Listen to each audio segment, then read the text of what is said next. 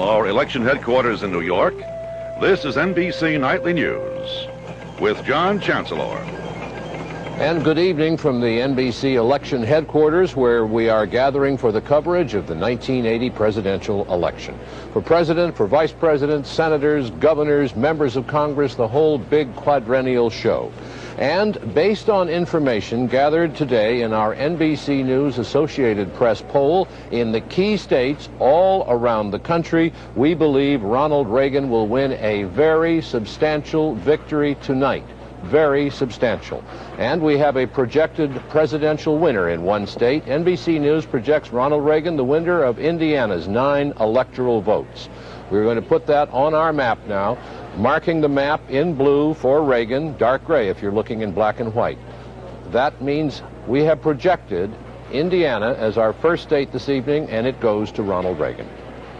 Aside from some rain in the east, the weather around the country was good today. Predictions of turnout ranged from heavy in Chicago to lighter than usual in California as the candidates and the voters cast their ballots.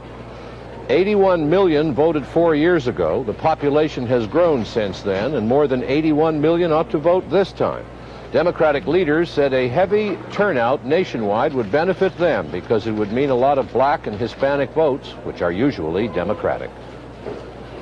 The candidates all voted today in their home districts, going through the ritual for the cameras. President Carter got a little bit emotional this morning in Plains. Here are reports on the presidential candidates, beginning with John Palmer, who's covering the president. A weary President Carter came home to Plains, Georgia to vote early this morning at the end of a 6,000-mile election eve campaign trip. The president, his wife Rosalind, and other members of the Carter family cast their ballots at the local high school. Mr. Carter told reporters he felt the hostage issue had been a negative political factor for him. Later at the Plains Rail Depot, the president spoke to his neighbors. It was an emotional scene. Many people from Plains, from Americus, from Richland, from Preston, from Sly County, from around this area, have gone all over the nation to speak for me, to shake hands with people in other states, to tell them that you have confidence in me and that I would not disappoint them if I became president. I've tried to honor your commitment to those other people. In the process, I've tried to honor my commitment to you. God bless you.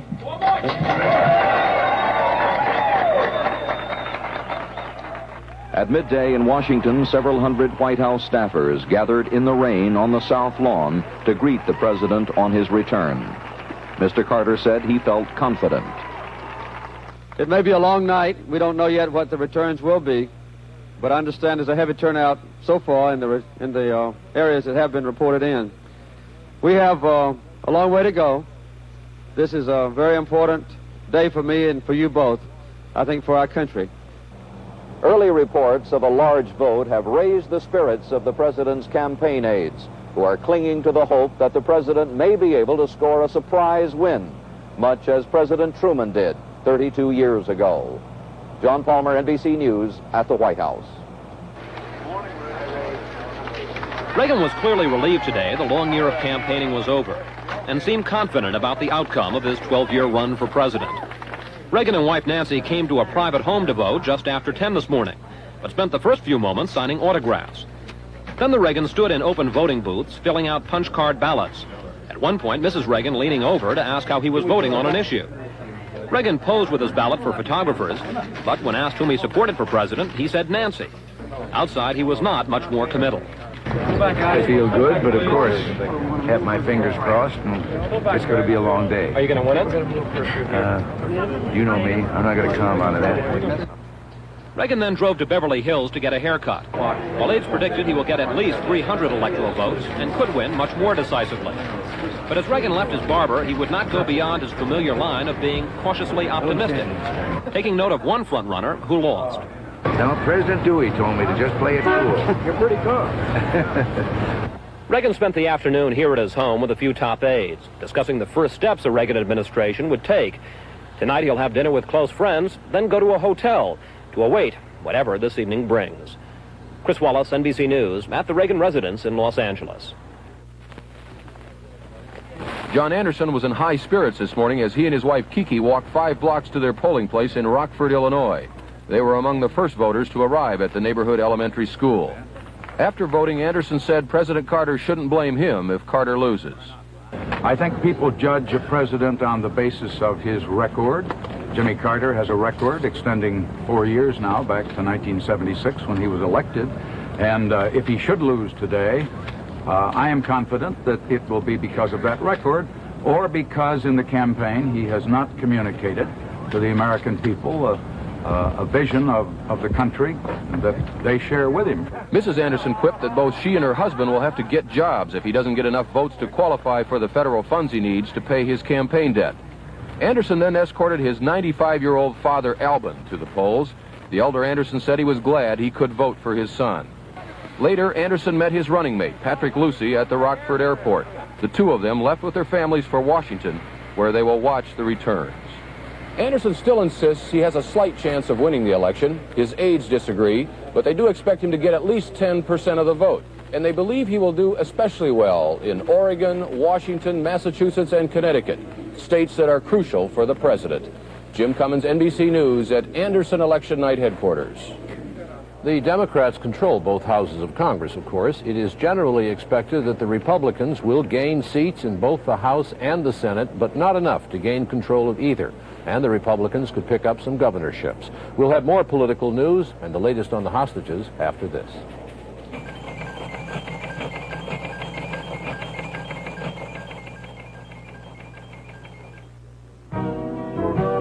Everywhere, people are discovering the variety of Amway quality products without going shopping. My laundry looks great with Amway SA8. Nutrilite food bars by Amway get me through the morning. Artistry Cosmetics and Jewelry by Amway get me through the evening. Amway has it all. Shop the world of Amway, so easy to do.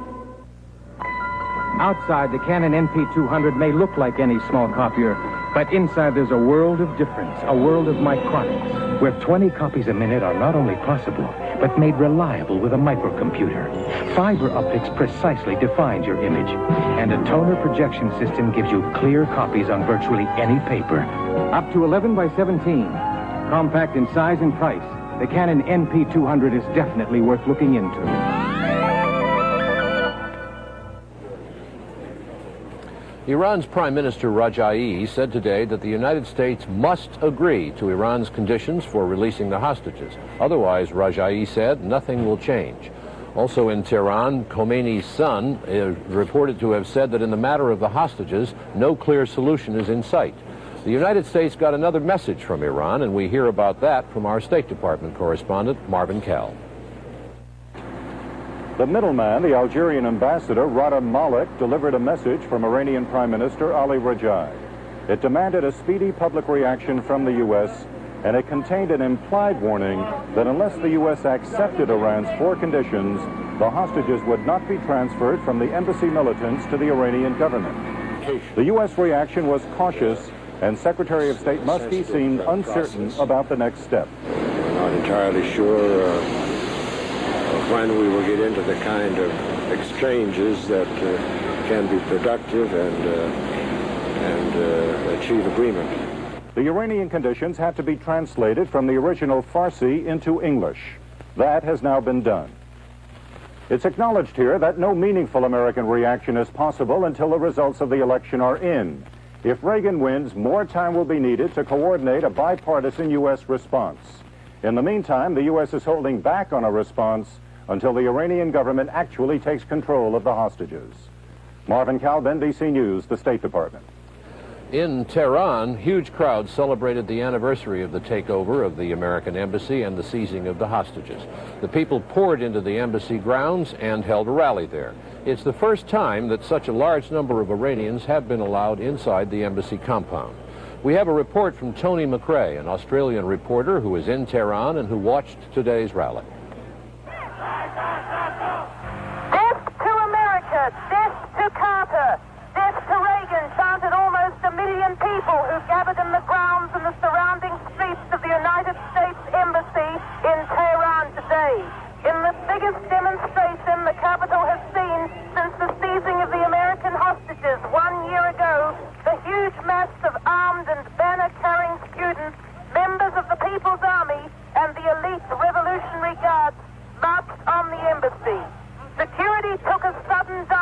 the mob swarmed through the gates and into the grounds to listen to impassioned speeches by Iran's Prime Minister Raji and student spokesman Ayatollah Khamenei. We have shown the United States they are not the almighty power they think they are. Our power is our faith.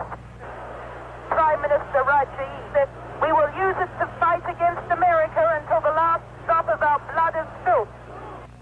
The main building in the complex was still heavily barricaded, although there was no sign of the hostages there.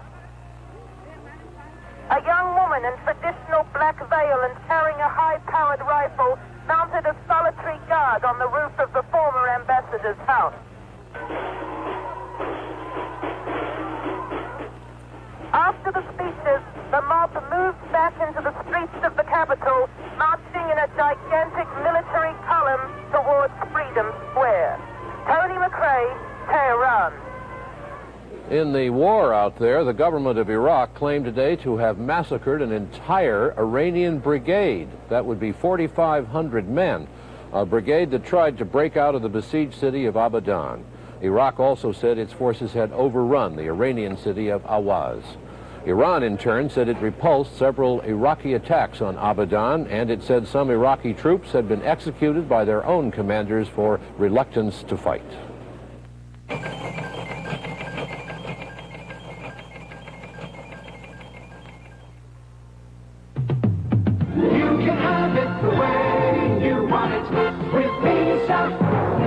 I want convenience. I like to put my purchases on one monthly bill. Then I can pay for them with just one payment. Visa's got it. I prefer the Visa card that lets me pay with money from my checking account. Or savings account. And I don't even have to write a check. Visa's got it. I like to have a choice. There are times when we want to spread our payments over several months.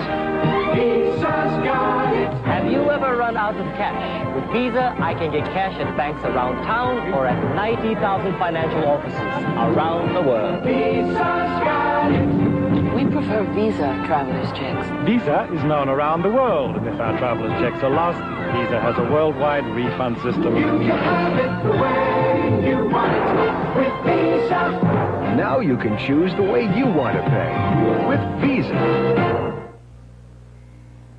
What do hospitals use for relief of constipation? 9 out of 10 hospitals use gentle, dependable milk of magnesia. That's what comes in this bottle of Phillips. Phillips is a gentle liquid. These tablets and chocolate laxatives contain ingredients that can irritate your system. And unlike bulk laxatives that can take days to work, Phillips works dependably, usually overnight. Remember, 9 out of 10 hospitals use milk of magnesia. So get gentle, dependable Phillips. A number of today's closest congressional races involve some of the best-known and most powerful members of the House and the Senate. The House Majority Leader and the Majority Whip are both in tight contests. So are the chairman of the Senate Foreign Relations Committee and the Appropriations Committee. And so are some other senior senators. 2 reports.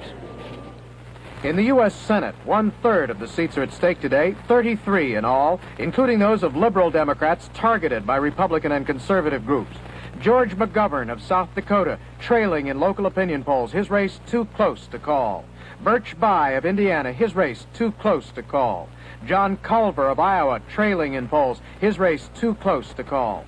Frank Church of Idaho trailing earlier, now Idaho appears leaning to Church. Colorado's liberal Democrat Gary Hart trails in polls, his race too close to call. Washington State's 75-year-old Democrat Warren Magnuson, a late poll rates his race dead even. Important committee chairmanships are at stake. Magnuson heads the Appropriations Committee. Church heads Foreign Relations. Agriculture is chaired by Herman Talmadge, who's fighting off a late surge by his opponent.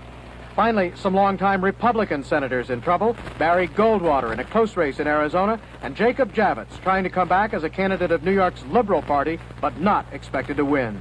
The present Senate lineup is Democrats 59, Republicans 41. The outlook, Republican gains of 3 to 5 seats. If so, the Senate will be somewhat more conservative, still controlled by Democrats, but by a slimmer margin. Robert Hager, NBC News at the Senate. In the House of Representatives, all 435 seats are at stake. Some of the tightest races involve members of the Democratic leadership and powerful committee chairmen. Among them, Majority Leader Jim Wright of Texas. He's in a close contest, but is the favorite. Majority Whip John Bradamus of Indiana, also in a tight race and rated the underdog by some analysts. Al Ullman of Oregon, chairman of the Ways and Means Committee, a slight favorite. And Morris Udall of Arizona, chairman of the Interior Committee, favored in a close race. Republicans have conducted vigorous campaigns against each of these Democratic leaders. We may not win them all, said one GOP campaign worker, but we may scare the incumbents away from liberal policies if they do return. Democrats control the present House, 276 to 159. Republicans hope for a gain of 15 to 25 seats today. But even the most optimistic forecasts leave the Republicans far short of winning a House majority, something they have not done since the election of 1952. Gene Pell, NBC News, at the House of Representatives.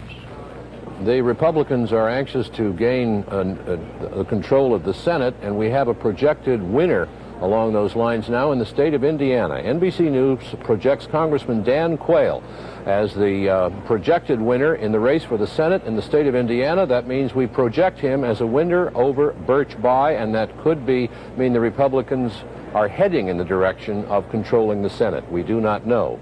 We have another projection for the Senate in Kentucky. NBC News projects the incumbent Democrat Wendell Ford winning the election for the Senate in Kentucky. And back to Indiana for another projection. Our projection is that in the race for governor in Indiana, Robert D. Orr, the Republican, is the winner over John Hillenbrand. One quaint and enduring American election custom is that of voting the dead and paying the live to vote the way you want them to vote. This year, there are rumors in the hills and hollows of West Virginia that sort of thing may be going on in that state. Ken Bodie has been looking into it. Election day in West Virginia. Smoking, whittling, a little horseplay, lots of folks just hanging around the polls. Lots of things get passed around, too. Slate sheets, matchbooks, sometimes half pints. Some voters have even been known to turn a buck or two at these polls. Tradition has it that once you could buy a vote in these parts for $2 and 2 swallers, but those days are gone. Jay Rockefeller is running for re-election this year, and he's spending something in the neighborhood of $10 million on the campaign.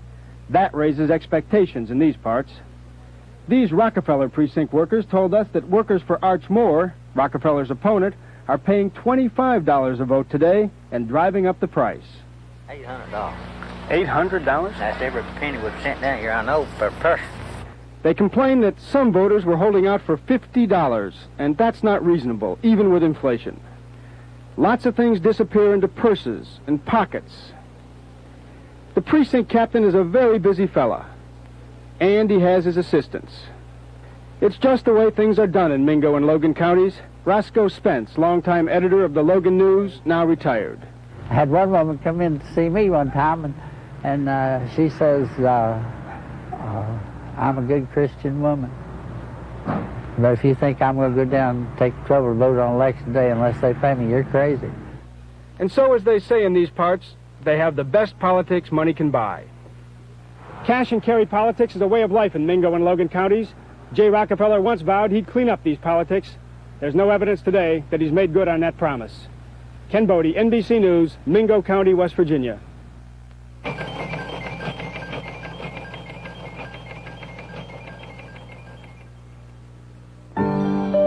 Raintree Moisturizer presents Natalie Wood. She's never looked better. Never felt happier. Your skin's pretty as ever. Well, that's Raintree. Why Raintree? My skin responds to Raintree instantly. Raintree's got natural protein complex, smooths dry lines, even around the eyes, and it's never greasy. You'd recommend Raintree to your friends? What do you think I'm doing? Raintree makes skin look beautifully young. Right before your eyes. That's Jane Russell, starlet, full-figured then and full-figured now. And today we gals know how to keep our full figures looking pretty. Under the smoothest fashions, try the Playtex 18-hour seamless bra. Not a seam showing to spoil the smooth look. And the unique fabric that stretches for real support, real comfort in the 18-hour bra makes 18-hour girdles control comfortably. Try Playtex 18-hour bras and girdles. Full figures never look better. So you're saying I'll make more money if I use cheaper ingredients and fillers? Yes, you will. No, I won't. Young man, you might know bookkeeping, but you don't know a thing about Hillshire Farm smoked sausage. People buy my smoked sausage in Polska kielbasa because I make it with farm fresh cuts of pork and beef, hand-trimmed, lean and tender. Dinner's ready. Quality meat makes Hillshire Farm Delicious. I wouldn't change a thing. Hillshire Farm, now with recipes right on the label. Both Jimmy Carter and Ronald Reagan are small-town boys who made it big. President Carter put Plains, Georgia on the map, and if Ronald Reagan is elected, a lot of people who never heard of Dixon, Illinois will be learning about it, even visiting it before long. Here are reports from both candidates' hometowns. All of us have to have a place we go back to. Dixon is that place for me, a life that shaped my body and mind for all the years to come after. That's how Ronald Reagan described Dixon, Illinois in his 1965 autobiography, Where's the Rest of Me? Actually, Dixon was just one of 6 Illinois towns where Ronald Reagan lived in his early years, but he lived here longest. When Dutch Reagan lived here, the population was 10,000. Now it's 18,000. Almost everyone is gearing up for a celebration tonight, what they assume will be a victory celebration. This is the city of the Ronald Reagan Bridge over the Rock River, where he saved 77 lives as a lifeguard, where he played high school football. If he had a flaw, it was a Tom Sawyer kind of flaw, stealing pies from windowsills. Many pies he stole of my mother's and my kid brother. Downtown merchants see a Reagan victory as money in the bank, a potential tourist bonanza. Everyone tries to identify with Reagan, although in this case, Ronnie refers to Ronnie Helms, a fireman. The bunting is going up, there will be bands and fireworks, but what if he loses? We're still going to have celebration. Most people here expect a Reagan victory, a good time tonight, and a good friend in Washington next year. Fred Briggs, NBC News, Dixon, Illinois. In Plains, Georgia, which became famous as Jimmy Carter's hometown, the voting turnout was reported heavy, just as it was in 1976 when Carter was elected. What was different this year was the lack of excitement in town of that election day 4 years ago. The booming tourist business and the sale of what Miss Lillian once called Jimmy Junk bottomed out a couple of years ago. Several souvenir shops went out of business. Only one tour bus operator is still in business. Once there were 5. The president's cousin, Hugh Carter, says the newness of being the president's hometown wore off. But if he wins, it will continue on just about like it is now. If he loses, a lot of people think we'll just dry up, but that's not true. We'll either get as many people or we'll have more people because Jimmy Carter's going to live here. He's told me he's going to come back here to live. On one of his trips back home, Carter paid a visit to this welcome center on the outskirts of Plains, which the state of Georgia built after he was elected president. The page of the guest book Carter signed is framed above the fireplace. He wrote, "Back to Plains in," then left a question mark for the year. Within a few hours, the answer to that question should be known. Ken Lee Jones, NBC News, Plains, Georgia.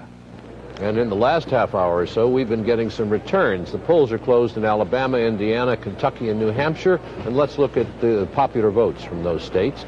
As you can see, we've got about 1 million of it in. Reagan ahead. Indiana probably is doing a bit of that for him.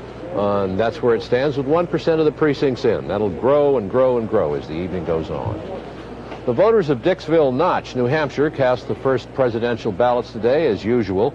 The tally was Reagan 17, Carter 3, Anderson 2, Clark 1. Dixville Notch usually doesn't vote the way the country does. The town has picked the winner only once in 20 years. However, Harry's Bar in Paris has a straw poll with a strikingly successful record. Since 1924, the patrons have picked the loser only once, 4 years ago. This year, Harry's Bar voted 248 for Reagan, 246 for Carter, 36 for Anderson.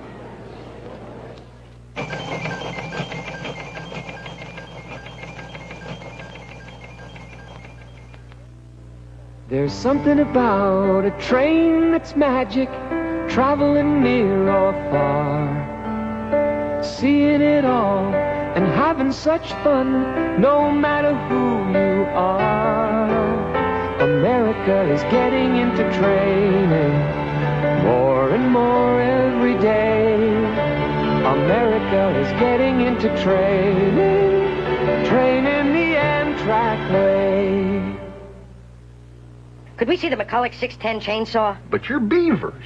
Oh, it's not for us. It's a birthday present for our dad. He just doesn't have the bite he used to. Well, the 610 sure has power to spare. Come on around back, boys. Gosh, it starts faster than Dad, too. Well, that's the electronic ignition. Gee. And it's got anti-vibration for smooth cutting. Gee whiz. What's that? The chain brake for safety. Wow. Any more questions? Yeah. Can it sing Happy Birthday? Take it easy, Barney. McCulloch 610. Sawing is believing. So you want one of those new small copiers? Make sure it has fiber optics and a microprocessor. You got it. Anything else? What about fast first copy time and diagnostic lights? Picky, picky. Two-sided copy. Coming up, and don't... Hold on! Can't one copier do all this? Only the new 7840. Even all these copiers can't equal the small, reliable 7840. This little 7 instead of all these? Where do I sign? The new 7840, the first small copier to do it all. As Americans went into the polling booths today, one issue on the minds of many was the fate of the hostages who have been now held a year in Iran. Members of the hostages' family voted as well. Rebecca Sobel reports on them. In Memphis, Tennessee, Dr. and Mrs. Ernest Cook voted early. They said ever since their son Donald was taken hostage, they felt helpless, often hopeless. They said they had no trouble picking a president. Well, we're Republicans, and we were planning on voting for Reagan anyway, but of course the ordeal we've gone through this past year has reinforced our vote. Dorothea Moorfield voted near her home in San Diego, California. Her husband, Richard, was consul general at the embassy in Tehran. Like most of the hostage relatives, she did not want to say how she'd voted. Bonnie Graves of Reston, Virginia, would only say that ever since her husband John was taken hostage, she's had trouble making decisions. And today that included voting for president. It was extremely difficult to choose. The State Department has asked the hostage families not to publicly criticize the president. But as one hostage relative said, after a year of waiting helplessly, at least today we could finally do something.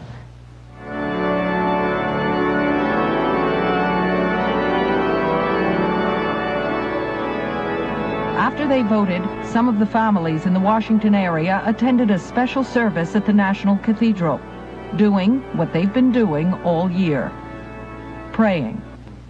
Amen.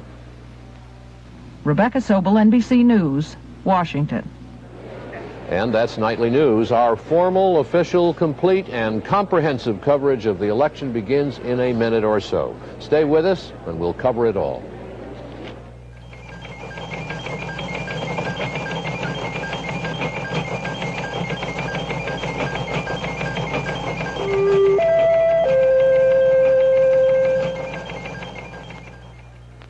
Election night on NBC. John Chancellor, David Brinkley, Tom Brokaw, Jessica Savitch, Garrick Utley, and Tom Pettit. The unique Decision 80 election map, and over 28,000 voters polled throughout the day at 1,180 locations nationwide and in key states. Election night will be something special on NBC.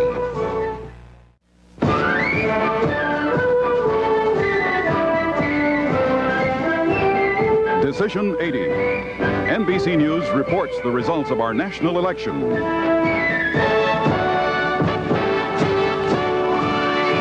From the NBC News Election Center in New York, here are Tom Brokaw and John Chancellor. Good evening and welcome to NBC News' coverage of the 1980 presidential election. Our team of correspondents, analysts, pollsters, and commentators is assembled here in New York and around the country to see if Jimmy Carter can win re-election or if Ronald Reagan will be going to the Oval Office. We have been polling around the country in the key states, NBC News and the Associated Press, and what we're learning in the key states is that makes us believe that Ronald Reagan will win a very substantial victory tonight. Very substantial. That's our belief as of the moment based on polls in key states. And we have two projected states in the presidential race which tend to support that view. In Florida, NBC News projects Ronald Reagan the winner of Florida's 17 electoral votes. And so we will put on our map in blue, for those of you who are watching in color, dark gray and black and white, we'll make Florida our projected winner for Reagan. We have The electoral vote, therefore, given the fact that we had projected Indiana for Reagan earlier, is now 30 for Reagan, 2 states projected so far. We have another southern state to project. Florida was carried by Carter 4 years ago. Mississippi was carried by Carter 4 years ago. But tonight, our projected winner in Mississippi is the Republican candidate, Ronald Reagan. And so, again, in blue, or dark gray and black and white sets, light gray, I'll get that straight this evening, light gray and blue, we move another 7 electoral votes into our projected column of electoral votes for Reagan, 37. 3 states projected for Ronald Reagan now. And we'd like you to meet some of the people who will be reporting this evening. Jessica Savitch will be covering the races for governor in the House of Representatives. Garrick Utley will be covering the Senate races for us, Garrick. And Tom Brokaw and I will share the coverage of the presidential race. David Brinkley, who is recovering nicely from an operation, thank you, will provide commentary from time to time this evening. He's right over there. Well, Tom, it's turning out to be an interesting evening, perhaps more quickly than we had thought. Well, the pattern that we have on the map already, I think, does show some ominous signs for Jimmy Carter. We have been talking throughout this campaign that he has to hold his political base, as all good politicians do. And there are 2 big chunks of it already tonight. Mississippi and Florida, both states that went for him 4 years ago. Tonight we're showing in the Ronald Reagan column according to our projections. That is not a good sign for Jimmy Carter, very plainly. No, Jimmy Carter had expected to lose Indiana. There had never been really any doubt about that. But the other 2 are quite serious losses. Tom, go on. I didn't mean to interrupt. No, we have some popular vote that we want to show you as well. We'll be counting the electoral vote and the popular vote here tonight. Remember, in the electoral vote, the number is 270. That's what they want to reach. We have about 2% of the popular vote in from across the country. Most of that, 2% of the precincts reporting in so far. Most of that, as you might expect, from Indiana, Mississippi, Florida, those states that we have projected thus far. That is the eastern third of the country. And with that 2% of the precincts reporting in, Ronald Reagan with a pretty commanding lead that translates into 37 electoral votes, none for Carter thus far. Each state has an assigned number of electoral votes based on their representation in Congress. And that comes up to 535 altogether, and then there are 3 at large. So they need to get 270 to win before this night is out. It's a little simpler in the state and congressional races. There it's just a straight vote. Whoever gets the most wins. And Garrick Utley is going to take a look at some of the Senate races. Right, Tom. And the numbers are very simple in the Senate. 100 Senate seats. It takes 51 to control. As of now in the current session, the Democrats have 59. The Republicans have 41 seats. That means tonight the Republicans must pick up a net gain of 10 seats if they're going to gain control. We'll see whether they make it. There are 34 seats up this year. Now, one has already been filled. Senator Russell Long of Louisiana was re-elected. He's a Democrat in September. So tonight we're talking about 33 senatorial contests, and we already have some projections to make. NBC News has projected that in Kentucky, the incumbent Senator Wendell Ford, a Democrat, has been re-elected, that he's going to defeat Mary Louise Faust, the Republican candidate, Ford going back to the Senate. And in Indiana, NBC News now projects that Representative Dan Quayle, Republican, will defeat the Democratic incumbent Senator Birch Bayh. Bayh, a liberal Democrat, a major figure in the Senate. He was trying for his 4th term. Indiana has never elected a senator for 4 terms, so the jinxes work against Birch Bayh. What is significant about that, though, is that there are a number of states where Democratic liberal senators face tough conservative challenges. What happened in Indiana may be a trend. Let's look at Iowa. We'll be watching the race there tonight, where Senator John Covert, liberal Democrat, is being challenged by Republican Representative Charles Grassley. Also, we'll be looking at Idaho, where Senator Frank Church, Democrat, the head of the Foreign Relations Committee, is being challenged by Representative Stephen Sims. And in South Dakota, George McGovern, trying for re-election, the 1972 Democratic presidential candidate, challenged by Jim Abner. In all of these states, liberal Democratic senators in a very tight race. They're all too close to call, but they must be a bit worried because Birch Bayh has lost in Indiana. We'll be following these races as the results come in. Now let's go over to Jessica Savitch and some of her returns. We have one projection already. There are 13 gubernatorial races, and NBC News now projects, you heard a little bit earlier, in the state of Indiana, that Lieutenant Governor Robert Orr will be elected governor of Indiana, defeating his Democratic challenger John A. Hillenbrand. Again, NBC News projects Robert Orr, the winner in the gubernatorial race in Indiana, a 4-year term there. That was expected. The Republicans were expected to pick that up. The incumbent governor, Otis Bowen, was barred by state law from seeking another term. And the lieutenant governor's politics were very much in line with his bosses, and he's very popular, and so we project that he will be elected in that state. Now, as of a week ago, in some of our House races, the Republicans said they expected to pick up maybe 15 to 25 seats. Well, today, all the Republican Party officials I talked with told me that they have revised that, and they now expect a lot of the Reagan coattailing effect to come into play in many of the states, and they may pick up anywhere from 20 to 35 seats. Some of those seats they hope will belong to some of the Democratic leaders. 7 leaders have been targeted by the GOP. Among them this year, House Majority Leader Jim Wright of Texas. He's in a very tough race in the 12th Congressional District. The Republicans conducted a survey in that district to come up with the best known person to run against this 26-year House veteran. They settled on Jim Bradshaw, a Fort Worth City Councilman. I, however, talked with Wright a while ago, and he thinks that although it will be a close race, he may be able to turn it around. They're not as confident at the Democratic Party about the race that concerns John Bradamus of Indiana, the House Majority Whip. He was also targeted by the GOP.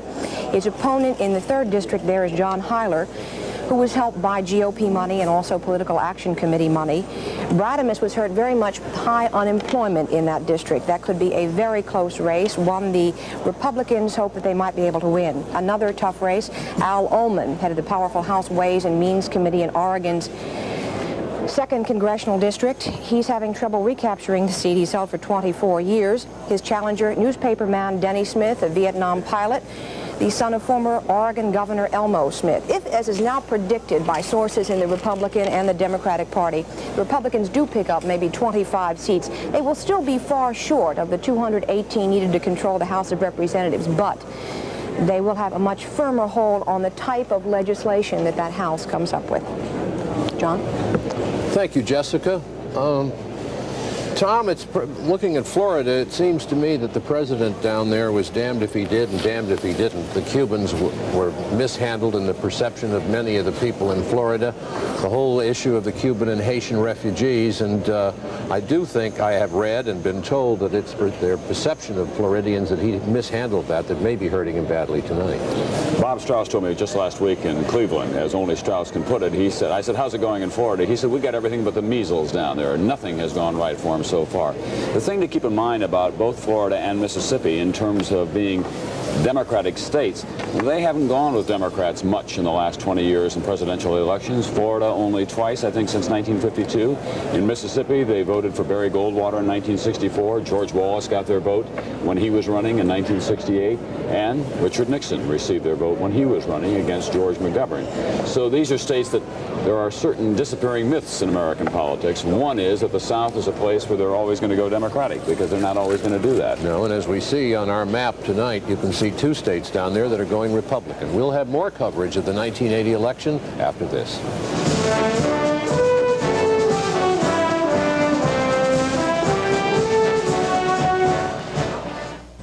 Plymouth, #1 brand of high-mileage American cars. The American way to beat the pump. With cars like the front-wheel drive TC3. It's the last gas! The front-wheel drive Horizon Miser. Last gas! The front-wheel drive Champ. The last gas! And the front-wheel drive Reliant K. America's highest mileage 6-passenger car. This is it! This is it! Last gas! Plymouth, #1 in mileage. The American way to beat the pump.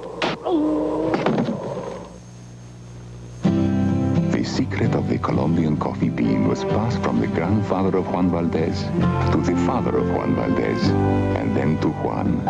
For in Colombia, it is an art to pick the coffee bean at the moment of perfect ripeness. It is an art that is passed from generation to generation to generation.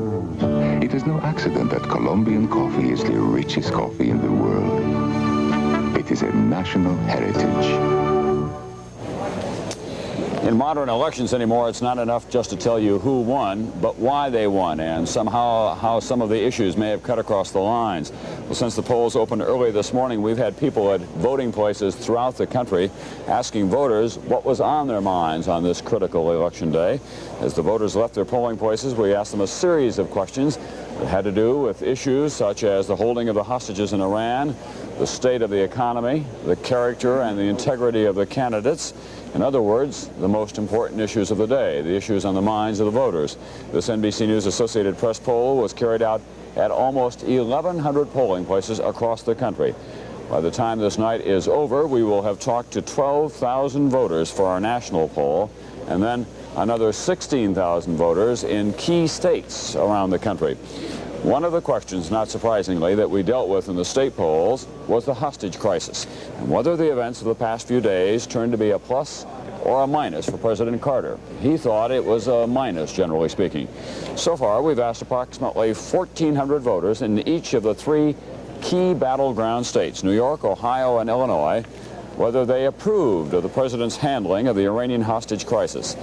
If he hoped that what happened over the weekend would boost his approval rating among voters, then the president was sorely disappointed. He guessed right. It was a negative for him. Only 27% of the voters we talked to in New York said they did approve. In Ohio, only slightly better, 31%. And in Illinois, 33% approved. The last NBC News Associated Press poll on this question, taken throughout the country 2 weeks ago, gave Mr. Carter an approval rating of 36%, and he simply didn't reach that in those three battleground states that we showed you just a moment ago.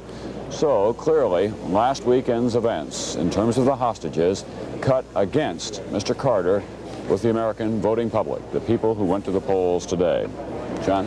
And the people who went to the polls today and talked to our poll takers in the key states that a president or a candidate needs to win the election have told our poll takers from NBC News and the Associated Press, they've given them information that makes us believe that a substantial victory will be awarded to Governor Reagan tonight in the balloting. A substantial victory. He's in California. John Anderson, the independent candidate, is at a hotel in Washington, and the president is at the White House. Three reports now, the first one from Judy Woodruff at the White House. The only way to describe the mood here at the White House, John, is just to say that it's very sad. No one is commenting on the record at this point, but aides who are working in the press office are wearing grim expressions. They're staying very quiet. Perhaps the best indicator was Jody Powell's teenage daughter, Emily, who I saw a few minutes ago with tears in her eyes. Reporters haven't seen the president since he flew back to Washington from Georgia earlier today, where he voted. But when he spoke to the townspeople in Plains this morning, almost 12 hours ago, he choked up as he talked about hoping that he had fulfilled his commitment to the people of his region. I think it was evident at that point to the people who have been following the president in this long campaign that the president knew what was ahead. We have been told not to expect any statement from Mr. Carter until about the time the polls close on the West Coast, and of course that's several hours from now. But it does seem obvious that the miracle story of Jimmy Carter, the unknown Georgia governor who finally made it to the White House, is just about at an end. And now we switch to Chris Wallace, who is outside the Reagan home in California.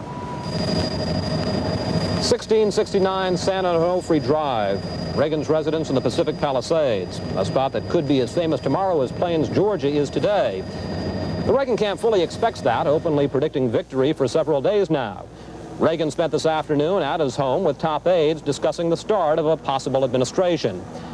One state that the Reagan camp will be looking at very closely in the next hour is Kentucky, a border state they say will indicate how Reagan will do in Ohio to the north and in Jimmy Carter's southern base.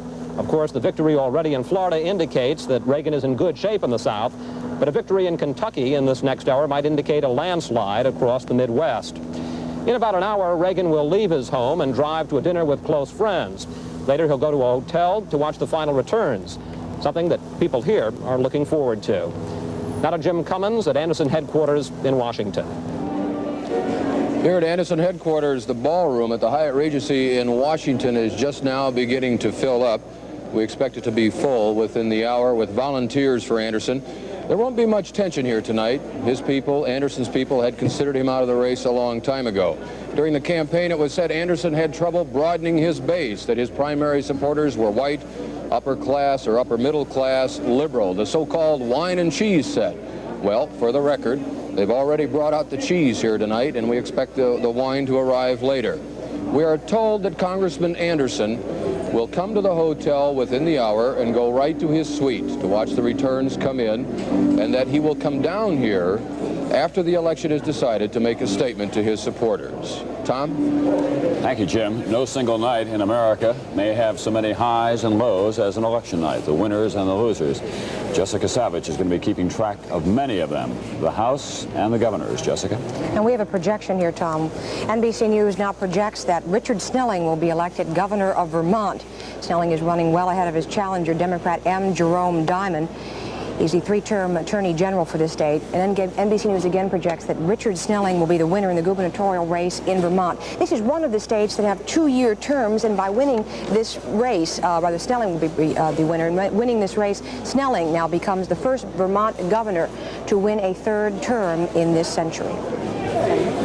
Thank you, Jessica. We'll have more coverage of the 1980 election after this.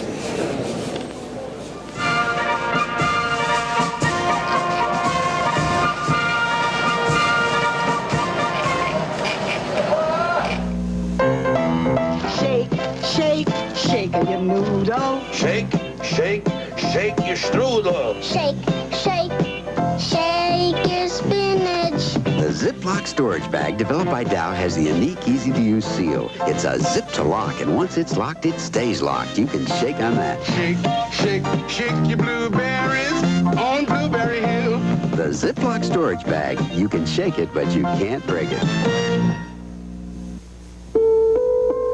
Your watch is broken. No, it isn't. The little winding thing's gone. There isn't any little winding thing. How do you wind it? I don't.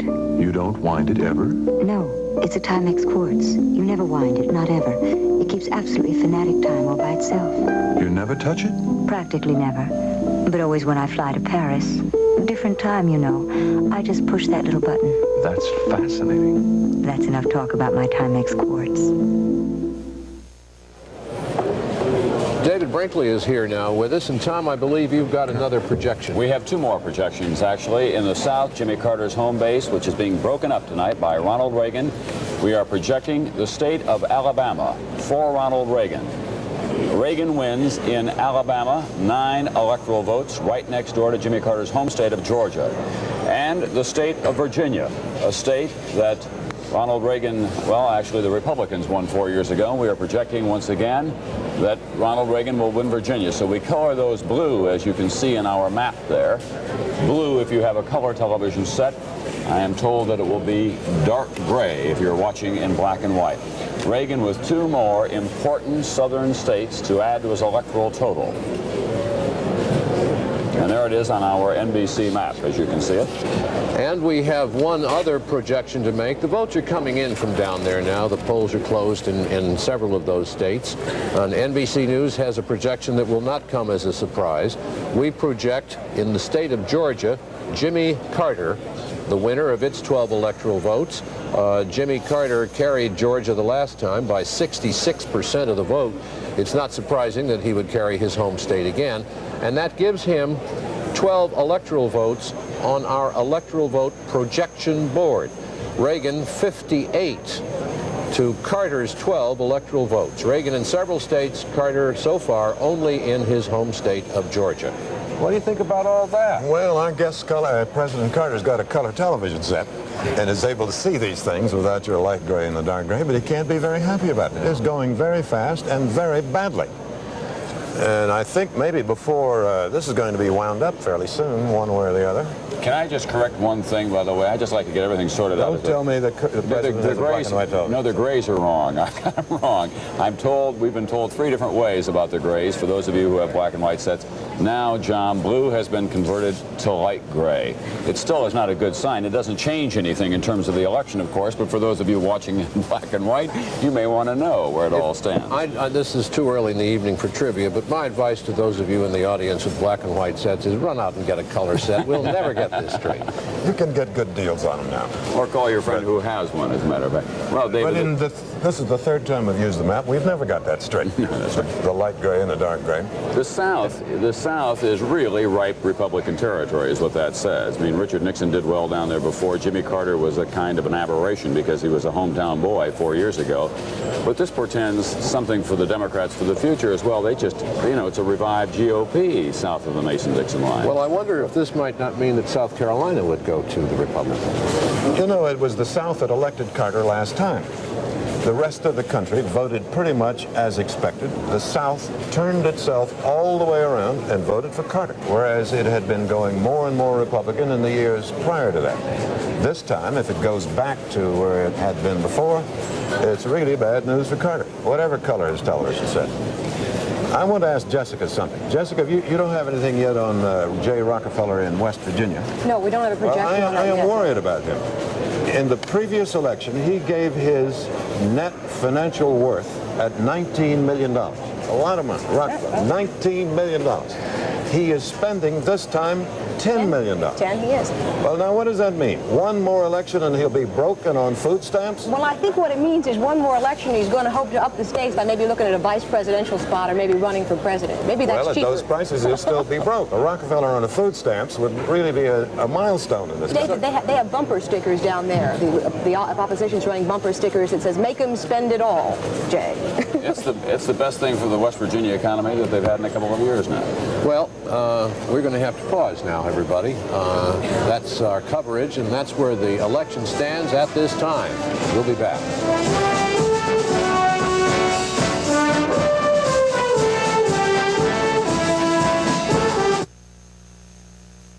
Tonight's election coverage is brought to you in part by Comsat General Corporation, a Comsat company.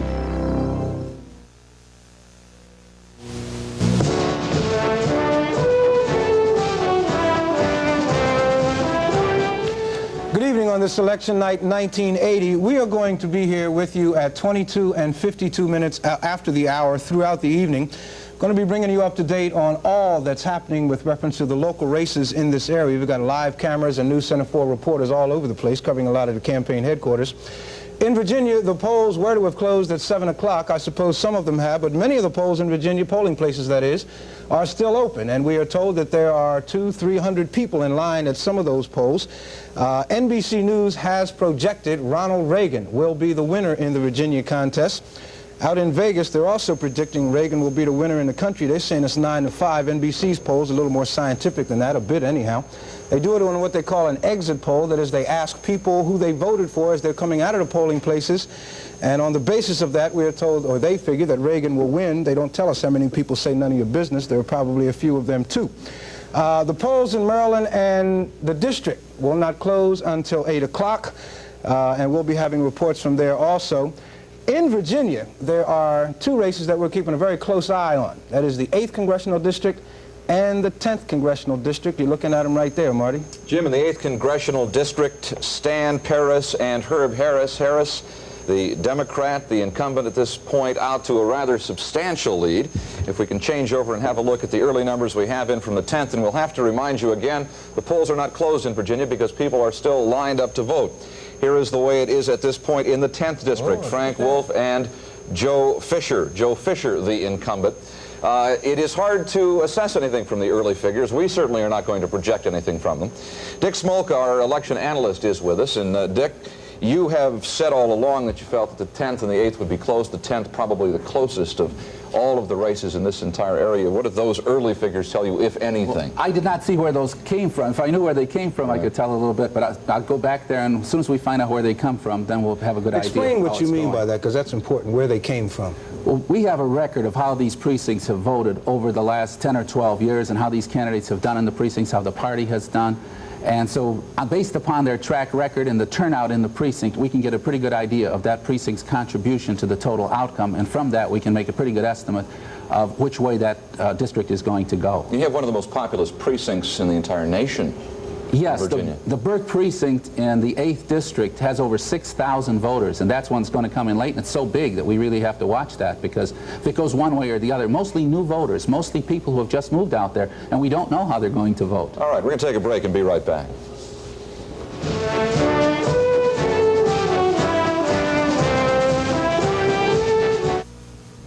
The people who own ships like this one and the people who sail them think it's a good idea to keep in touch with one another. Even though every vessel in international trade has a radio, atmospheric changes can make radio transmission unpredictable at best. That's why today many shipping companies and oil companies involved in offshore drilling depend on Marisat, the remarkable satellite communication system developed by ComSat General Corporation. Using Marisat, a captain can be in direct voice contact with his management people on shore. He can send and receive telex messages or facsimile data. Crewmen and passengers can even call their families at home. For years, ComSat General has helped show the world the way to use satellite technology to solve specific communications problems. Indeed, ComSat General has often been up there with the answers before the questions were asked. For answers in orbit via satellite, think first of ComSat General Corporation. We have one added dimension to our election coverage here at News Center 4. Stan Bernard is manning a national desk. Stan is watching races throughout the country, the races of senators and congressmen who serve on key committees, committees whose judgments and decisions affect not only the area in which we all live, but the future of the federal worker as well. Check in now with Stan and see what he has to say about what's going on so far. Stanley? Exciting place, a newsroom on election night, Marty, and where there already appears to be a major defeat of one committee chairman over in the Senate. The chairman of the Select Committee on Intelligence, Birch Bayh, he's a member of the Committee on Appropriations, projected a loser in Indiana by both NBC and CBS now. Now, Bayh was going for a third term. Tough to win a third term in Indiana, but he has apparently lost to Dan Quayle, a two-term member of the House. Now, there will be considerable juggling of chairmanships in the next session of Congress. We'll be explaining that as we go through the evening. But the next senator in line of seniority to take over the Intelligence Committee will be Walter Huddleston of Kentucky. Back to you. All right, thank you, Stan. I'm wondering if we can ask Dick, Jim. I'm curious about how many of the projections in the long run are found to be sustained. How many of those hold up and how many of them reversed? Almost all of them hold up. We rarely have, the national networks have a very, very good batting average on this one.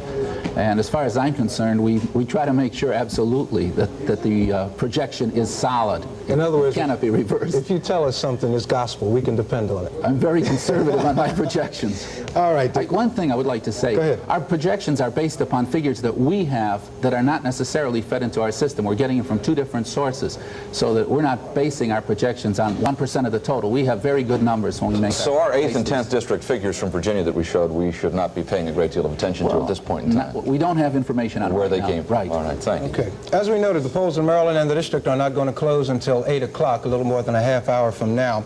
Traditionally in the district there have been problems in getting votes in and getting a count in to get us out of here before 2 o'clock in the morning, but they seem to have those problems under control. We expect it not to be too long a night anyhow. We invite you to stay with us. As I said, we'll be here at 22 and 52 after the hour. Join us. We'll be back in a few minutes.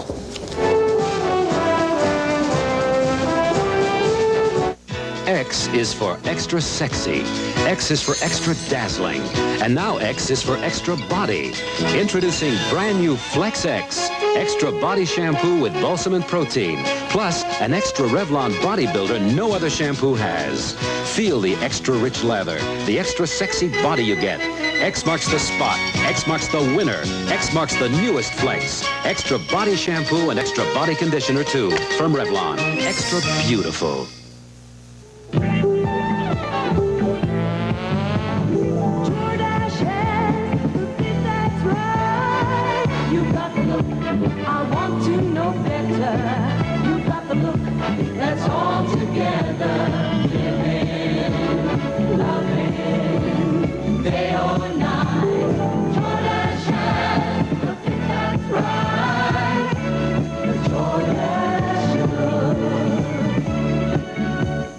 The Mary Tyler Moore Hour, weekdays at 9 on Channel 4.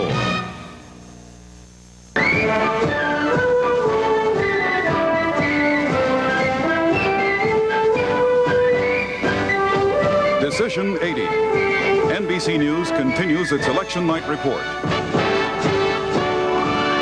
Here are John Chancellor and Tom Brokaw. Good evening once again. It is early on this election night, but already there is a lot of good news for Ronald Reagan of California on our election map and a lot of bad news for Jimmy Carter, the president from Georgia. We have a state just coming in. NBC News now projecting that Ronald Reagan will win the state of Ohio and its 25 electoral votes. Reagan wins Ohio, a big key industrial state in the Midwest. Its 25 electoral votes go into his column. He'll add those to Indiana, Virginia, Mississippi, Alabama, and Florida, all colored blue on the NBC News election map. That means they go into Ronald Reagan's column, and that's a very impressive beginning for him on this evening.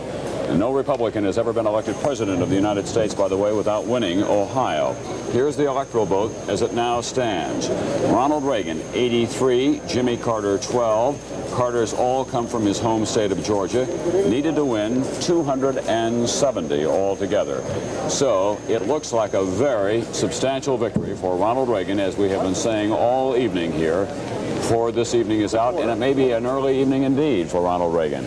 It will be a long evening, however, for Jessica Savitch, who is going to be counting the 435 House races and also taking a look at the governor's races around the country, and Garrick Utley keeping his eye on 33 Senate races for us tonight.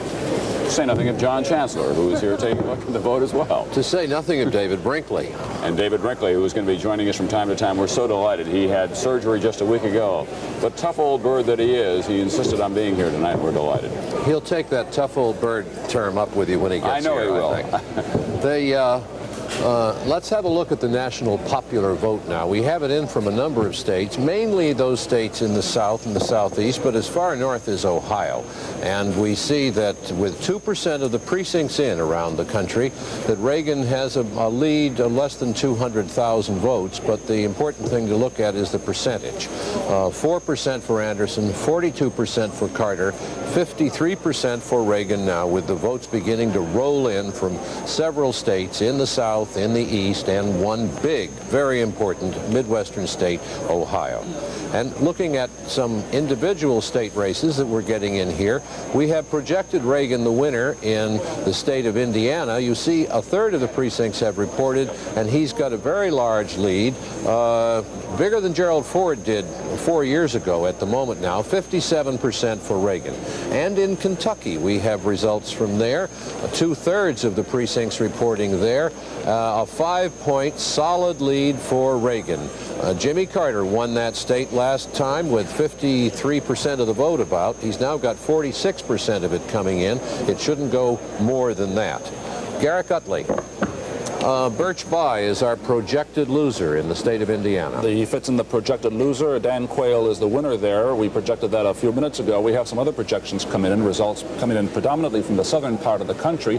First of all, in South Carolina, this is not really a surprise, but NBC News now can project that the incumbent Democratic Senator Ernest Hollings is headed for re-election, that he will defeat his Republican opponent, Marshall Mays. And in Georgia, Herman Talmadge. NBC News projects that Herman Talmadge will be reelected to a 5th Senate term. He's running with a good lead over Mac Mattingly, the former head of the Republican Party in the state of Georgia. Talmadge faced a very tough fight during the primary earlier this year. In fact, he had to face a runoff to get his party's nomination. He's also had problems because he was denounced, repudiated by his Senate colleagues for the misuse of office funds. But Herman Talmadge has lived again. We project him the winner in Georgia. And in the state of Ohio, which just a moment ago we projected for Ronald Reagan in the Senate race, we now project that Senator John Glenn, Democratic incumbent, will be reelected there, defeating Republican candidate James Betts. So when you add it up already, we have projected 5 Senate seats, Senate races. The Republicans have made a net gain so far of 1. They have taken away the Democratic seat from Birch Bayh in Indiana. And that's where it stands right now. We have some other very close races in the South. We'll have some information in just a few minutes on those. Tom? Thank you, Garrick. 4 years ago, Jim Baker was a key figure in President Ford's campaign, and he had his heart broken on this night 4 years ago. It's a far different story this evening for Jim Baker, who's in California at the Reagan campaign headquarters, the Century Plaza Hotel, with Heidi Schulman. Heidi? It is a different story this year. Jim Baker, the early indications are that the trend is in Ronald Reagan's direction, that he is leading substantially in key states around the country. Is that the same thing you're hearing? That's the same thing we're hearing, Heidi, and we're very optimistic. Somebody said a moment ago that there are big smiles on everyone's faces upstairs. That's the case? That's true. We have called now Mississippi, Alabama, Florida, key southern states for Ronald Reagan. Those, of course, were a primary target for you. But we all tend to talk about Jimmy Carter's South. How do you explain what is happening in the South tonight? Well, you know, we've said for some time, Heidi, that we thought we could at least cherry pick in the South. From early indications, we may do better than that, but we've always felt that his base was nowhere near as secure as our base in the West, and that's proving to be the case. Also, Ohio in the Midwest, which was, of course, was a key battleground this year. What are the indications from there?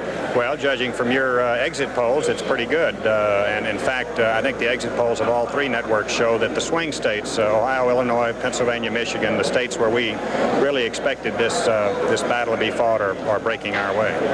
Someone had suggested, someone from the Reagan campaign earlier, that Ronald Reagan is a ballot box candidate, that people don't tend to say in the polls that they will vote for him, but they go out and do that on Election Day. Is that your feeling? Well, I'm not sure that that's true. It's obvious, though, that the undecided vote is breaking our way, and we're very pleased about that. Okay, thank you, Jim Baker. Now back to John Chancellor in New York. Mr. Baker, like a lot of other politicians and journalists, have talked about an exit poll. That's the poll we've been referring to this evening, a poll made by NBC News and the Associated Press. Well, other organizations do it as well, talking to voters as they come out of the polling places. And we base some of our reporting this evening on that. Some call it an exit poll, others call it a voters poll. We'll be back with more after this.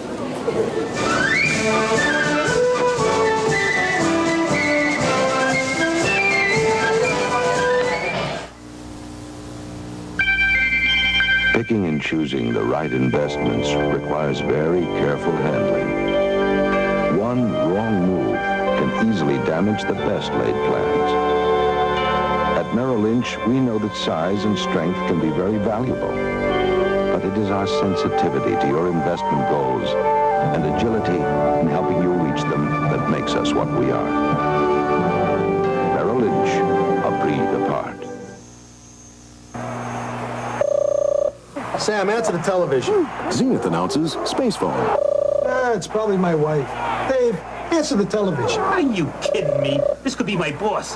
Hubie, you answer the television. Just push a button and answer the phone right through your new Zenith. Hello? Who's this, please? Hubie Brown? Congratulations, Hubie Brown. You've just won a free world cruise. Space phone only on Zenith System 3. We're moving television into the future. Back before anyone ever dreamed of an energy crisis, a Sunday afternoon drive on quality General tires was... Triple dip! Here I well, pretty much for the fun of it. Today, we need more efficient driving, like making fun trips, work trips on any of General's full line of radial tires that help save gas, Sunday or any other day. Quality, choice, price. General has a tire for you. Sooner or later, you'll own General's. Smell that bacon. Nothing can penetrate this stuffy nose. This can. Hall's Mentholyptus? With vapor action. Hall's vapor action penetrates deep into clogged nasal passages to help your stuffy nose feel clearer, while Hall soothes your throat to help your cough. Hey, this is something. The bacon? No, the Halls. For penetrating relief, get Hall's vapor action. Now in new ice blue, too. Some figures to keep in mind about the state of Ohio, where we have named Ronald Reagan the projected winner of that state's 25 votes. Ohio unemployment is 9.1% when last checked. Youngstown, 12% unemployment. Toledo and Cincinnati, 10% unemployment. Keep that in mind as we go through this following analysis based on our polling in Ohio today. Ronald Reagan won Ohio, which Jimmy Carter carried by 11,000 votes 4 years ago, because the voters were most deeply concerned about inflation and also the maintenance of American strength abroad. And the voters in Ohio felt that Ronald Reagan could do something about both better than President Carter. So far, NBC News, Associated Press poll takers have talked to 1,500 Ohio voters as they left the polls, and the results on these issues now. Only 22% of the people concerned with inflation voted for the president, while 71% concerned with inflation cast their ballots for Ronald Reagan. Only 28% of the voters worried about U.S. strength abroad then they voted for the president, but more than two-thirds, 68% of those worried about American strength abroad went for Reagan. Another striking result in Ohio, a heavily industrialized Midwest state which had been losing both industry and jobs, only 19% of those polled listed unemployment as one of the most important problems they face. But that's, with 9% unemployment, that's understandable. Carter and Mondale made an appearance on the last campaigning day of the campaign yesterday in Akron, Ohio. It did not work. Tom? John, there's been a lot of talk in the course of this election that someone may win an electoral victory, but not the popular vote here tonight. We're going to show you the popular vote right now and show you that Ronald Reagan is not only running ahead in the electoral vote, but he is running substantially ahead in the popular vote as well. 3% of the precincts reporting in nationwide. Ronald Reagan with a percentage lead of about 11 points now over President Jimmy Carter. Changes in the numbers, but not in the percentages, as you can see. John Anderson at 4%. That's an important figure, one that he'll be watching very carefully. He has to get 5% of the popular vote to qualify for federal election funds. And for every percentage point above that, he gets about another $700,000. So there will be a lot of cheering and straining going on at the Anderson headquarters tonight, not because they think he can win, but because they need the money to pay off the campaign debts. Someone who's been with us during this long campaign season is Theodore H. White, the author and historian, and he's right behind me right now with someone else who's been with us through it all, Bob Jameson, covering the Anderson campaign, tonight interviewing Teddy White. Gentlemen. Tom, Teddy, we've been talking for a moment about points of reference. What kind of a historical context would you place the election tonight in? It's still too early to say because I think it's still building. But if it builds at this dimension, it could be of landslide, and it could be the end of an era, as 1932 was the end of an era, as 1964 was the end of an era. Some elections are just ripples. Others are tides coming, and there's a tide of change, I think. The sense I think the country has had growingly over the past few weeks of loss of control over events, loss of American power, humiliation abroad, uncontrollable inflation here at home, gives people a sense that things must change. And we have to wait, I think, a few more hours to see how big the dimensions of this apparent victory is. Teddy, when you talk about the end of an era, are you talking in terms of 1932, when Franklin Roosevelt was elected for his first term, or 1952, when Dwight Eisenhower was elected? I'm speaking of the end of an era in the sense that we're going to have to do our rethink again. We have been a free trade nation almost since 1932. We've been for free trade. That was a good idea 50 years ago. But when I see the devastation of Detroit and Toledo, the auto industry, the steel industry of the USA, when we left that war, we made more steel than all the rest of the world put together. Teddy, we have just a few seconds. If the indications are correct, it would be a big Reagan victory. Where did President Carter go wrong? I think he was caught and cramped and squeezed by history itself. It was less his fault than the forces arrayed against him. Teddy, thank you. Gentlemen? Jessica Savitch has some information on both the governor's race and things that are going on in the House of Representatives. Jessica? We have the third of our projections of the evening to offer. We offer a projection. James Hunt will be reelected. We project Governor of North Carolina, defeating his Republican challenger, State Senator Beverly I. Lake. Beverly I. Lake, a male. Again, NBC News projects that James Hunt will be the winner in the North Carolina gubernatorial race. He will be the first governor in modern times elected to a second four-year term there in North Carolina after winning the opportunity to do that with a constitutional amendment. He came up with the idea 3 years ago. As we said, we had two other governor's races projected in Vermont. Republican Governor Richard Snelling reelected, and in Indiana, Lieutenant Governor Robert Orr is the projected winner. There's been somewhat of a Republican sweep so far in the state of Indiana, and we think it's affecting the race in the 3rd Congressional District. John Bradamus, House member since 1958. There you see it was 64% of the precincts now reporting in. His opponent, Republican challenger Hyler, with slightly more the vote than Bradamus has. It's a very tight race there. Bradamus people say that they're not really sure that the House Majority Whip will be able to come out of this one. The Hyler people say that there is a large vote turnout in that area, but that their 1,000 or so volunteers that they had today made some of that large voter turnout theirs. That is one of the races the Republicans have targeted, and as you see there, the candidate is not doing that well. Bradamus may not be reelected. In the Abscam races, 5 Democratic House members have been implicated in the FBI's Abscam bribery investigation. They are all in very close races tonight. Let's take a look at one of them, Michael Myers of Pennsylvania, the first congressman to be expelled by his colleagues since the Civil War. Organization politics, he's looking to help him defeat his challengers. It may be enough to help him get by the GOP challenger Robert Burke, but that's a nominal candidacy. There's an independent running very strongly there, candidate Tom Folgetta, who's been endorsed by Philadelphia Mayor Bill Green.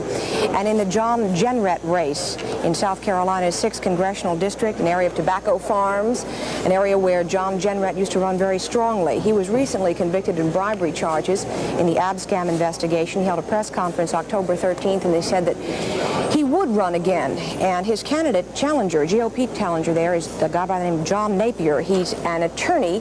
He's a former aide to Senator Strom Thurmond.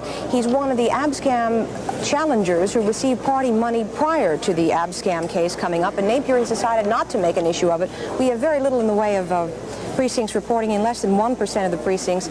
Napier leading 312 to 86. As we said, it's not enough to make any kind of an indication, but that race promises to be a fairly decisive one. John. Tom. Thank you, Jessica. And just to bring you up to date on the presidential race, it is looking very good for Ronald Reagan at this time. In his Hollywood days, he made a film called Bedtime for Bonzo, and that often comes up at his rallies around the country. Recently, he has been saying, just remember, Bonzo grew up to be King Kong.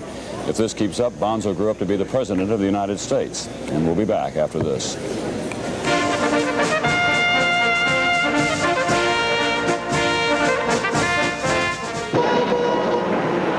Well, never thought I'd get hemorrhoids. Just what I need now that I drive a cab. Here, try what I use. Preparation H. You too? Anybody can get hemorrhoids, especially people who sit a lot. But Preparation H often gives me fast, temporary relief from occasional pain and itch. Sounds great. Even helps shrink swelling of tissues caused by inflammation. I'll try it. Tips good this week? Yours was the best. Preparation H relieves pain and itch, even helps shrink swelling. The foot fixer makes your feet feel good. Oh, the foot fixer makes your feet feel good. The Foot Fixer, a total foot care system from Clairol, with an automatic heater to keep the water hot and a vibrating water massage that soothes and refreshes. The Foot Fixer makes your feet feel good.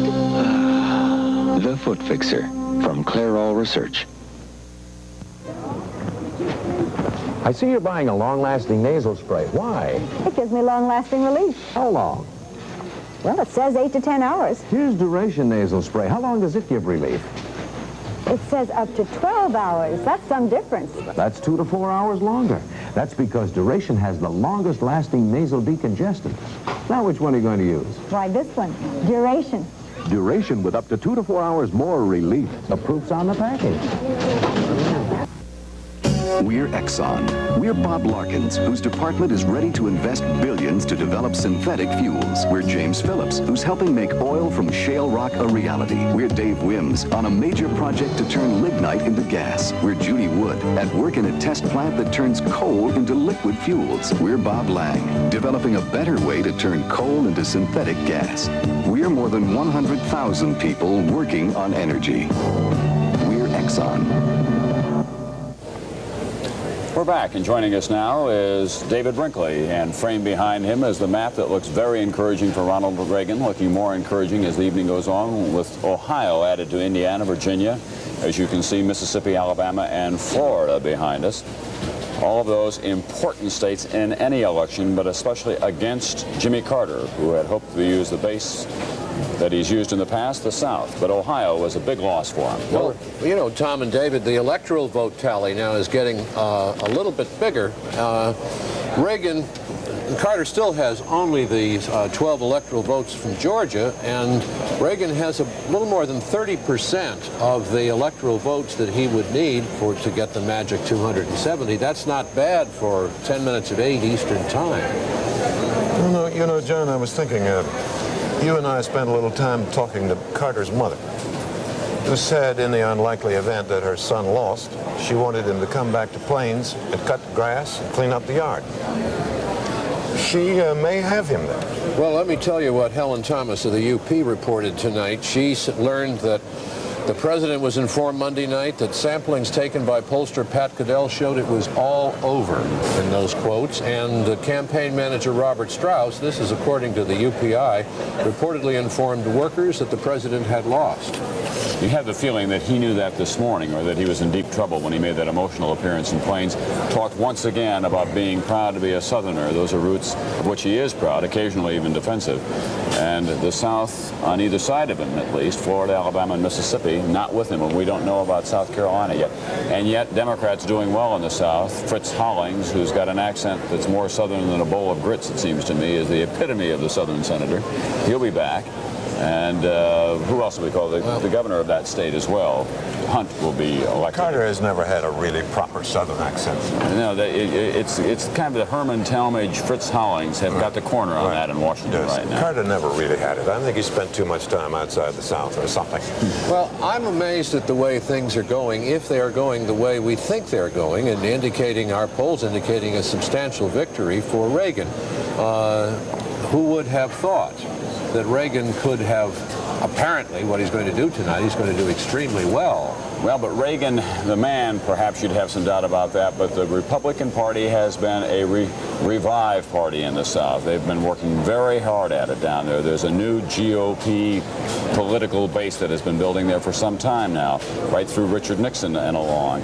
In Alabama, they're given to saying these days the 3 M's are what's important: the military, motherhood, and the maker. And that all cuts very well for the Republican Party. Well, the South has been going Republican for one race after another, until Jimmy Carter in '76 turned it around, as we were saying. And this time he has already lost some of it and may lose more. And it's bad news for him. All right. In the next hour, we get the great big dump of votes from many of the big states, Illinois and Michigan and Missouri and New Jersey and all that. And that's where the election stands at this time.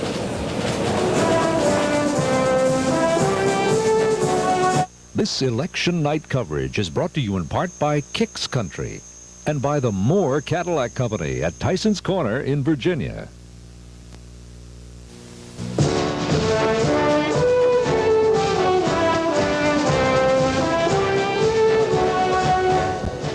Good evening and welcome back to News Center 4's coverage of the 1980 general election. We are going to look first to Virginia to have a look at the presidential election in Virginia. The NBC News has already projected that Ronald Reagan will take Virginia. About 15%, now 16% of the vote is in. Ronald Reagan carrying the state of Virginia 53% to 41%. The only precincts of those precincts reporting where Jimmy Carter is showing any strength at all is in precincts in the Alexandria area. And he is not showing that much strength in the Alexandria area in those key precincts, but it is the only place so far of the precincts reporting in Virginia where Jimmy Carter has shown any strength. The state projected to go to Ronald Reagan. That is the projection at this time with 12 electoral votes. There is an interesting thing happening in Virginia's 8th congressional district, which covers Alexandria, incidentally. We have some ticket splitting going on down there. The incumbent, Herb Harris, is running against Stanford Parris. They have run against each other before, back in '72, as a matter of fact, when Harris took the seat from Parris. As you can see, Herb Harris is ahead right now with these precincts that have reported so far. These are very early returns, by the way. They are not conclusive by any means.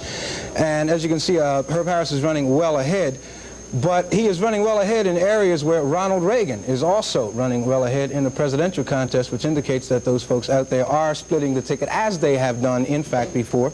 Did the same thing, as a matter of fact, back in 1976 when they went 52% for Gerald Ford in that district, and they also went 52% for Herb Harris. Also in Virginia's 10th congressional district, we've got a really close contest there. Joe Fisher, the incumbent, he's running against Frank Wolf for the second time, and at the moment, Wolf is ahead of Joe Fisher, beating out the incumbent at this point. Again, we point out that these are very early returns. They are not all that conclusive. That has been quite an interesting contest, that is, a very severe contrast between the two candidates and what they claim to be standing for, and we'll be watching that one very closely. We might add that both in the 8th and in Virginia 10th, we got rematches, people that have run against each other before. And the third major district, we have a rematch as well going on. That is in Maryland's 8th district. Newton Steers and Michael Barnes, the most expensive race in the history of this area, about $800,000 being spent for that congressional seat. Kelly Burke is standing by at incumbent Michael Barnes' headquarters with the latest from there, which does not look to be a lot in terms of activity anyway. Kelly? No, but they're getting together here. The band's getting ready to play. I'm told the beer is going to start pumping in another few minutes in a victory celebration. Premature? Yes, indeed. Michael Barnes did indeed lead the campaign in the polls by as much as 18%, and some of them by as little as 6% in those taken by Newton Steers. But he's concerned about the close race the last time with Newton Steers, about the tough campaign that Steers has waged, spent twice as much, about close to $500,000. The concern about voter sentiment in the national election, we hear it's going toward Reagan, and the unpredictable nature of the Montgomery County voters. It's too early, but the people here certainly are still confident. They are pleased with the voter turnout. If the first returns look good for Barnes as he expects, he may be out here early in another hour, and they could have a heck of a celebration here, Montgomery County Democrats. I'm Kelly Burke reporting for News Center 4 from Barnes headquarters in Rockville. We've got Lee Thompson out at Newton Steers headquarters. Barnes snatched this seat, this 10th congressional seat, away from Newton Steers back in 1978. Lee Thompson is standing by there. Lee, there's not a whole lot going on there either, is there? Well, I don't know, Jim. I think it would be fair to say that the mood here is getting to be a little bit more optimistic. I think these Republican spirits are lifted by the fact that Reagan seems to be doing pretty well nationwide, although they do point out that that doesn't necessarily mean more votes for Newton Steers. Montgomery County has a history of crossing over on its ballots. We should be able to project the winner, though, shortly after 8 o'clock. That's because the computer in Rockville has already counted the early morning vote, a heavy vote, and it should put that vote out shortly after 8 o'clock. It should also be pointed out that there are 16,000 absentee ballots out in Montgomery County. That's a lot, and it could make a difference if this election is close. Newton Steers is expected to arrive here about 8:30, and we're going to be back. And this is Lee Thompson at Newton Steers headquarters in Bethesda. All right, thank you, Lee. We'll continue with our coverage of the general election 1980 right after this.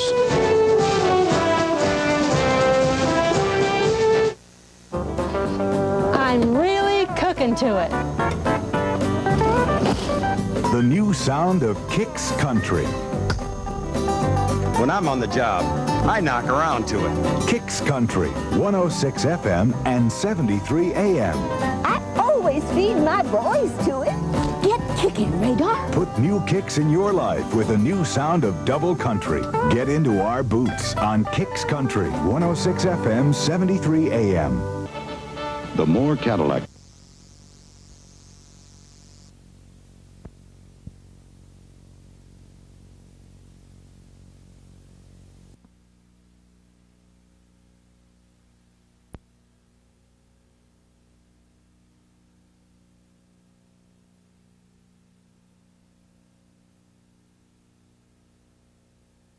And ready when you're ready.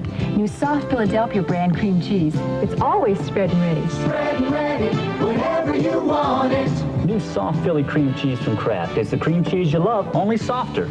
Right out of the fridge. Spread and ready whenever you want it. New soft Philly cream cheese. It's ready when you're ready. Creamy, smooth, and ready to spread and spread. Spread and ready. Spread and ready. Spread. When you know better, you know best. Better with a GE digital bathroom scale. Easy to read electronic readout, turns on instantly, and locks in on your weight. A great scale at a great price, only $33.86. With everyday low prices on a GE FP2 food processor blender.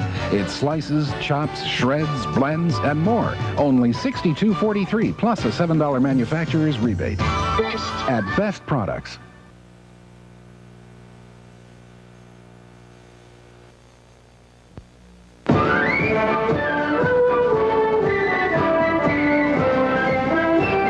Decision 80. NBC News reports the results of our national election.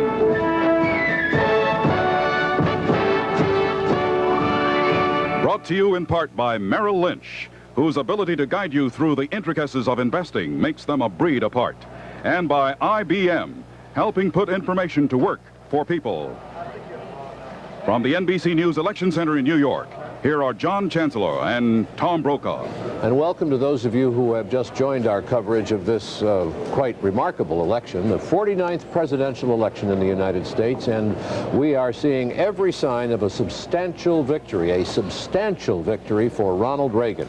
We have already projected some states on our map for him. Only Georgia so far projected for the president, and now with the polls having closed in a number of states and other key indicators have coming to us, we are going to project a number of states for Ronald Reagan, beginning with the state of Connecticut. Connecticut, with its 8 electoral votes, goes to Ronald Reagan. Our next projected victory for Ronald Reagan is New Jersey with 17 electoral votes. New Jersey for Reagan.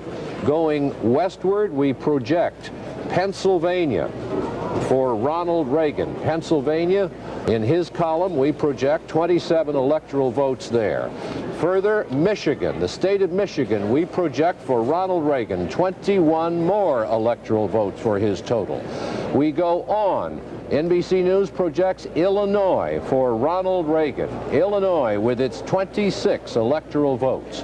Going further west, we project the state of North Dakota. No surprise there. He had been expected to take North Dakota's 3 electoral votes, and South Dakota, 4 electoral votes, which we project in the column for Ronald Reagan. Moving southward to Kansas. In the state of Kansas, we say Ronald Reagan is our projected winner. We also project Reagan the winner in the state of Missouri with 12 important electoral votes.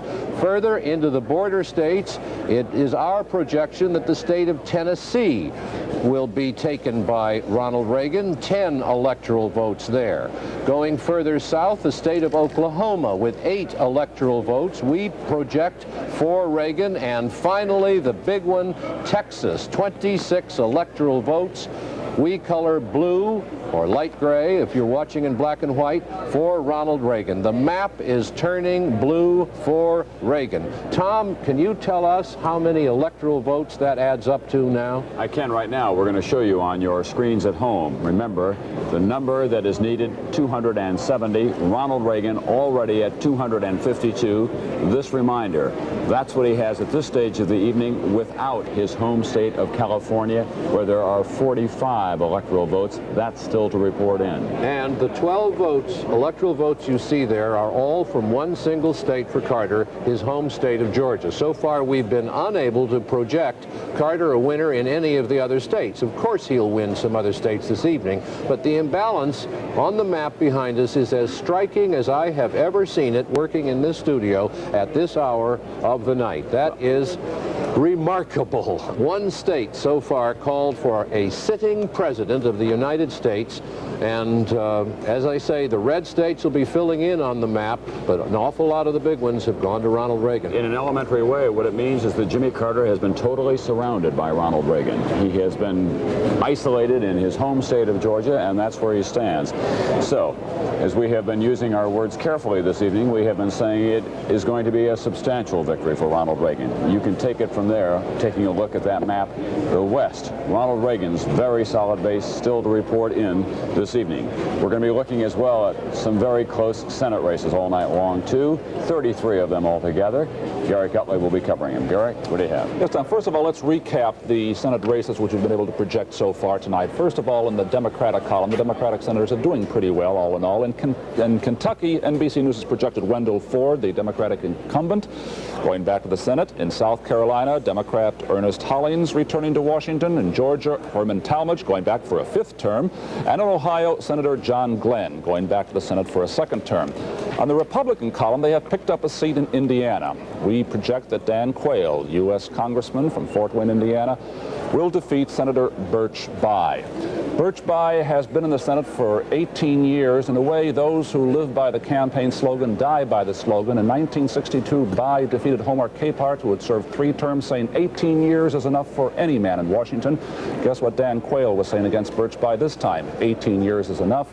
The 4-term jinx worked. Bayh has been defeated there. I want to alert you to 2 very interesting and close races in the South, which may reflect a bit of the strength of Ronald Reagan in Alabama and Florida. Let's look first of all at the race currently underway in Alabama. The results are coming in there now between Jeremiah Denton, a former prisoner of war in North Vietnam, the Republican candidate, and Jim Folsom Jr., son of the former governor of Alabama, a famous name in Alabama. Denton is now leading. Only 13% of the precincts reported. Too soon to project. But if Denton is elected, it'll be the first time Alabama has had a Republican senator since Reconstruction days. Let's look at Florida, not very far away. Only 6% of the precincts in so far, but, well, there you see it. Bill Gunter, the Democratic candidate, neck and neck with Paula Hawkins, a Republican, a former member of the Public Service Commission in Florida.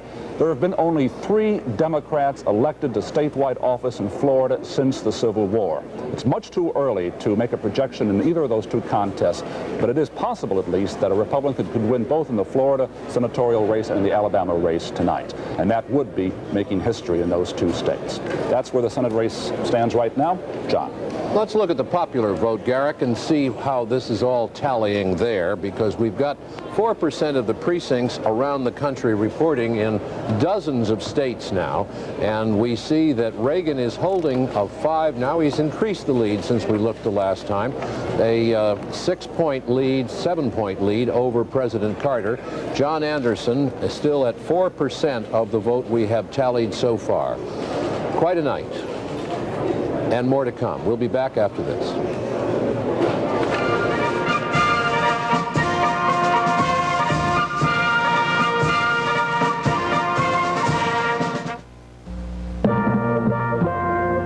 Reaching your financial goal is never as simple as some people would have you believe.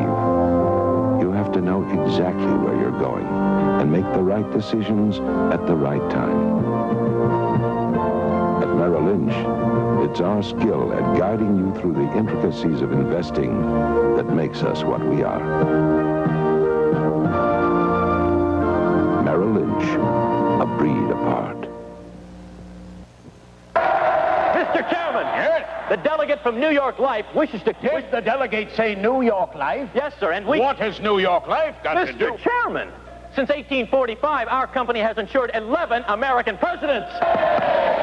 7 in this century. Order, sir. Life insurance is a personal matter. It's a family matter, and we vote for the candidates who choose New York Life for family protection. Can they do that? You know, Ethel, I think it's time we sold the old homestead. Who do we call? We handle the who do you call. Where do you turn? What are you going to do? Trust the Realty World folks in blue to cover it all for you. Your local Realty World associate is specially trained to sell your house quickly, even helping with buyer financing information. We can do it. Realty World covers all the details. We'll cover it all for you. I'm Pete Conrad. Every 2 minutes, somewhere in the world, another McDonnell Douglas DC-10 takes off. Today, more than 300 DC-10s fly the colors of 45 major airlines. This DC-10 will head for Rio. This one will fly the Atlantic. This one links Canada with Australia. This one flies New York to LA. The DC-10 proves itself in the air, 1 million miles a day. It's one of the world's most thoroughly tested airliners. Ronald Reagan apparently headed for an enormous victory tonight. As we show you on our map, he is winning in all of the key areas, the industrial Midwest, parts of the Northeast, and the South as well. A big win for him, the state of Michigan, where both candidates spent a lot of time. And the single most important fact about the Reagan victory in Michigan is that he won everything in the state except the city of Detroit, where Mayor Coleman Young was working hard for President Jimmy Carter. Now, we talked to a lot of voters today as they came out of the polls, including voters in the state of Michigan, almost 1,200 of them altogether. Talked to people representing NBC News and Associated Press, and here's what they told us. Ronald Reagan won only 27% of the vote in Detroit, but in the suburbs, which are important in that state, he took 57% of the vote. And in the rest of the state, he won 55% of the vote. In the rest of the state as well, something unexpected happened. Carter and Reagan split the blue-collar vote, which normally, in Michigan especially, is heavily Democratic. This happened despite the intensive campaign on behalf of the president waged by the United Automobile Workers Union. In that union, Mr. Carter did pick up 60% of the vote, but that was not nearly enough to offset the gains of Ronald Reagan and the rest of the state of Michigan, so the 21 electoral votes from there go into the Reagan column, John. We have another projection, and this time for President Carter. NBC News projects President Carter the winner in the District of Columbia. 3 electoral votes. The district has been voting since 1964, has never voted for a Republican presidential candidate. The president carried it last time with about 80% of the vote. A very high tally, but not unexpected. That brings the electoral standings to Carter 15, 12 from Georgia and 3 from the District of Columbia. Reagan all over, as Tom Brokaw said, the industrial East, the South, parts of the Middle West, the Dakotas, 252 electoral votes in the states marked in blue on your map, or light gray and black and white, and that's how it looks. Very early on this evening, it has been possible for NBC News to project all of that. We also have, in this election, a number of extremely interesting contests in terms of the Senate and the House. The number of the Senate Appropriations Committee Chairman, the Senate Small Business Chairman, the Senate Intelligence Committee Chairman is up. The Senate Foreign Relations Committee Chairman, Senator Church, is having a tough fight. The House Majority Leader, the House Whip, the Chairman of the Ways and Means Committee, the Chairman of the Public Works Committee, the Chairman of the Interior and the Agriculture Committee in the House, all of them are facing difficult contests this time. There's quite a story there, and Jessica Savitch is covering it for us. I would imagine a lot of that story we'll see some of it in the coattailing effects that some of this Reagan landslide, the way it looks to be at this point, might have on some of those races. But first, NBC News has a projection to offer. It was a race that David Brinkley talked about earlier, a race that's supposed to be one of the most expensive gubernatorial races in history. NBC News projects now Democrat Jay Rockefeller will be elected governor, re-elected governor of West Virginia, defeating his challenger, Arch Moore. Moore ran against Rockefeller in 1972. Rockefeller defeated him. Then Moore narrowly lost the Senate race in 1978 to Jennings Randolph, and he decided this year he'd take on Jay Rockefeller one more time, and Jay Rockefeller supposedly spent $10 million getting the vote out. Apparently he got the vote out, and it went the way expected. Jay Rockefeller, we project, will be re-elected governor of West Virginia. Tom. Jessica, we were told just a few moments ago that we had some pictures of Ronald Reagan leaving his home in California, and we will be standing by to go to those as soon as we possibly can. I think right now John has got some votes for us down south. I do. First, let's have a look at the popular vote again, which is mounting around the country. Now you see we're over 1.5 million in each race, and Reagan's lead is holding at 7 points, with 4% of the precincts reporting. John Anderson's vote edging up there, but he's very far behind. Well, it just changed. Reagan's lead increased just a little bit there. These numbers, incidentally, that you see on your home screen are being fed to us by a computer, and so from time to time they will change while we're on the air with them. One of the things that has to be disappointing to the president is his showing here, 7 points behind with the election as far along as it is. Tom? The vice presidential candidate on the Ronald Reagan ticket, of course, is George Bush. He contested him strongly in the primaries and then helped him a great deal, perhaps even in his home state of Texas, his adopted home state. Well, this evening, George Lewis, who covered the Bush campaign all year long, talked with George Bush. I did hear the NBC report. I think it's too early to do anything but at least have your hopes up at this point. Are you surprised by that at all? Yes, because I've felt that it would be very, very close, and it still might well be. But I must say it's more encouraging to have these so-called exit polls speaking favorably. With the findings going your way, apparently, in the polls, what do you think made the difference in the closing days of the campaign? I think the debate clearly was a major turning point, and our inside tracking figures showed that since the debate, Governor Reagan was doing very, very well, and we followed it very carefully, and he continued to break those undecideds over. But again, it's awful early to really assess it until you know what actually happens. George Bush looking confident and with very good reason. Here's John Chancellor now with more news. Well, the time has come. You've seen the map. We've looked at the figures, and NBC News now makes its projection for the presidency. Reagan is our projected winner. Ronald Wilson Reagan of California, a sports announcer, a film actor, a governor of California, is our projected winner at 8:15 Eastern Standard Time. On this election night, we have projected Ronald Reagan the winner. And to add evidence to that projection, we are projecting him as the winner in more states. By our calculations, Ronald Reagan is the winner in the state of New Hampshire, in the state of Vermont, Delaware, and South Carolina. We will be coloring in those on the map now in blue for Reagan, or light gray, black and white. New Hampshire is the first state that we are calling for him in this list of states. Vermont, we are coloring blue in a projection for Reagan. The state of Delaware, we are projecting for Reagan. And in the South, the state of South Carolina, we are projecting for Ronald Reagan.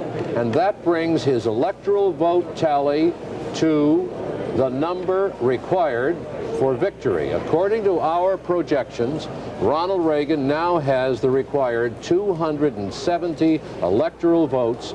Carter with 15 at this stage of the evening, 12 from Georgia, 3 from the District of Columbia. And Tom, that's our projection. It is a rather early call. It certainly is 8:15 on election night. This race has been, the word we've been using all year, has been volatile, fluid, mercurial, whatever. But I don't think anyone anticipated that it would eventually become a floodgate of one kind or another, where the votes would just flood in for Ronald Reagan. Tom, 4 years ago, we called the election for Jimmy Carter at 3:31 a.m. I remember well. And going back, talking about calls this early in the evening, I called for Richard Nixon in 1972, a little bit earlier than this, but this will go down as one of those nights when we are calling very early, and there's the evidence on the map. Reagan has, as Tom has pointed out, the western states still to come. And we saw little softness for him in most of those western states, some doubts about the ones in the Northwest, Oregon and Washington. California was leaning. We do not see, given what evidence we have now, that the president will be able to overtake Reagan at all, and certainly not in the West. And most of the big industrial states now, New York has not been projected yet, but most of those big states are in, and Reagan took them. I can't, a personal note, I can't help but recall in 1966 riding around in a Greyhound bus with him, with Lynn Nofziger, as he was trying to win the Republican nomination for governor of California, and a lot of people were laughing at him then, in 1966. And they have learned in every election in which he's been involved, never laugh at the chances of Ronald Reagan. He has always won by pretty substantial margins, except when he's run for president a couple of times in the Republican Party. But when he gets into a general election, he does extremely well. He's now won the big one. David Brinkley will be along after this.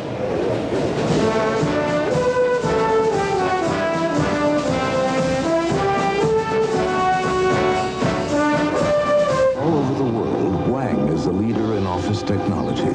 Word processing, data processing, and now with our new electronic mail system, you can send all kinds of information from one part of the world to another. So New York can be around the corner from Paris, London from Tokyo, and San Francisco next to Rome. Wang, making the world more productive by bringing it closer together.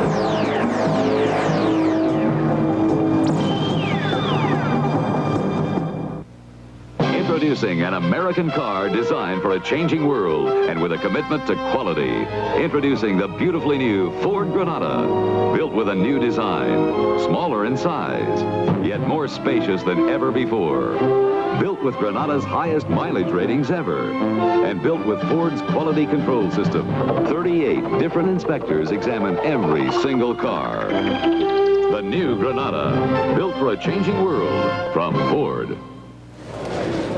David Brinkley has joined us. David, what do you think about all this? We've called the election. I know, at 8:15. What I think is that we are going to see the beginning of a new conservative movement in this country's current history. It's too early to say how the Congress is going, how the Senate is going, but whatever happens, the thing to remember is that all of the members of the Senate who are in trouble, whether they wind up winning or losing, those who are in trouble are all liberals. And however that turns out, it is going to terrify liberal members of the Senate. And with Reagan in the White House, a scared bunch of liberals, not as many as in the past, in the Congress, he's going to have his way. And so we're going to see a rightward movement in the direction of the U.S. government. I would say substantially so. Yeah, he has talked about using it, as Theodore Roosevelt called it, the bully pulpit, and he's masterful at that, at using that kind of an office. We've seen him in one campaign after another, how effective he is on television. He is a kind of prototype of the conservative in this country. He has been active in that wing of the Republican Party for a long time, very practiced at the rhetoric of it, so I think that you can expect to see that. I wonder how ideologically conservative Ronald Reagan really is. It has always seemed to me, Tom and David, that he was not that right-wing when he was governor of California, and I had the sense this year that he was a man who didn't want to become president because of a great ideological crusade. He was a fellow who wanted to become president. He thought he deserved it. He thought he'd do a good job at it. But I don't think he brings in a great deal of passionate baggage on the conservative side. Not that he isn't a conservative man. He surely is. Sometimes his rhetoric exceeds his behavior in office. That was certainly true in California. He went in on a wave of conservative rhetoric and then had a very liberal, or by and large liberal legislature with which to deal, and became a more moderate governor. Well, a number of people who know Reagan well, better than I do, and perhaps better than most of us do, see him as a sort of Eisenhower, a kind of amiable Republican who is conservative but not wildly, screamingly so, and who will be easygoing in the White House, who will decide nothing outrageous until he has talked to everybody in sight. Well, that's where the election stands at this time.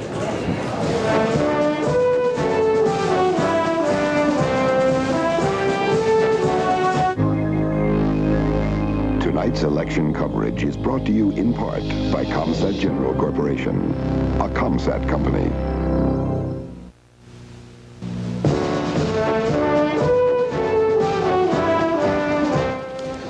Good evening and welcome back to News Center 4's coverage of the general election throughout Virginia, Maryland, and the District of Columbia. We have some returns now coming in from Maryland, and we'll go first to Maryland's 8th Congressional District.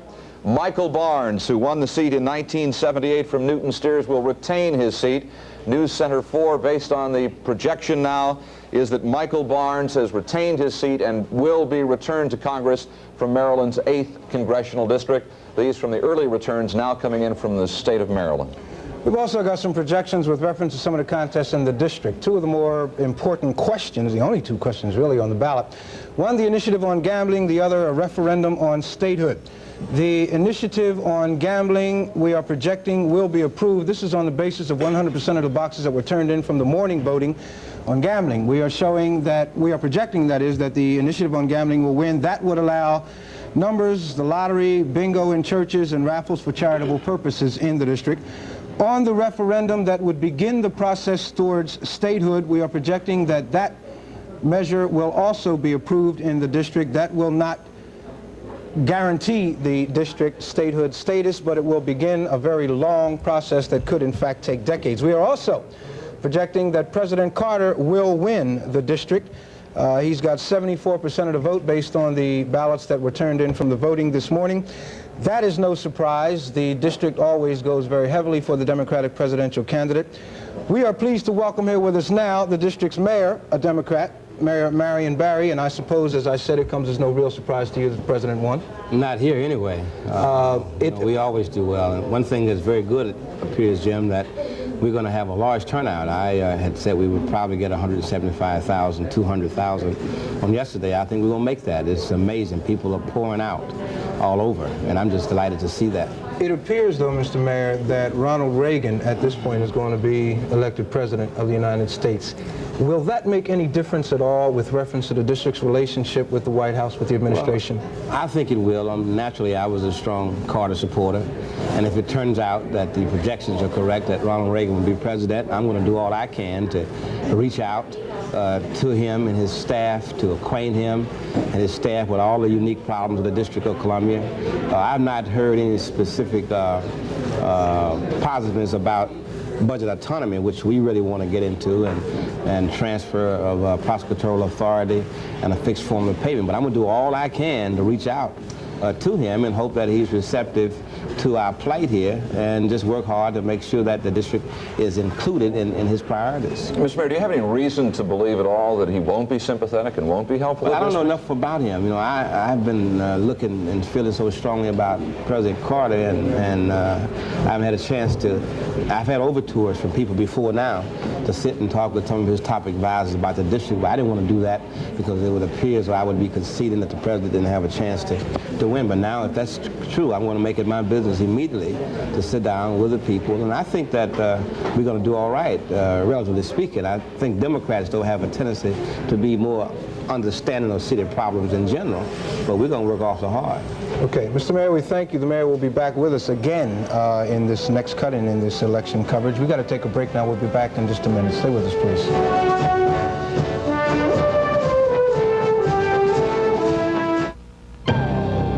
Frontier of communications on Earth is here in space, where ComSat General is pioneering answers to questions which are only now being asked. One answer is ComStar, a communications satellite that shares the load of terrestrial telephone facilities by handling 18,000 two-way telephone calls at the same time. Another ComSat General answer, developed in partnership with IBM and Aetna Life and Casualty, is Satellite Business Systems. SBS links the communications of large nationwide businesses, government agencies, and other organizations. It will handle voice, computer communications, document distribution, even televised business conferences. For years, ComSat General has helped show the world the way to use satellite technology to solve specific communications problems. Indeed, ComSat General has often been up there with the answers before the questions were asked.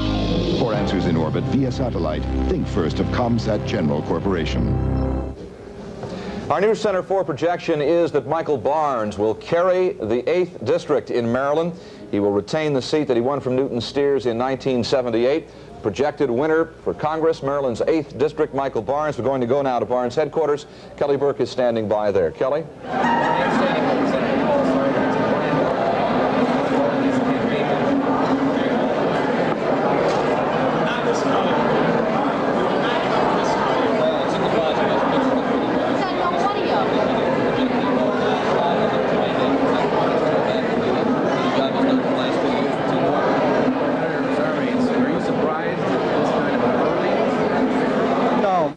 It looked like it was an interesting interview. Obviously a technical problem. Yeah, Kelly usually does well. Problem, obviously, with the audio coming in from the 8th District. Kelly is covering Michael Barnes's headquarters there, and we'll have to get that straightened out soon. The point of the fact is that this is live television, so you might expect that from time to time. We hope not too often throughout the course of the evening. Once again, let's state that Michael Barnes has won. It was a very close race, one of the most expensive that's ever been waged in this local Washington area. But it appears that Michael Barnes' money was well spent because he's going to go back to Congress. We're going to be back here again at 52, I guess, before the hour. Minutes before the hour. And the mayor will be with us again. I hope. Won't you stay, please? Yeah, I'll stay, please. Thank you. Talk a little bit more about the district under Reagan. Stay with us. Good thing I'm not running.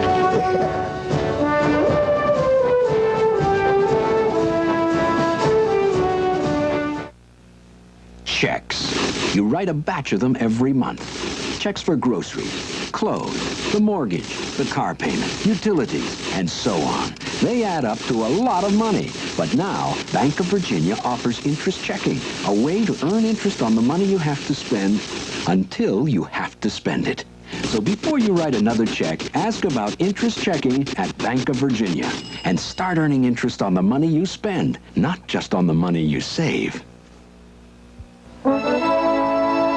Today's cars, with newly designed engines, are built for performance and better mileage.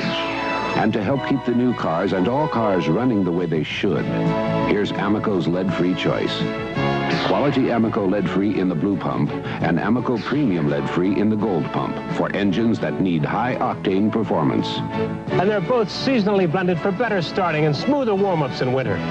You expect more from a leader. Follow the man who knows how to go for it, George Michael, weeknights on News Center 4. Decision 80. NBC News continues its election night report. Here are John Chancellor and Tom Brokaw. Hello once again, and just to bring you up to date, NBC News has projected that Republican Ronald Reagan will be elected President of the United States over President Jimmy Carter. Let us show you the map now and show you why we are able to make that projection. As you can see, blue for Ronald Reagan, and there's a good deal more of that than there is red for Jimmy Carter. In fact, Jimmy Carter only has his home state of Georgia and the District of Columbia. The rest of the map, as reporting in so far, belongs to Ronald Reagan, and that includes the key battleground states, as we were calling them, of Pennsylvania, Ohio, Illinois, Michigan, all of those states that were going to be critical. That includes Texas as well. Ronald Reagan taking big chunks, knocking the props out from under Jimmy Carter's so-called southern base tonight. It's all over, as NBC News sees it, and at the White House they are acknowledging that as well. The aides in resignation, knowing that they have been beaten. And this is the electoral vote as we have it so far based on our projections. 270 needed to win.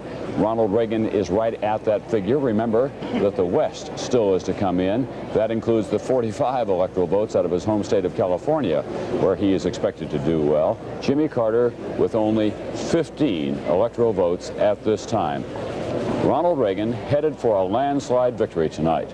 But there are a good many other races as well, many of them in the Senate, and Garrick Utley has been keeping track of them. I think you have some projections for us in that area. We have some projections, Tom. These are not real surprises. There are a number of big question marks hanging over a number of Democratic senators as to whether they'll survive the Reagan landslide, whether his coattails will be long enough to pull Republicans into office. But let's go to these projections. First of all, in Connecticut, NBC News projects that the Democratic candidate Christopher Dodd will be the winner there, that he will defeat James Buckley, the Republican. Abe Ribicoff is the Democratic senator who's retiring in Connecticut, so that seat remains in the Democratic column. In Maryland, we are now projecting that Republican Senator Charles Mathias will be reelected, defeating his opponent, Democrat Ed Conroy. Mathias, a liberal Republican, somewhat of a maverick in the Republican Party. He had the endorsement of the AFL-CIO. He draws heavily among Democratic voters, although he is a Republican. He is going back, a liberal Republican, reelected in Maryland to the Senate. In Kansas, Senator Robert Dole, Republican conservative, Gerald Ford's running mate in 1976. We project him to be reelected to defeat Democratic candidate John Simpson. And in North Dakota, where Senator Milton Young, Republican, is retiring, we project that the seat will remain in Republican hands. Mark Andrews, our projected winner, defeating Democratic candidate Kent Johanneson. So far tonight, we have projected 9 Senate races out of the 33 which are up for grabs today. The Republicans so far have gained only 1 seat. That's in Indiana, where they've taken it away. But I would certainly think that a number of Democratic candidates are very nervous. Democrat liberals such as John Culver, let's say in Iowa, such as perhaps Gary Hart, George McGovern in your home state of South Dakota, Tom. These kinds of Democrats, seeing the trend in Indiana and what is happening on that map back there, must be very worried as to whether they're going to survive. I would think so. And we're talking about the chairman of the Senate Foreign Relations Committee, Frank Church out in Idaho, Warren Magnuson in the state of Washington, chairman of the Appropriations Committee. One person who may take some comfort, surprisingly enough, is Barry Goldwater, Mr. Conservative, Arizona, up for re-election. The recent poll showed him in almost a dead heat against his Democratic opponent.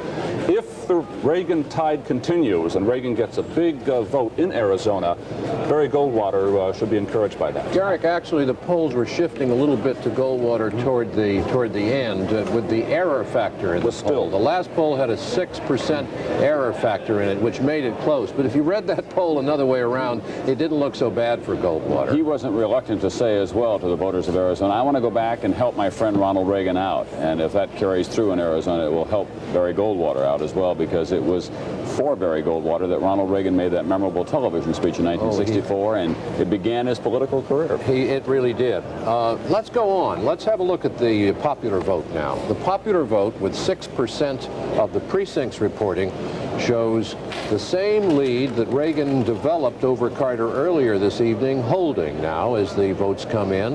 A 7-point lead, 51% of the vote now. That will almost certainly go up as the percentage, the Reagan percentage ought to go up, because there are very few places given the traditional dynamics of the Democratic Party, where Carter could get sizable numbers of votes. A lot of those votes have already gone to Reagan in those states. Some of the states, however, we have been unable to make projections on, and we'd like to look at some of those. Kentucky, for example, the vote tabulations in the Louisville area, they are slow tonight, so we don't have any projection of the winner because of that slowness, but Reagan is ahead in a state that President Carter carried 4 years ago. Similarly, in North Carolina, which I think will come up there in a moment, we have 7% of the precincts in. North Carolina has voted only for Richard Nixon since the end of the Second World War. It did it twice. It looks as though it is going Democratic now, but with 7% in, it's kind of hard to say. Going on to Maryland, another state we have not had a projection in, about a fifth of the precincts in, and you see that Reagan is doing quite well, over half of the vote now. If that were to hold, he would join Richard Nixon as being the only Republican candidate in a very long time elected by the state of Maryland. And in West Virginia, a state that was regarded as safe Democratic, it's voted Democratic in 10 out of the last 12 elections, Carter is ahead there. Tom? We're going to have continuing coverage of this evening. The Senate races, Jessica Savitch with the governor's races, and the House, of course, 435 seats at stake there. More to come after this.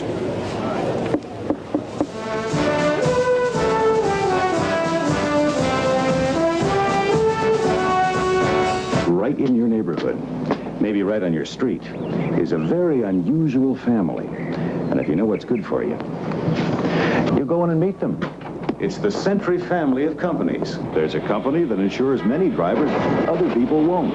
A company that does nothing but life insurance. A company that helps you take care of your health. That's our family.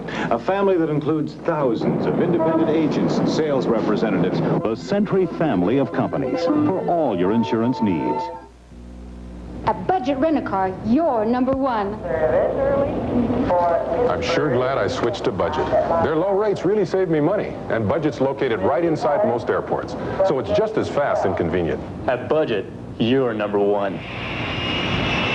When my company told me to rent from Budget, I thought I'd have to give up the service I'm used to just to save money. But frankly, Budget, you won me over. At Budget, you're number one. Hello, I'm Glenda, and I'm a soft touch. She's a soft touch. I'm Alicia, and I'm a soft touch. Nivea soft touch. Nivea moisturizing lotion is known the world over for soft hands, smooth bodies, and silky legs. And you can be a soft touch too. Nivea soft touch. When you're searching around for investment ideas, it's easy to lose your bearings. What appears to be a profitable trend can be here today and gone tomorrow. But even when there seems to be no place to turn, Merrill Lynch has an uncanny ability for matching your goals with fertile investment advice that makes us what we are. Merrill Lynch, a breed apart. Rolling along now with considerable interest in some of the Senate races, some of the House races, and some of the governorships. Here is Jessica Savitch. Two more governor's projections, both of them Republican, one of them an upset. NBC News projects Republican Christopher Bond will be elected governor of Missouri. He will defeat challenger incumbent Joseph Teasdale, a Democrat. Kit Bond and Walkin' Joe Teasdale, as he calls himself, ran against each other the last time around in Missouri, and Bond felt very secure about winning, but Teasdale upset him at that time. It was supposed to be some kind of a vindictive race where the two of them wanted to get together and go at it one more time. And it was close right up into the end. Both candidates showed polls showing each of them running neck and neck, but NBC News now projects that Republican Christopher Bond will be elected governor of Missouri. Another projection. This one is not a surprise. NBC News projects Republican and governor incumbent Pierre DuPont will be re-elected governor of Delaware, defeating his Democratic challenger William Gordy. This, as we say, was no surprise. Pierre DuPont, a one-term governor there, has been very popular in the state. In fact, they had a great deal of trouble coming up with a Democrat that wanted to challenge the very popular sitting governor. So they came up with the majority leader of the House since 1959, William Gordy of Laurel. He gave up his seat in the State House to run in this election, but he did not win. Again, NBC News projects that incumbent Republican governor of the state of Delaware, Pierre S. Pete DuPont, will be reelected. So far, of the 6 gubernatorial races we have called, out of the 13 there were up. The Republicans held on to all 3 of their incumbencies, and they picked up one. The Democrats, as expected, held on to the 2. That's the way the gubernatorial races stand at this time, John. And in the presidential race, our pollsters have been at work all across the country talking to huge samples of voters. One of the reasons that the voters may have voted for Reagan is that they trust Reagan more than they say they trust the president to do what is right. NBC News and the Associated Press surveyed voters as they came from the polling places today and asked them to rate the candidates on this trust issue. And here's what the voters in 3 important states told us. In Texas, 39% gave Carter high trust ratings. 54% said they had high trust in Ronald Reagan. Now let's look at Maryland. In Maryland, 37% rated the president high on the issue of trust, but 45% gave Reagan a higher trust rating. And let's look at Pennsylvania. 35% said they trusted the president to do what is right. 47% said they trusted Reagan to do what is right. It's interesting that those ratings in those 3 states, Texas, Maryland, and Pennsylvania, are all about the same. And we checked 7 other states so far, and we find the same thing. More voters saying they trust Reagan to do the right thing than are saying that about the president. Tom? Presidential years, it's sometimes hard to get your hands on something that has an effect, but those are devastating figures, it seems to me, for Jimmy Carter, who, through good news and bad, has always had a good trust rating with the American public. They have believed in his integrity. They believe that he's trying to do the right thing. And when a president begins to lose the trust of the American public, then he's in some trouble. Well, and speaking plainly, he was running against a man perceived by large parts of the electorate as an actor. And Jimmy Carter had run in 1976 using trust in himself and his abilities. So that's quite, as you say, that's a remarkable. Those are really devastating figures. We have Judy Woodruff standing by at a not very happy place tonight. It is the White House, and they have been well aware all evening about how grim the news is for them in this election. Judy, what do they think down there? I heard you say a few moments ago that Pat Goodell was saying that it broke bad for them over the weekend, that the Iranian hostage situation was the final undoing. They can't believe it was only that, though, do they? Well, that is what Pat Goodell is saying, Tom. I'm sure you're aware that there are other pollsters who will have other points of view on that. I know that Bob Teeter, who has done some polling for the Republicans, has said that the trend was obvious early last week when the undecided voters started breaking toward Reagan, most of them toward Reagan and not toward Carter. And that was exactly what the Carter campaign had been counting on all along. They're very heavily negative Reagan. The speeches the president was making, the commercials on television they were running were anti-Reagan, and they hoped that would, in the end, with the pressure on, bring the undecided voters and the Anderson supporters back to the president. It didn't happen. They've gone to Reagan. Judy, do they feel at the White House that the president lost the debate in the perception of those people who saw it on television? I think they acknowledge that that is true. We were told late last week that their polling was showing that Reagan had picked up several points immediately after the debate, that he had picked up, as a matter of fact, from Anderson supporters, that the president had lost some support. So they feel that the debate was a decisive event in the campaign. I think most of them would have preferred that the debate had never taken place. We were talking with some of them yesterday about whether they wished earlier on that the president had gone ahead and debated John Anderson and Reagan when he had the opportunity.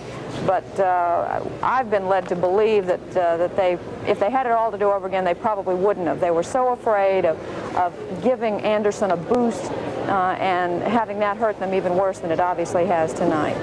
John? Theodore White was saying just a few moments ago, Judy, as well, that he believes that President Carter was the victim in part of historic circumstances, the Iranian situation, the OPEC oil prices, the terrible economy. He cannot, of course, say that he didn't play his part in all of those events, but the fact is that there was a kind of historical unloading of him.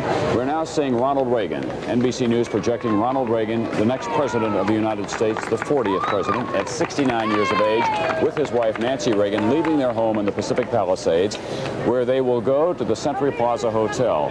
I would guess, with the police escort in Los Angeles, that's about a 20-minute ride through the hills of West Los Angeles. There, they will greet their campaign workers and some of the president-elect's closest friends, if he remains that, and we expect that he will. I believe we'll be seeing that, won't we, Tom? I think so, at the Century Plaza Hotel, where they are gathered. The Republicans, among the close friends, a kind of a kitchen cabinet, as they have been described over the years. They took a look at Ronald Reagan after he made that speech for Barry Goldwater in 1964 and said, "You ought to get in elective politics," and began to back him. Men like Justin Dart of Dart Industries, Holmes Tuttle, a prominent Los Angeles automobile dealer, William French Smith, who is Governor Reagan's personal lawyer. These are people that you may not see in prominent government positions, but they indeed will have an important advisory role, as they almost always have had for Ronald Reagan, 2 terms, governor of California. Reagan... They all make a lot more than they could make in the government. They all do very well indeed. They are, I think, by certification, all millionaires. Ronald Reagan has lived most of his adult life, as you know, in California, as an actor, as a television host, as the governor of that state, 3 times as a presidential candidate. But he grew up in Illinois, in 6 towns altogether, but the town that he calls his hometown, and the folks in Dixon certainly are calling it his hometown now, is Dixon, Illinois. And we have Fred Briggs there tonight.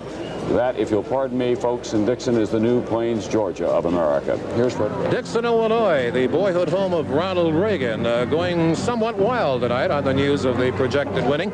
However, Dixon really had no doubt. They'd planned this victory celebration weeks in advance, and there may be some parts of the country that may have been called too close to call. They never thought there was any such thing as that. The celebration here actually started at 6 o'clock Central Time, which is when the polls close in Illinois.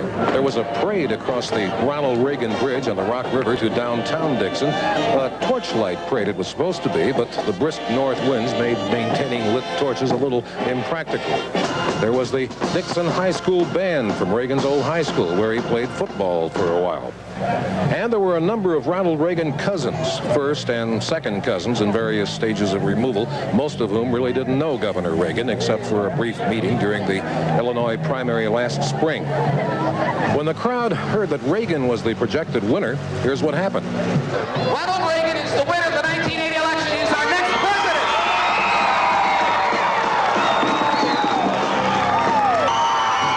Well, the night is young as far as the celebration is going here. In an hour or so, they're planning a fireworks demonstration. The publisher of the Dixon Advertiser, the local paper, wants to have the first newspaper in the country out in print saying that Reagan is the winner. I am told the presses are running right now. The people here are very happy. This is a town of 18,000 people, and one could almost believe they are all here. They would only wish that Governor Reagan could be here with them. Fred Briggs, NBC News in Dixon, Illinois. Well, that's a much bigger town than Plains. They'll find out about it, though. We have another projection, this time for President Carter. NBC News projects President Carter the winner in the state of West Virginia. 6 electoral votes there, and no great surprise. And we will now fill in red or dark gray in black and white the state of West Virginia for the president. That means so far this evening we have projected him with 21 electoral votes. That's Georgia, West Virginia, and the District of Columbia. And Reagan, while the polls are still closed in most of the states in the West, is holding at the 270 electoral votes we project him to have. That's enough to win. David? I would like to ask a question of you folks. We have here what I think reasonably could be called a landslide, or certainly something approaching a landslide. Where did it come from? Nobody anticipated it. No polls predicted it. No one saw it coming. How did that happen? We may give you that answer in just a few moments, but I am told that while we think about it, we're going to go to a commercial, so we'll have the answer for you. You got a minute. Right after this.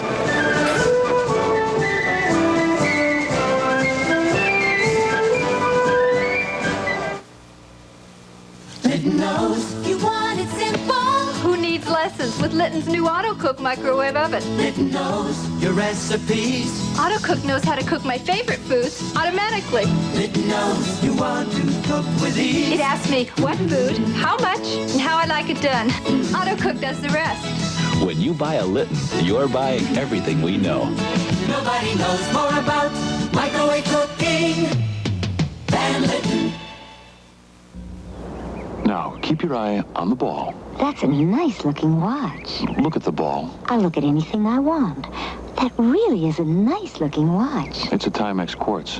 What's that mean? It means fanatic accuracy. The most precise, most accurate watch I ever owned. Never even winded. Now, look at the ball. Do they make Timex quartz watches for women? Sure. If I learn this dumb game of yours, will you get me one? The Timex quartz for men and women. Republicans win the Senate. I'm thinking about David Brinkley's question. I believe I have now formed an answer. All right, let's have it. What is it? Well, you'll recall that last summer that Ronald Reagan did have a very substantial lead at one point. It was post-convention euphoria for the 30%. Republicans. But that indicated at that time that a lot of people in this country were unhappy with what has happened in the last 4 years. Then he had his campaign gaffes. He finally got himself back on track. We always had that 35 to 40% of the people out there saying they were undecided, didn't know which way they wanted to go. And then Ronald Reagan began to say to them, I ask you this question, are you happier and more secure today than you were 4 years ago? And I believe that it is that question, simplistically, spread out across the country, that began to work very well for him in the closing days of the campaign. And then on debate night in Cleveland a week ago tonight, he proved not to be an ogre or a monster or a guy eager to drop bombs across the landscape. In the eyes of the public, those are the perceptions. Well, I don't want to knock the polls because I believe in them and they generally do very good work. And in fact, they were right. They've been Harris today called Reagan, but didn't call it this big. And one thing I've wondered, did a lot of people decide to vote for Reagan but didn't want to say so? Well, that's always been a factor. They call that the ballot box factor in Ronald Reagan. Well, I don't want to confess he's an actor after all. A lot of people have made fun of him, and maybe I ought not be publicly in favor of him. I should say, in behalf of the NBC News Associated Press poll, that we took a lot of flack from the White House during the last several weeks or so because we would always show Reagan more substantially out in front than would other polls. And they would call and say, how can you have it that way? I think your poll is off base and so on. I finally said to Jody Powell last week, we'll show you the second half of it on Wednesday morning. Well, it turns out not to have taken all the way to Wednesday morning. Well, again, I don't want to pick on the polls, but there was none of this in sight. All right. Thank you very much, David Brinkley. And that's where the election stands at this time.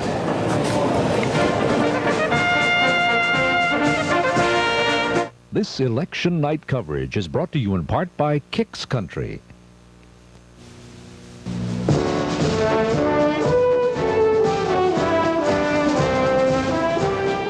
Well, President Carter is not doing well at all. He's not doing well specifically, as we can tell you, in Maryland. At the moment, it appears that the president is losing Maryland to Ronald Reagan. He has already lost Montgomery County, as a matter of fact. He thought that John Anderson vote might be a factor in Montgomery County, but Anderson really only got 11% of the vote there, and if he had won, if he had given all of that to the president still would have only been running even with Ronald Reagan. There you see it, 30% of the vote in Maryland, and Reagan is running well ahead of the president, 51 to 40%.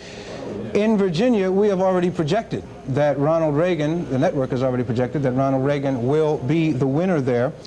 And in the district, we have projected already that President Carter will win the District of Columbia. There you see him with 74% of the vote to 15% for Ronald Reagan. There is no surprise in that at all. The president will win the district and maybe one or two others. Marty? We'll have a look now at the Senate race in the state of Maryland. Charles Mathias, Ed Conroy. Mathias, of course, the Republican incumbent, elected first in 1968, out with 30% of the vote in, with 71% of the vote so far to Mathias. Mathias, the projected winner in Maryland's U.S. Senate race. We noted that Ronald Reagan is projected to win in Virginia. He is doing very well there, and his running there may have some impact on the Virginia 8th and 10th congressional district races. Let's look at the 8th congressional district, for example. Herb Harris, the incumbent, the Democrat, is running against Stan Parrish there. It is really close. We got 64% of the vote in from that election. And as you can see, it's 1 percentage point divides the two, not less than 1,000 votes. What's that? Maybe 300 votes, maybe 200 votes at the moment. Earlier, Harris had been running early, the people, an indication of the fact that the people might have been splitting their ticket there. Harris, the Democrat, and going with Reagan, the Republican president. But as we say, it's too close to call right now. In the 10th congressional district, Joe Fisher, the incumbent, running against Frank Wolf, whom he has defeated before. That one also very, very close. About 3,000 votes or so dividing the two, maybe 4,000, 51 to 48%. That one also is going down tooth and nail all the way to the wire, it appears, Marty.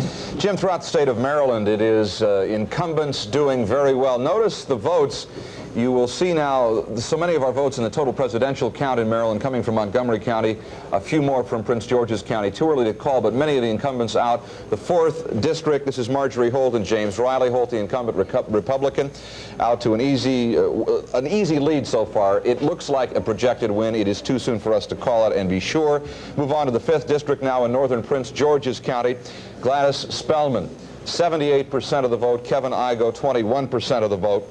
Maryland's 6th district, western Maryland, parts of Howard and Carroll County. Beverly Byron and Raymond Beck.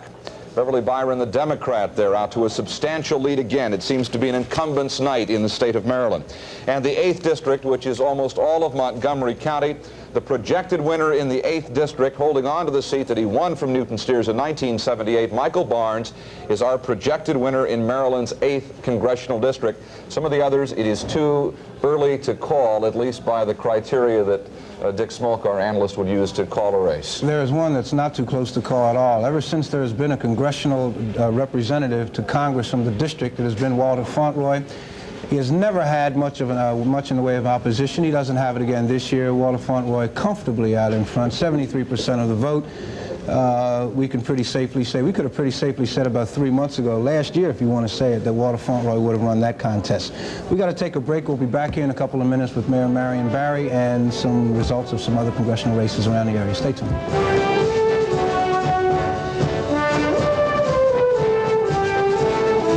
New York Times columnist James Reston said it right when he stated, "The Washington Star is now probably the best afternoon newspaper in America. We want you to try the nation's best afternoon paper at the best value we've ever offered. The Washington Star for only 80 cents a week. That's more than half off the single copy price. Now that's great news at a great price. So call 588-5200 now for the new Washington Star. Only 80 cents a week. Call now." I fill my days with it. And my nights. The new sound of Kix Country. Yeah, I get a kick out of it. Kix Country, 106 FM and 73 AM. I'd take it in stride. Put new kicks in your life with the new sound of double country. Get into our boots on Kix Country, 106 FM, 73 AM.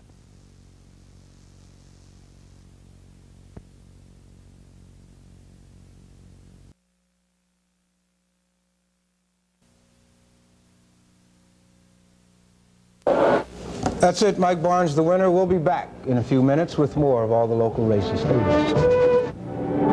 Thomas's gives you the wholesome taste of wheat for breakfast in Thomas's Wheat English Muffins, made with whole wheat flour and the healthy dash of bran. Wheat English Muffins, made that good old-fashioned Thomas's way, with those little nooks and crannies that make them crisp and crunchy outside, light and airy inside. Thomas's Wheat English Muffins bring the wholesome taste of wheat to breakfast. Ma'am, did you know that only one card gives you all the health care protection you need? A welcome at 7,000 hospitals across the country and over 5,000 doctors in the Washington area. Ways to cover employees' dental care, eye care, and prescription drugs. Only one card offers all this and cost-saving ideas, like same-day surgery and get well-at-home care programs. Blue Cross Blue Shield, the only one.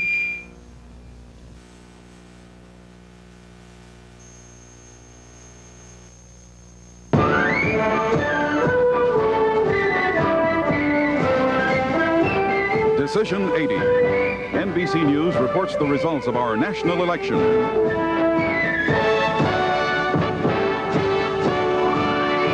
Brought to you in part by Merrill Lynch, whose ability to guide you through the intricacies of investing makes them a breed apart. And by Dodge, with America's widest selection of front-wheel drive cars made for today's needs. From the NBC News Election Center in New York, here are Tom Brokaw and John Chancellor. And if you are just joining us, NBC News about 45 minutes ago projected Ronald Reagan as the projected winner of the 1980 presidential election. We are projecting more states for him. We are projecting now for Ronald Reagan, and we'll fill them in on our map in blue. The state of Wisconsin, which went to Carter in 1976. Wisconsin we now show as going to Reagan in a projection. We also show Nebraska, which was Republican 4 years ago. 5 electoral votes. That's in the Reagan column. We project Reagan the winner in Wyoming. Republican 4 years ago. It's for Reagan tonight. And finally, Arizona. Arizona, which went for Jerry Ford in 1976, we project going for Reagan. That's a total in those 4 states of 22 electoral votes. And let's look at the electoral vote count now to see Carter with West Virginia, Georgia, and the District of Columbia, and Reagan with a number of states, well over the 270 needed to win. Tom?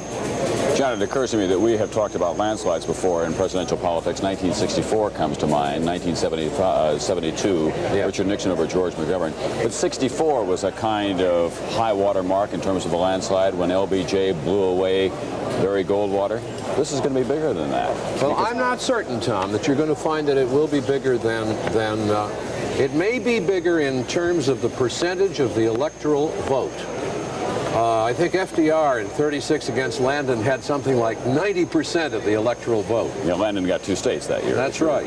And George McGovern in 72 carried Massachusetts and the District of Columbia. Yeah. It could end up that way. I don't know, but especially when you have all that West still to fill in, and that's pretty good Ronald Reagan territory. Well, let's look at the popular vote and see. Okay, we'll show you where it stands right now in terms of the raw vote and the precincts that we have in. 12% of the precincts nationwide reporting in. Ronald Reagan, as you can see, with an 8 percentage point lead now over Jimmy Carter. John Anderson at the 5% level. That's important to him because at 5% he qualifies for federal funds, almost $4 million worth, and for every extra percentage point above 5%, he gets another $500,000 or so. His campaign's in debt. He needs the money. But that's the raw vote total as it stands. There was some feeling tonight that one of these candidates could win an electoral vote victory, but not a popular vote victory. But if Ronald Reagan continues the way that he is, he'll win both a big popular vote victory and a big electoral vote victory. Let me show you what's going on in some of the states that we have around the country that have been reporting in for Ronald Reagan. In Connecticut, for example, this is the vote. 63% of the precincts are in. 8 electoral votes are at stake. Ronald Reagan there with an 8 percentage point lead in the state of Connecticut, which in 1976 went Republican as well as it did in 1972. In New Jersey, 34% of the precincts reporting in so far. Ronald Reagan there with a commanding lead, almost 20 percentage points. In a state that has a Democratic governor, Brendan Byrne, who was helpful to Jimmy Carter as best he could be, but not enough on this day, it turns out, in New Jersey. And in Pennsylvania, one of the key states, blue-collar industrial state, Pittsburgh and Philadelphia anchoring the respective ends of Pennsylvania. Ronald Reagan, the winner there, we are projecting. He now has a very slim lead over Jimmy Carter with 11% of the precincts reporting in so far. But we are showing that Ronald Reagan did well in Pennsylvania because he did well among independent voters as well as Republicans, and he gained nearly 1/4 of the Democratic votes in the state of Pennsylvania. You may remember in the dark reaches of this long campaign season that Jimmy Carter lost the Pennsylvania primary to Ted Kennedy. He lost the city of Philadelphia. That proved fatal to him there, and tonight he did not do well among independent voters, and he lost 1/4 of his Democratic base in the state of Pennsylvania, and that cost him that state. Garrick Utley is standing by now with some Senate races for us. Some Senate races. We've been working hard here, and we have a couple of projections to make. First of all, in the state of Illinois, NBC News now projects that the Democratic candidate there, Alan Dixon, will win, that he will defeat David O'Neill, the Republican lieutenant governor. This was the Democratic seat held by Adlai Stevenson III, who is retiring from the Senate. Dixon was one of the largest vote-getters of the Democratic Party in the state. His job was to get the votes, and he did it despite Reagan's projected victory there. He swam against the tide and won. And NBC News projects that in Arkansas, incumbent Democratic Senator Dale Bumpers will win. Really no competition there, handily defeating the Republican candidate Bill Clark. So, 2 Democratic seats there remain in the Democratic column. But let's look at a few other races which give a better indication of what is happening in a number of states across the country, perhaps due a bit to the strong Reagan showing in the presidential contest. First of all, in Alabama, well, a third of the vote in, third of the precincts reporting, that is, and Jeremiah Denton, the former prisoner of war, with a very slight lead over Jim Folsom Jr. The Republicans hoping to win a Senate seat there for the first time in a century. In Florida, another very close contest, still much too early to project a winner, with a quarter of the precincts reported. Bill Gunter with a very slight lead over Republican Paula Hawkins. We do not yet have the returns from the southeastern part of the state, where Hawkins is said to be quite popular. The Republicans could win there. North Carolina, the incumbent Senator Robert Morgan was supposed to have an easy time running against John East, a political science professor. But, well, there you have it. 18% of the votes in. It is by no means an easy evening for Senator Morgan. We'll be watching that very closely. In Oklahoma, a Republican seat, which was held by retiring Senator Henry Bellman, Don Nichols, the Republican candidate, he's only 31 years old, strongly backed by the Christian evangelical group Moral Majority, holds a lead, a substantial lead over Andy Coates with a quarter of the precincts reporting. And in Pennsylvania, where Richard Schweiker, the Republican senator, is retiring, Pete Flaherty, the Democrat, has the lead with 11% of the precincts reporting. If the Democrats could win there, they could pick up a Republican seat.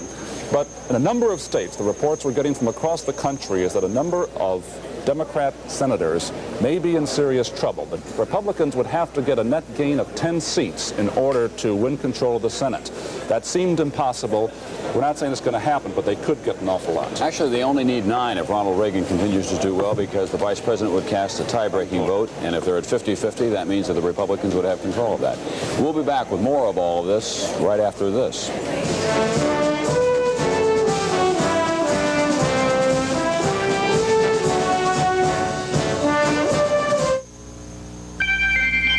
Picking and choosing the right investments requires very careful handling. One wrong move can easily damage the best laid plans. At Merrill Lynch, we know that size and strength can be very valuable. But it is our sensitivity to your investment goals and agility in helping you reach them that makes us what we are. Merrill Lynch, a breed apart. America is not going to be pushed around anymore. Dodge challenges Honda. Now Dodge beats Honda with more front-wheel drive cars with high mileage. Dodge Colt beats Honda Civic. Dodge Omni tops Honda Accord.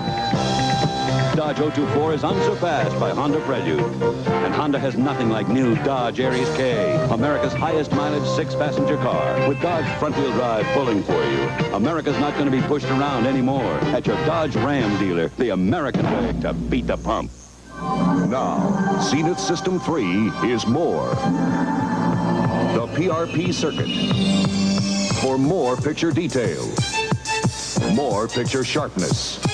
25% more. 4 speakers for more sound. Built-in cable tuning for access to more channels. 105 channels. Zenith System 3. We're moving television into the future. How would you like to buy a new Rolls-Royce for $67? Or a new suit for 50 cents? Or a steak dinner for a nickel? Well, you could. If in the past 25 years their costs had dropped as much as the cost of doing work on an IBM computer, helping people do more at less cost. That's productivity, and that's one answer to inflation. IBM, helping put information to work for people. We're back, and one of the reasons that Jimmy Carter is not doing well tonight, if you're just joining us, we should tell you, I guess, that NBC News about an hour ago projected that Ronald Reagan will be elected president, and by substantial margins. One of the reasons that Jimmy Carter is not doing well is that inflation hurt him a great deal. The NBC News Associated Press survey of voters at more than 400 polling places across the country today showed, you guessed it, inflation, the #1 problem on the minds of almost all voters. Almost half of today's voters said they think that a president is able to do something to control inflation. You may recall that Jimmy Carter continued to point his finger at the OPEC nations for raising the price of oil. Well, of those who believe that the president can do something, 24% voted for Carter, while 71% voted for Ronald Reagan.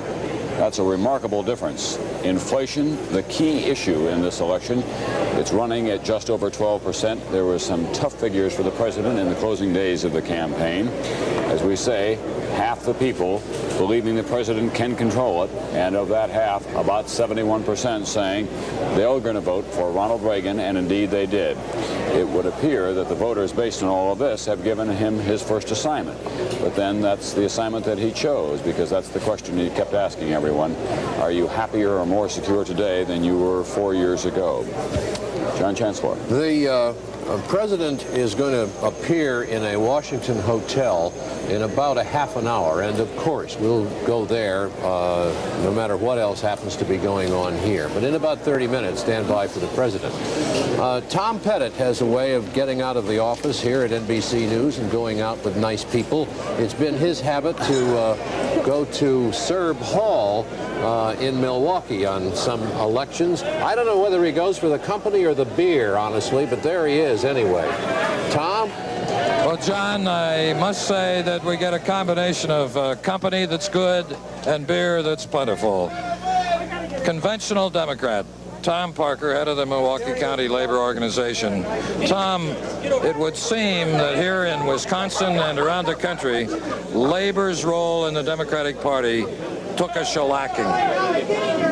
Well, I wouldn't say that. I don't know exactly what came off the full Democratic ticket, and I don't know exactly what's projected for Wisconsin is going to come through, because I'm sure that Milwaukee County has not been counted, and so therefore I still have confidence, and coming from labor, no matter who wins on the presidential, they're going to have to deal with labor. Why did Carter lose? I don't know why Carter lost. I would imagine that he did not get enough votes. Oh, come on now, be serious with me. Why do you think he lost? Carter may have lost. There were a couple of labor issues that Carter did not come through with. I don't know that all of labor has understood exactly what will happen if it goes the other way. I have not been convinced that it's going the other way yet, though. You still don't accept the victory of Ronald Reagan as projected by the networks? I never accept projections. Well, we'll talk to you tomorrow. I'm sure you will. See how you feel about it tomorrow. Now, one of the people here who's very happy, Tom, is Bronco Groover. Bronco, you're a Reagan man, right? Well, yes, I am today.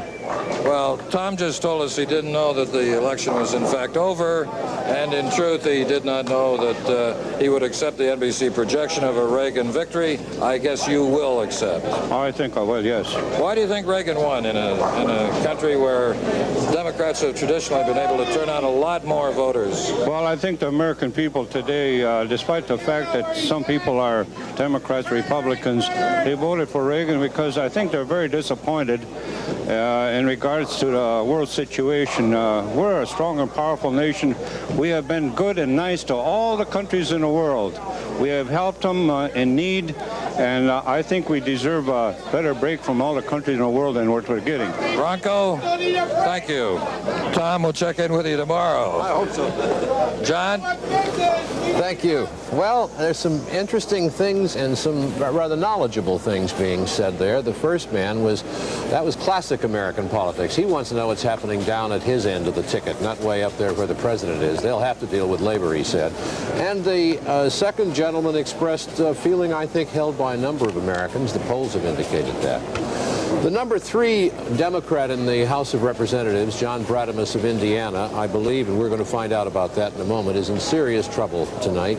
John Bradamus was elected to his 11th term in the Congress with 55% of the vote.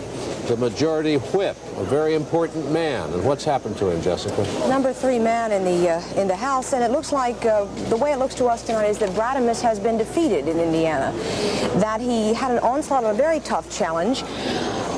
70% of the precincts now reporting in, and his opponent Hyler with 54% of the vote so far. That looks like enough to us to call this race and to say that Bradamus has been defeated. He's not used to having that tough of a challenge. But this has been a time in Indiana where the Republicans have swept the state. There's a Republican governor. Reagan took the state. There's a Republican senator. It's been a very difficult night for the Democrats in Indiana. And Bradamus was targeted by the GOP. His opponent, John Hyler, was someone who was selected by the GOP to run against him, gave him a very tough challenge. Was hurt to a great extent by the high unemployment in that state. The automotive industry is located there, a lot of it, and in fact the recreational vehicle are manufactured there. That's the hardest hit portion of what is a very hard hit industry. So the general feeling of the campaign workers that I talked to today was that it was summed up by one campaign worker who worked for Hyler, and he said the attitude around here is that the federal government stinks and that John Bradamus is part of that, and if Bradamus can separate himself from President Carter, he'll be able to pull it out, because the majority whip in the House of Representatives is someone whose job it is to really work on getting the president's politics, the president's bills, through Congress. So Bradamus, I guess, was not able to separate himself from that. We'll look at one other interesting race where a Republican looks to be in trouble. It's in Maryland, in Maryland's 1st Congressional District, with 70% of the precincts reporting in. The Republican, Bauman, Robert E. Bauman, a well-known parliamentarian, looks to be in serious trouble in the challenge that's been mounted by his opponent, Democratic candidate Roy Dyson from Great Falls, Maryland. If you'll remember, Bauman was charged with soliciting sex from a 16-year-old boy, and he was permitted to plead innocent to those charges in return for undergoing a court-ordered supervised rehabilitation program. His opponent, Roy Dyson, the state legislator, was considered to be a long shot until that disclosure. And although Dyson had said he would not make an issue of it in this campaign, 92% of the voters in Maryland's 1st Congressional District knew about those charges against Bauman. Bauman didn't make it an issue, Dyson didn't make it an issue, but apparently the voters of Maryland consider it to be a very important part of this race. There are 2 races that we're looking at. We'll look at further races in the House of Representatives coming on later in this evening. Tom. Thank you, Jessica. We are going to give Jimmy Carter another state. He does not have many tonight. NBC News now projecting that Jimmy Carter will win the state of Rhode Island, and it's 4 electoral votes. Jimmy Carter winning Rhode Island and the 4 electoral votes. So on our map, we will add now in the upper right-hand corner the tiny state of Rhode Island. That will be colored red for Jimmy Carter. Not much red up there, as you can see. An overwhelming Ronald Reagan victory that we are projecting tonight. Rhode Island had been expected to go to the Democrats, and indeed we are projecting that it will. So let's take a look now at the electoral vote as it now stands. Ronald Reagan, 295 electoral votes. Jimmy Carter, just 25. His home state of Georgia, the Democratic state of West Virginia, Rhode Island, and the District of Columbia. And that's all he has at this point. Earlier this evening, he was told by his own pollster, Pat Caddell, it's all over. The top President Carter campaign officials were saying the same thing. They acknowledged it early on, and now that's the consensus. Ronald Reagan, the projected winner of the presidential race. And where shall we go from here? All right, we'll be back with more of Election 1980 right after this.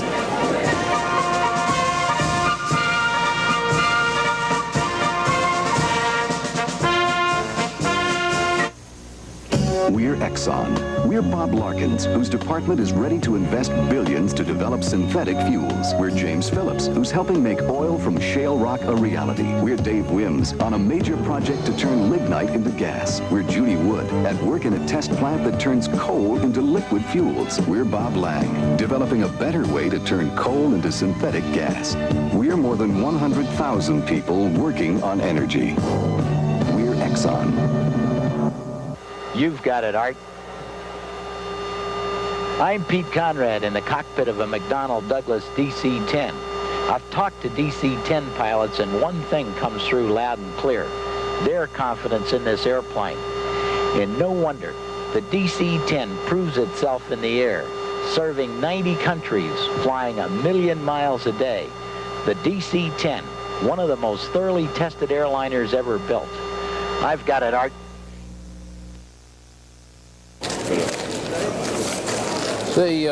We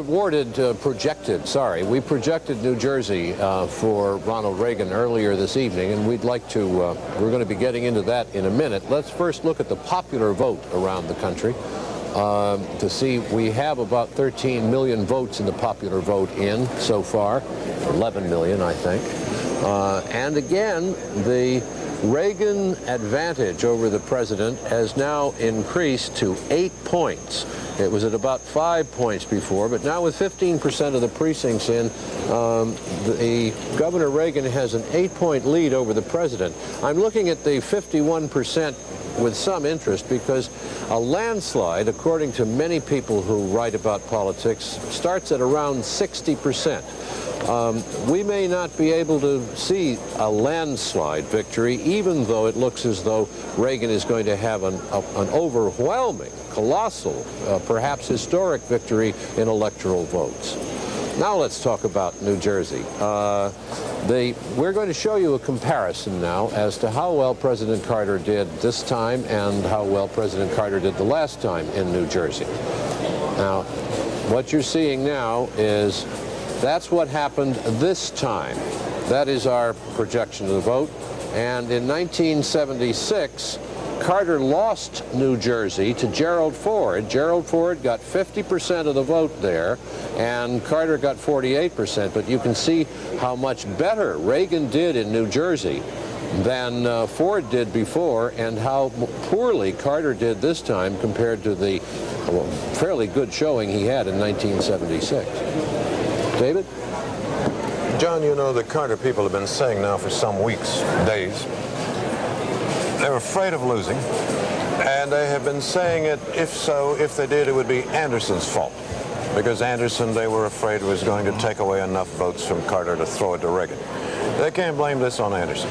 If all of Anderson's votes, at this hour, it could change, but not that much, if all of Anderson's votes were added to Carter's, it wouldn't change the outcome at all. He's got his 5%, I gather, to get his money, federal money. We'll have to wait to see. As of now, he has it. It may change. But in any case, he has made that much difference.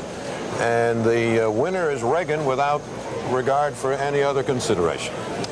Thank you very much, David. We'll see you again in the next half hour. And that's where the election stands at this time.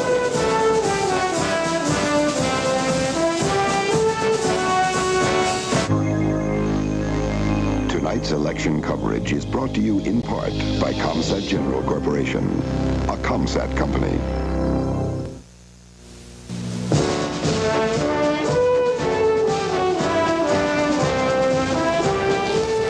Hello, Senator Charles Mack Mathias has easily won again in Maryland. He will be going back to the Senate. Mathias was projected some time ago to be the winner of the Maryland Senate contest, and he has apparently had no problems in doing so again. He beat Barbara Mikulski the last time around and apparently did just as well this time, if not even better. Barbara Allen is standing by at Senator Charles Mathias's headquarters. It's in Baltimore, Maryland. Barbara, I guess they're pretty joyous down there right now. This is what is known, my friends, as a victory party. Everybody here is just absolutely delighted, Jim. Senator Charles Mack Mathias, as you said, projected as the winner to his third term in the U.S. Senate. He won over Democratic opponent Edward Conroy. Now, history was really made here tonight because Charles Mack Mathias became the first Republican ever to win the city of Baltimore popular vote in a senatorial election. Unheard of. It's a Democratic city. Also, he's become the first Republican in history to win a third term to the U.S. Senate. So needless to say, his supporters here are just absolutely buoyant. There also is an air of expectancy here because any minute now, Senator Mathias is going to walk through the door and address the people who worked so hard to get him reelected.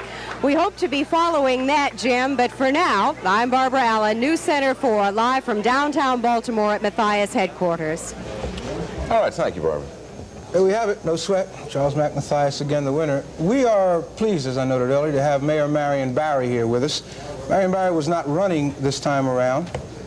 I'm sort of and is happy about it. I don't know whether it's good for incumbents or not, except Democrats do well in the District of Columbia. So if I were running in 82 as a Democrat, I would have won. All right. Mayor, one of the things that did do well in the district this time around was the vote on the gambling initiative. The voters overwhelmingly approved lotteries, numbers, bingo in churches, and raffles for charitable purposes.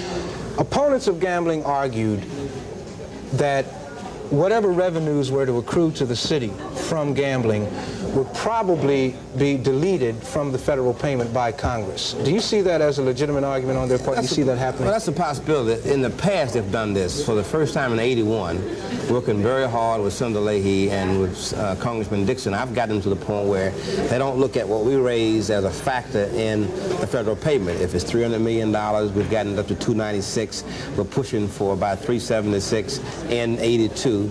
And if we can keep that team working, I think we might be able to take that income and use it for what I would hope to be social services kind of programs, education, health, job training, and housing.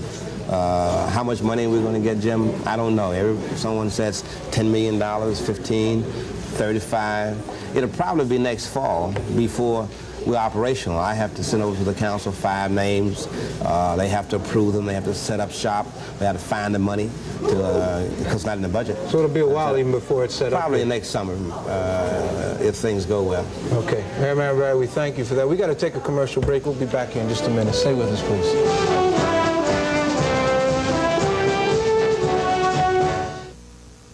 The people who own ships like this one and the people who sail them think it's a good idea to keep in touch with one another. Even though every vessel in international trade has a radio, atmospheric changes can make radio transmission unpredictable at best. That's why today many shipping companies and oil companies involved in offshore drilling depend on Marisat, the remarkable satellite communication system developed by ComSat General Corporation. Using Marisat, a captain can be in direct voice contact with his management people on shore. He can send and receive telex messages or facsimile data. Crewmen and passengers can even call their families at home. For years, ComSat General has helped show the world the way to use satellite technology to solve specific communications problems. Indeed, ComSat General has often been up there with the answers before the questions were asked. For answers in orbit via satellite, think first of ComSat General Corporation. As we projected some time ago, Michael Barnes has won the 8th District seat, won the right to retain the 8th District seat, more properly put, in Maryland. He is giving his speech now in Maryland. We're going to switch there live. Was the people involved in it. We didn't have the kind of money that the opposition had. No way did we have the kind of money that the opposition had. But we had a campaign of people like unto which I've never seen, and really I think like unto which Montgomery County has never seen.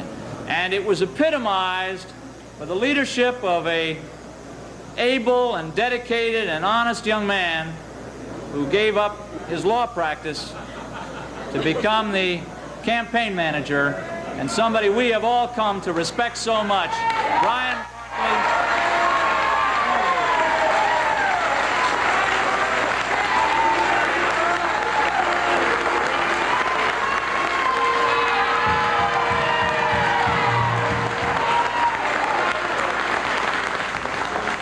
Michael Barnes, the winner in the most expensive congressional campaign in the history of the Washington metropolitan area, beating Newton Steers as he did before in 1978. That his acceptance speech from Rockville Live. News Center 4's coverage of this general election 1980 will continue at 8 minutes before the hour. Join us then. We're going back now to see how things are going in the national scene and NBC News.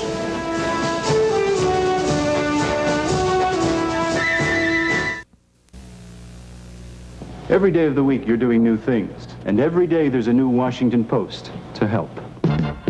There's a post for your neighborhood and the world. A post for your home, shopping, fashion. Every day there's something new. And there's a Washington Post for every day of you. We'll prove it. Pay for 8 Sundays of the Post, just $7.20, and get all the weekdays free. Even Sunday-only subscribers are eligible. For details on this special offer, call 334-6100. First, you know how special you are to me. And you know I like doing things for you. Little things, big things. And I like working for you, too. But I've been thinking, you know, I think we'd have a much more meaningful relationship if you went to work, too. If your money is doing nothing, bring it to Interstate Federal for the interest it deserves. Interstate's cash action bill payer account earns like a savings account and works like a checking account. It's phenomenal. On my next show, Robert Goulet, Patty Page, and lots more. Decision 80. NBC News continues its election night report.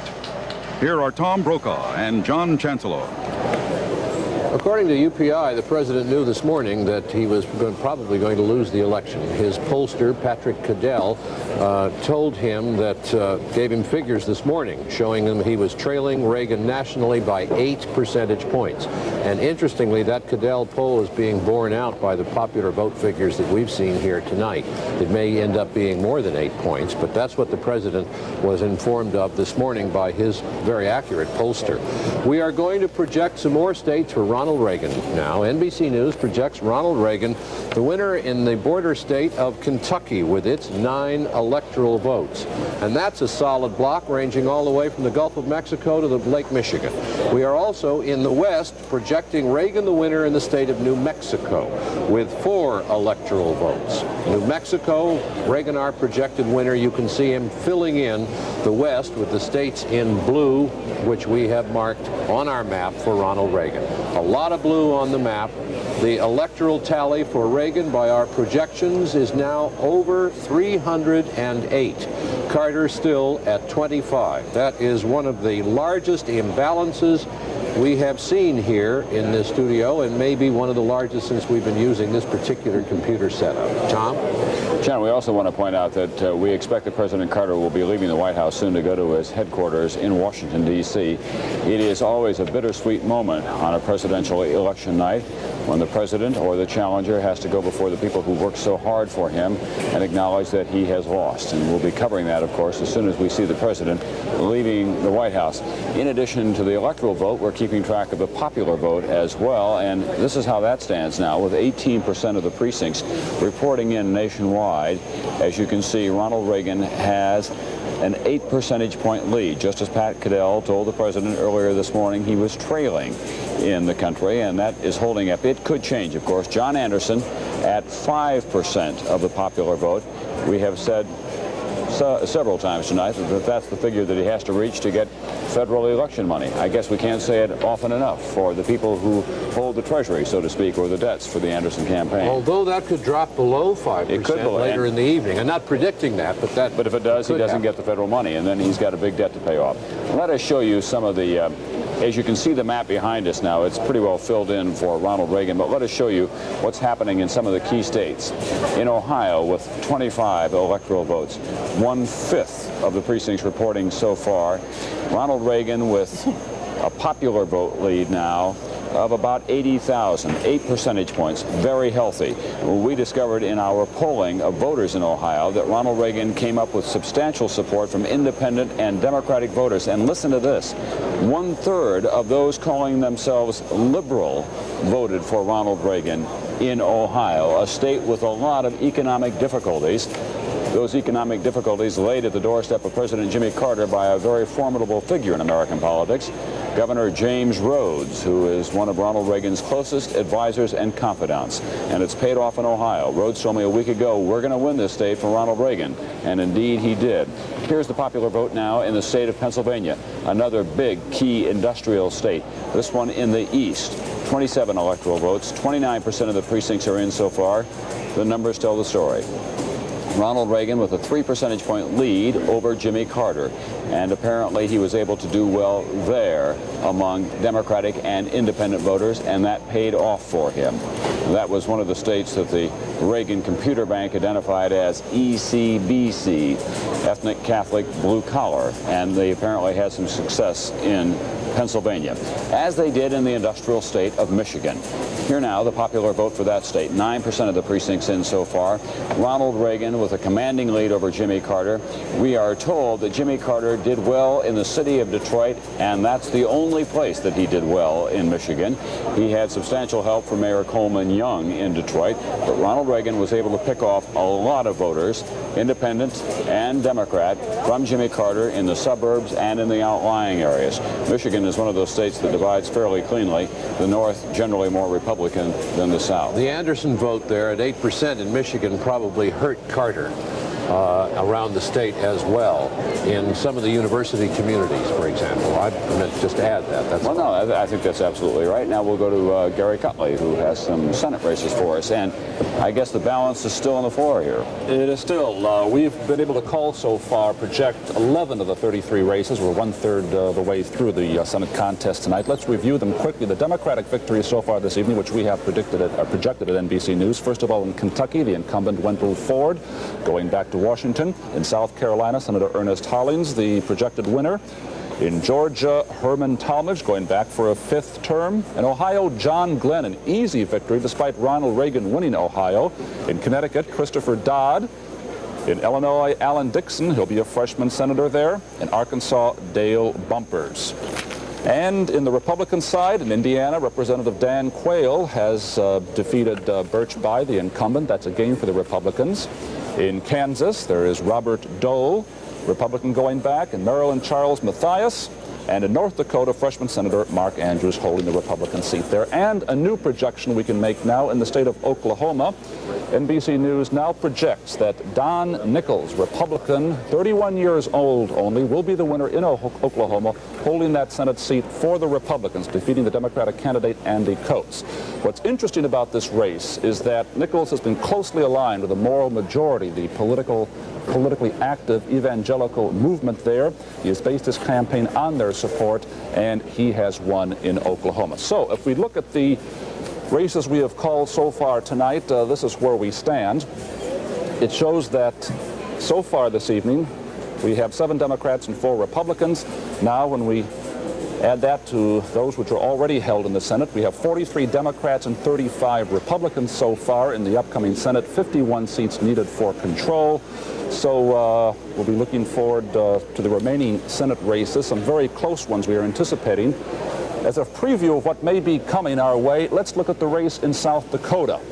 Not much of the vote in, 6%, but look at that. George McGovern, the incumbent senator, trailing Jim Abner, U.S. Representative. 6% of the precincts reported, I should say. McGovern may be in trouble there. And one of the interesting things in the closing days of the race there, Tom, was that the McGovern campaign went out to one of the Indian reservations, Pine Ridge, said they would offer food and a free color television set to the community center of the reservation, which got the greatest number of votes, the greatest turnout. The Republican Attorney General tried to stop that, halt that, and McGovern people said, hey, that's not your writ. This is a federal land, not state land, and we're going ahead with it. I think they withdrew the color television set offer, but the food offer still stands, so we'll see how that works out. And we'll be back, including a visit with Jimmy Carter to his campaign headquarters, which we expect momentarily. We'll be back with more Election 1980 right after this.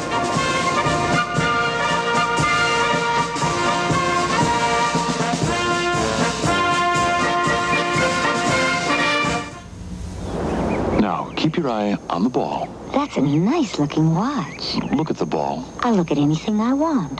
That really is a nice-looking watch. It's a Timex quartz. What's that mean? It means fanatic accuracy. The most precise, most accurate watch I ever owned. And never even winded. Now, look at the ball. Do they make Timex quartz watches for women? Sure.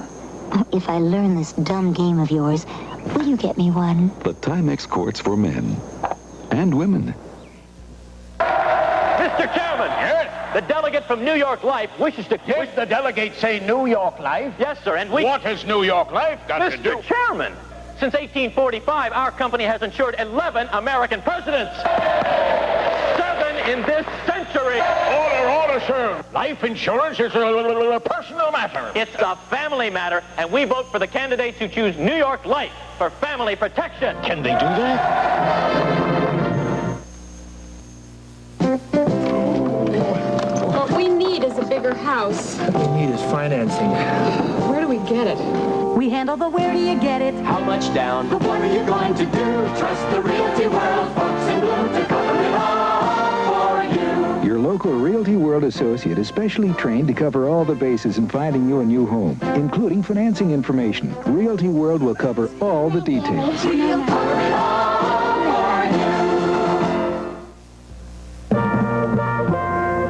Reaching your financial goal is never as simple as some people would have you believe. You have to know exactly where you're going and make the right decisions at the right time. At Merrill Lynch, it's our skill at guiding you through the intricacies of investing that makes us what we are. Merrill Lynch, a breed apart. And there's Robert Strauss and the president. Strauss, the campaign manager of a campaign that did not work. President Carter entering a hotel in Washington, D.C. at this hour, and we presume that he is going to make a concession speech to his supporters gathered there. A number of his supporters walking in with him. You saw Jesse Jackson there with him. The Sheraton Washington Hotel. A sad night for the president. This has not happened to a president since it happened to Herbert Hoover, and there was no television then on that November night when he lost to Franklin Roosevelt. That was in 1932. It's been a long time since a sitting president has been defeated. There's John Palmer of our staff. Just a few minutes. The president has just arrived here at the Sheraton Hotel in Washington, his campaign headquarters.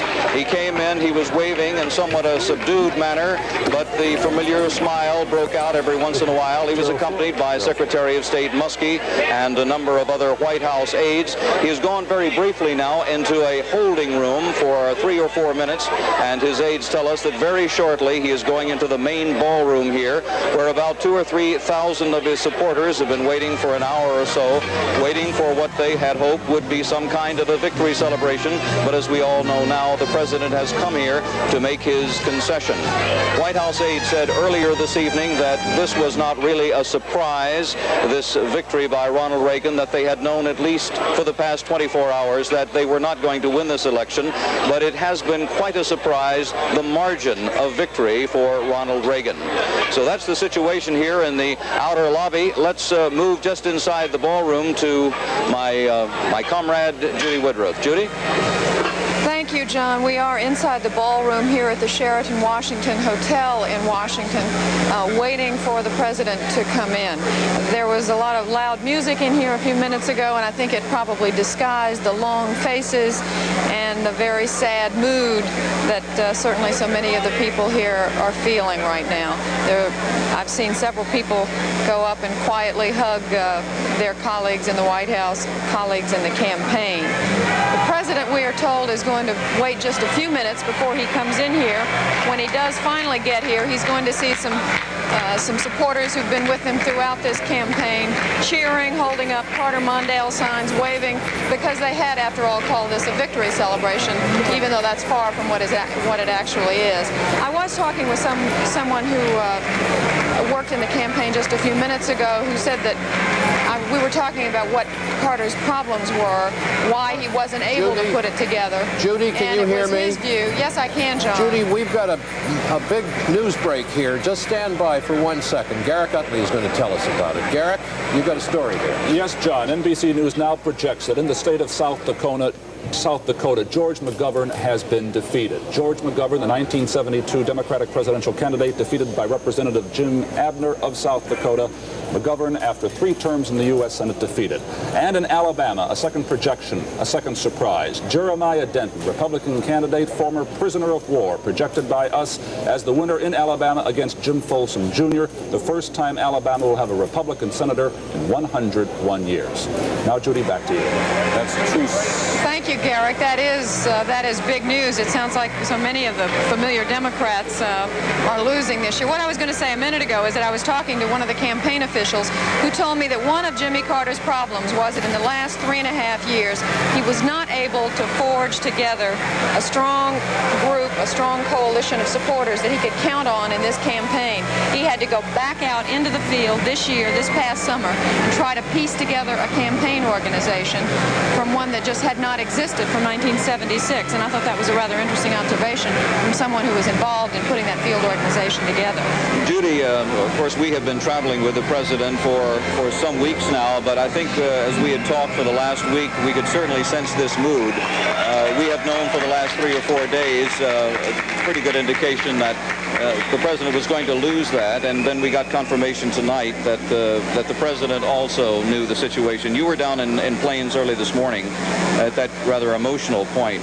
I was. I think all of the members of the press corps who have been traveling with the president were taken aback when we saw that he was in the middle of a speech to a group of his townspeople, people who live in Sumter County, his home county, and some of the surrounding counties. He was talking about the commitment that he had felt they had made to him, and he hoped that he had been able to deliver the commitment that they expected of him, and he choked up in the middle of it, and tears came to his eyes. He quickly recovered, of course, and went on to shake some hands, but all of us who were standing there in the street looking knew then that he probably knew something that had not been shared with us. There's another surprise, I think, among many surprises tonight for the Carter people. The outcome not a surprise, but the depth of the defeat here was certainly the South. When you look at the NBC board and you see Florida, we're just holding Georgia. It is an amazing thing. The Carter people really knew they had great problems with the president's one solid base in the South, but not problems like that. They knew Florida was a bit dicey in South Carolina, but they thought they were going to take Tennessee. They thought they might be able to make Mississippi and even Texas. And then we look at the board tonight and we see it's all a different color. I think you have to say it's a humiliating rejection for a president who is from the South, and certainly one that's going to be very difficult for the president and for the advisors who've been so close to him over all this time to accept. It sounds as if we've got some of the campaign officials, White House officials arriving. We're told that Secretary of State Muskie has just arrived and is walking. We see now on the monitor he's just arrived here at the hotel.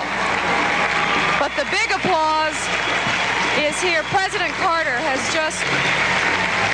is apparently just standing outside the ballroom. There was a big cheer went up when Democratic National Chairman John White came in and walked up on the stage. We have seen several cabinet officials, Bob Bergland, Agriculture, Attorney General Civiletti, and others standing next to the stage, waiting, of course, for the president to come and to show their support for him when he does get here. A lot of sad faces here tonight, Judy. I was here, I guess, 3 hours ago for the first time when the news first broke on the networks, when they came on with their evening news programs, and every network let it be known that it was a hopeless cause. People just stood around and really couldn't believe that it happened that early. There haven't been many smiles around here, and there's Bob Strauss now.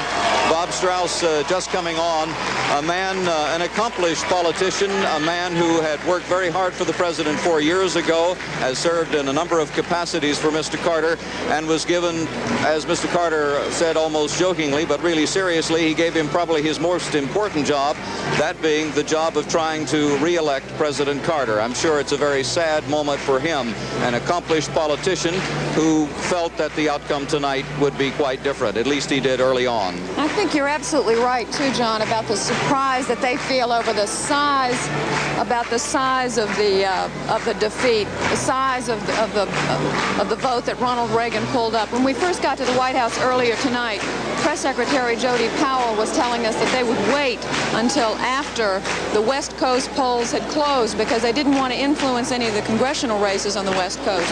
Once they saw the numbers come in, and as you said, the statement they were making was devastating for the president, they decided they would go ahead and have him come on. They would plan his arrival here much earlier. All three networks, of course, called it. It looks as though the people are doing their very best here to make a good show of the situation. You see a sign there, the NEA, the National Education Association.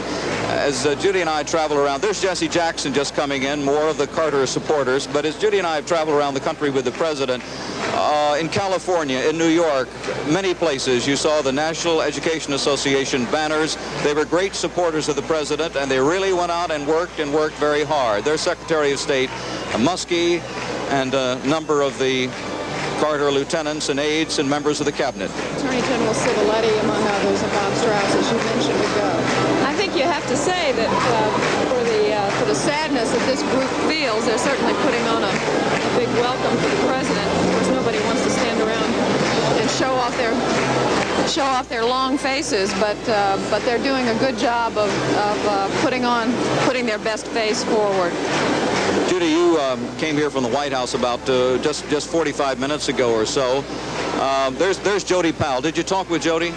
Yes, we did, and he didn't have a whole lot to say to us, frankly. He said he told us that it was the middle of last night when the president found out that it was probably lost for him. He said Pat Caddell's latest poll showed the president 8 points behind. And I think we mentioned this earlier. Caddell was saying at that point that has been saying that it was the hostage developments over the weekend that broke against the president, that people just didn't perceive it.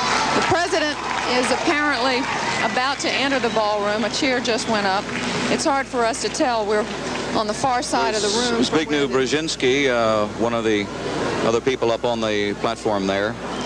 When the president arrived back at the White House shortly before noon today, he said that concerning the outcome, now we have ruffles and flourishes. We're about to see the president.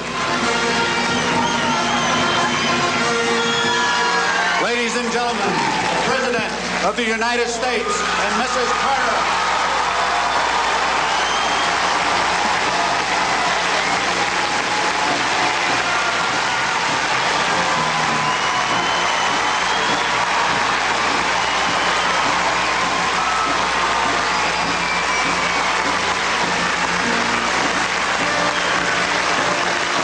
President Carter, of course, has just arrived here in the ballroom, the Sheraton Washington Hotel, greeting members of his cabinet, Secretary of State Muskie, Attorney General Civiletti. There are so many signs being held up in this crowd that it's difficult to see some of the people who are up on the stage. Secretary of Health and Human Services, Patricia Harris, Charlie Schultz, the chairman of the Council of Economic Advisors. Press Secretary Jody Powell standing next to his daughter, Emily, who we saw earlier tonight in the press room at the White House. She had been crying. That's campaign chairman Hamilton Jordan, the mastermind of the Carter campaign in 1976 and again this year. Jerry Rafshoon, the president's advertising whiz. Pat Caddell, the pollster. Tim Kraft, who was the campaign manager who had to leave the campaign a few weeks ago because of allegations that he had used cocaine. The president's turning around, heading toward the podium. We noticed that just as he came in, they put the presidential seal on it.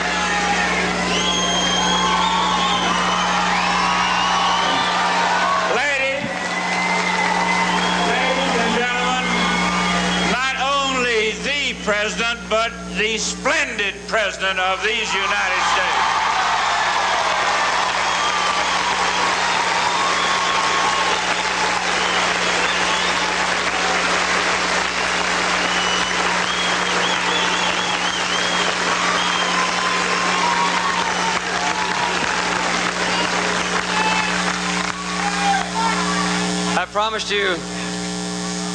I promised you 4 years ago that I would never lie to you, so I can't stand here tonight and say it doesn't hurt.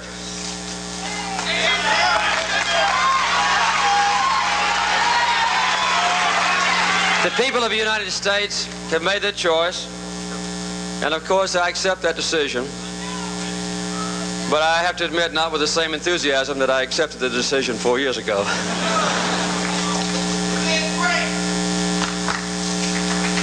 I might say,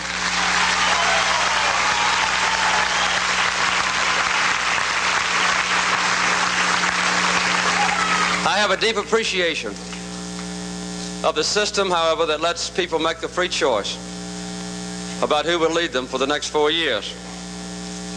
About an hour ago, I called Governor Reagan in California, and I told him that I congratulated him for a fine victory.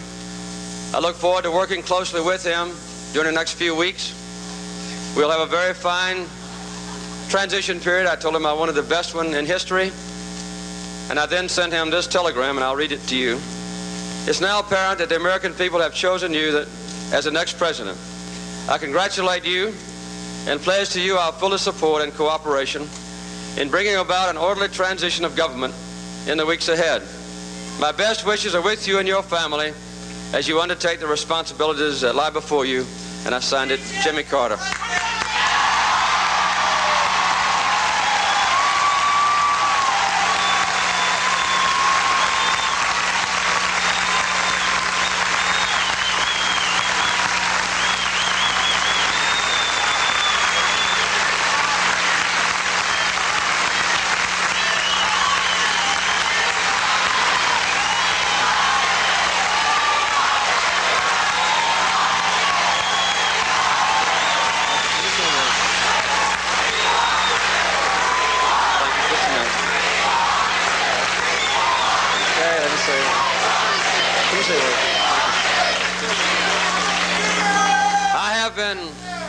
I have been blessed, as only a few people ever have, to help shape the destiny of this nation.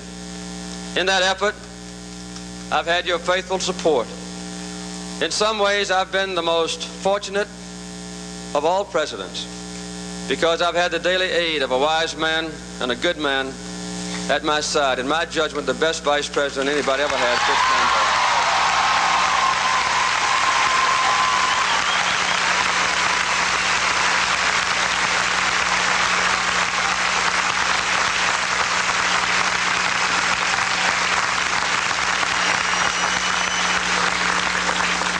I've not achieved all I set out to do. Perhaps no one ever does. But we have faced the tough issues. We've stood for and we fought for, and we have achieved some very important goals for our country. These efforts will not end with this administration. The effort must go on, nor will the progress that we have made be lost when we leave office. The great principles that have guided this nation since its very founding will continue to guide America through the challenges of the future. This has been a long and hard-fought campaign, as you well know, but we must now come together as a united and a unified people to solve the problems that are still before us, to meet the challenges of a new decade. And I urge all of you to join in with me in a sincere and fruitful effort to support my successor when he undertakes this great responsibility as president of the greatest nation on earth.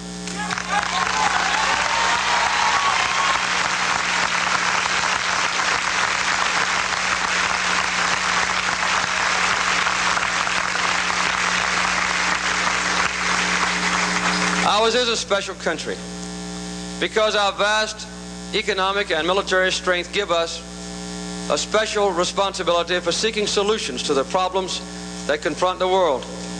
But our influence will always be greater when we live up to those principles of freedom, of justice, of human rights for all people.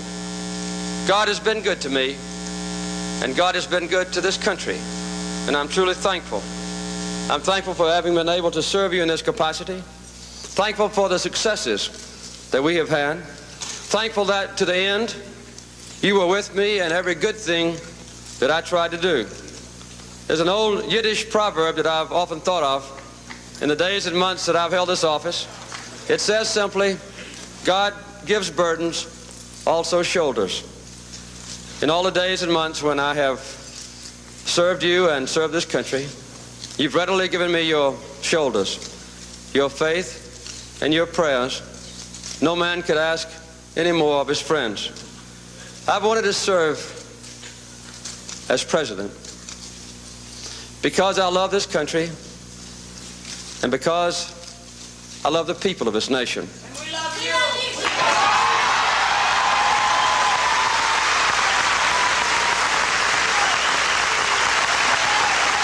Just come over.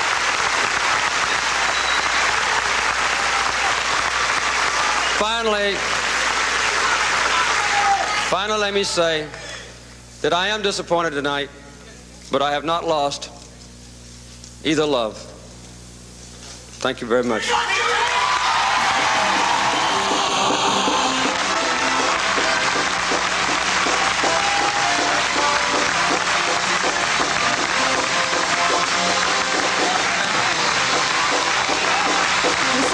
Tearful faces in this crowd.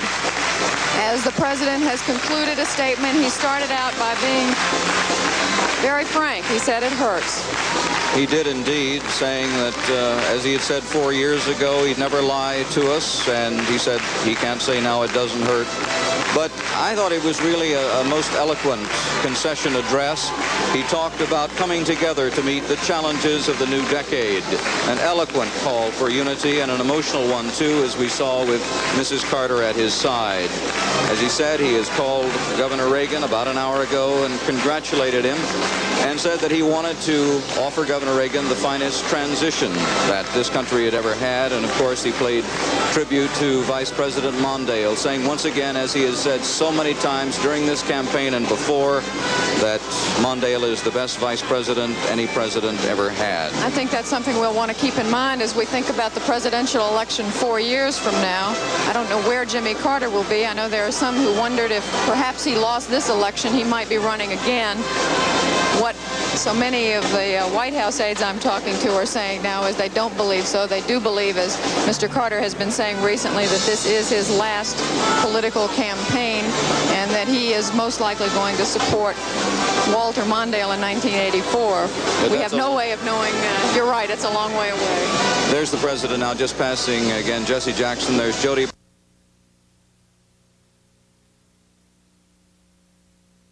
What you might say, the top flight Democrats, members of the cabinet and so forth, who were to meet there in what was hoped earlier would be some kind of a victory celebration, hoped earlier on the part of the Carter people. We are told that the president, most likely, he could change his mind, but probably would skip that and will go immediately back to the White House after he finishes his personal greetings here in the ballroom. John, he seems to have come to grips with the feelings that we have talked about that he was displaying earlier in the day. He does seem to be he does seem to have those under control. He seems to be trying to put his best face forward for this audience. And I think it's a little bit ironic, frankly, that there are so many cheering supporters in here for this man who did have such a difficult time arousing, inspiring his supporters over the last 3 or 4 years. Yes, well, some people are now starting to file out. There's still the happy music playing, and the president is just about over to the side, just about ready now to leave the ballroom again after almost eloquent, what should we say, concession speech. But I'm sure that pretty soon we'll be hearing from Governor Reagan, and he will give his point on his end of the conversation. And I'm sure we haven't heard the end of this from the Carter campaign either. I mean, I'm sure there will be plenty of explanations and analyses and why it happened the way it did and why we weren't able to put it together. I'm sure they're going. In fact, we are told that tonight Press Secretary Jody Powell and Pat Caddell, who is the president's pollster, may hold a briefing to talk about why it didn't work. We now want to go to Walter Mondale at his headquarters in Minnesota. Families, our congratulations. Now we must stand together behind our president-elect, all of us. We have only one president. He deserves our support, and he will have it. Obviously, I would rather have one. But I also see, as I think you do, a chance to rejoice. For we are, above all, thank God, privileged to live in a democracy. Today, all across this nation, in high school cafeterias, in town halls, in churches and synagogues, the American people quietly wielded their staggering power and peacefully, without intimidation, made their choice. And whatever the outcome, tonight we celebrate above all the process we call American freedom.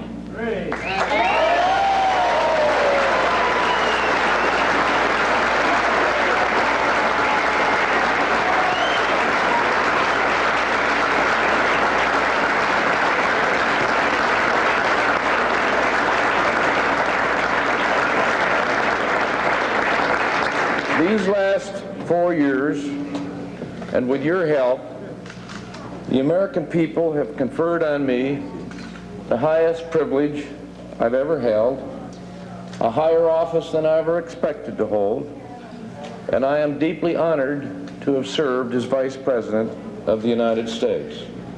I especially want to thank President Carter and Rosalynn for their kindness to me and to Joan and to our family.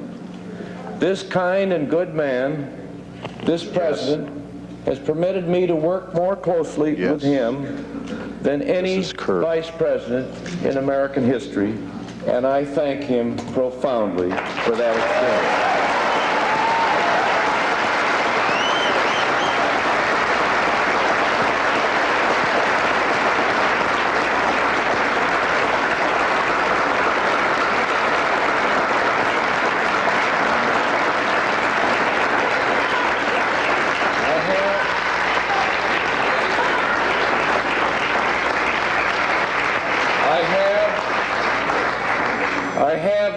Regrets, for I've learned in this office, as I could in no other way, about our country's richness and our world's promise.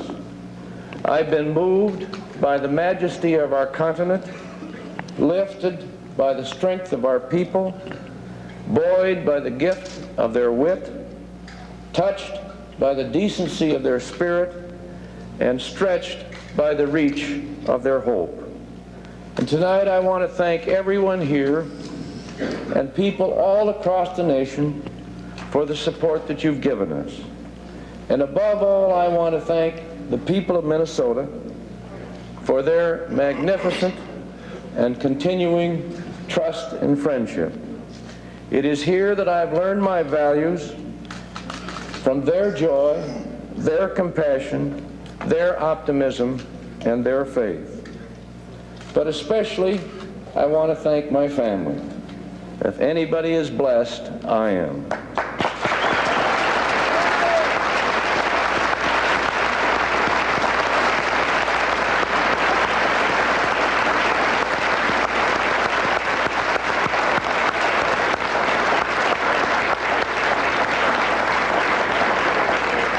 I don't know how well the rest of us have done, but I'll tell you this, Joan has performed magnificently.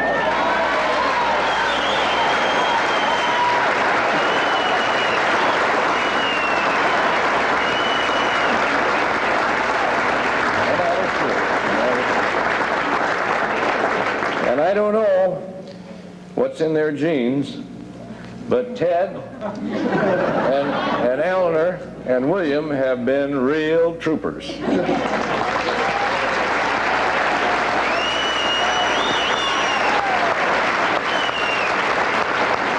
I also want to thank my staff. I've seen a lot of staffs in my life in Washington and in Minnesota, and I don't want to insult anyone else, but I believe I've had the best support in my staff that anyone has ever had, and I want to thank you for your gifted assistance. Well, the Vice President, in his speech, he said the people quietly wielded their awesome power. And they're still wielding that awesome power according to our projections. We are projecting now 5 more states for Ronald Reagan. And let's look at the map and we'll show you what they are. 7 electoral votes we project for Reagan in the state of Colorado. 3 electoral votes we project for Reagan in the state of Nevada. No surprise there. In Idaho, again, a state that had been expected to go for Reagan, 4 electoral votes, our projected winner there. We make him our projected winner in Utah and our projected winner in Montana.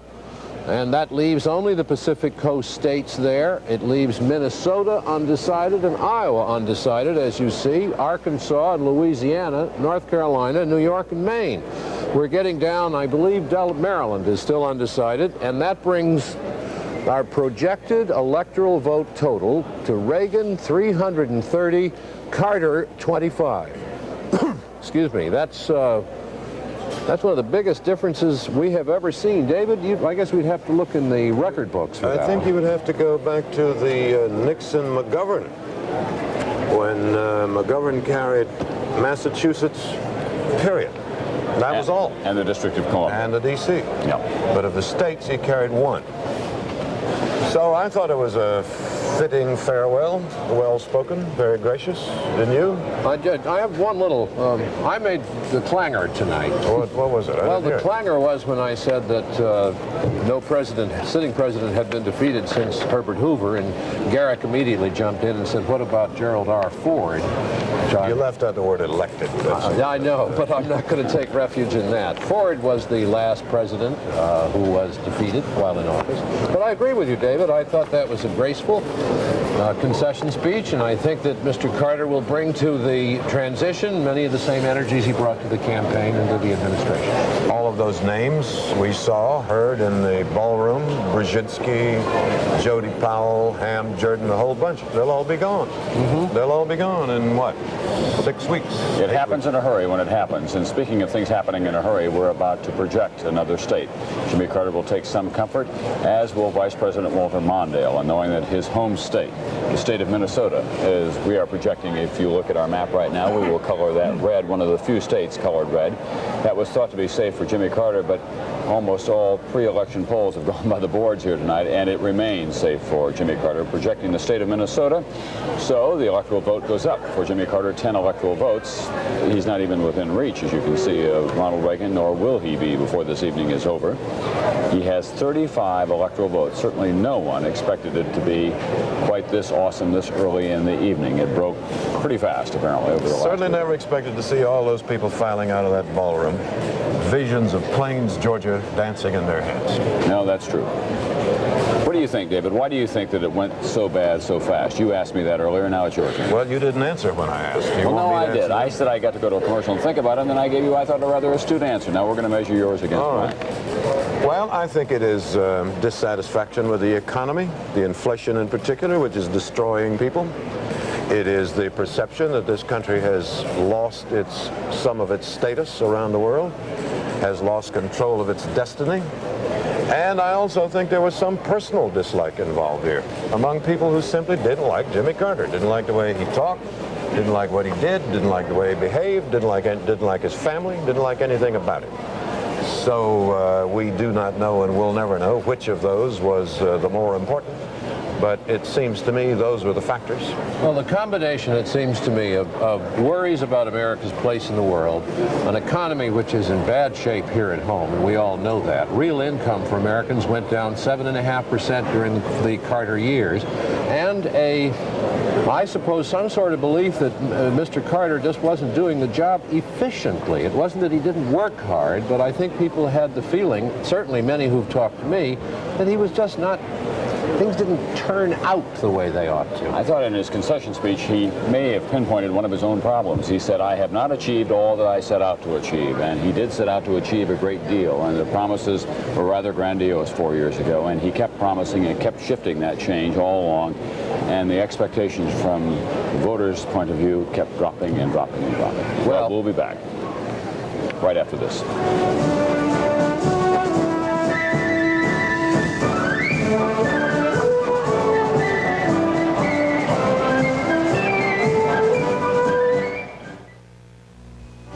Paid for that bridge, and we're going to collect. 35,000 men behind enemy lines with one bridge standing between victory and defeat. 2 days, they said. We've been here 9. Robert Redford, James Caan, Ryan O'Neal, Sean Connery, and Elliot Gould star in the biggest war movie ever made, A Bridge Too Far, Saturday. In this hectic, noisy, rat race world we live in, it's getting harder every day to simply relax.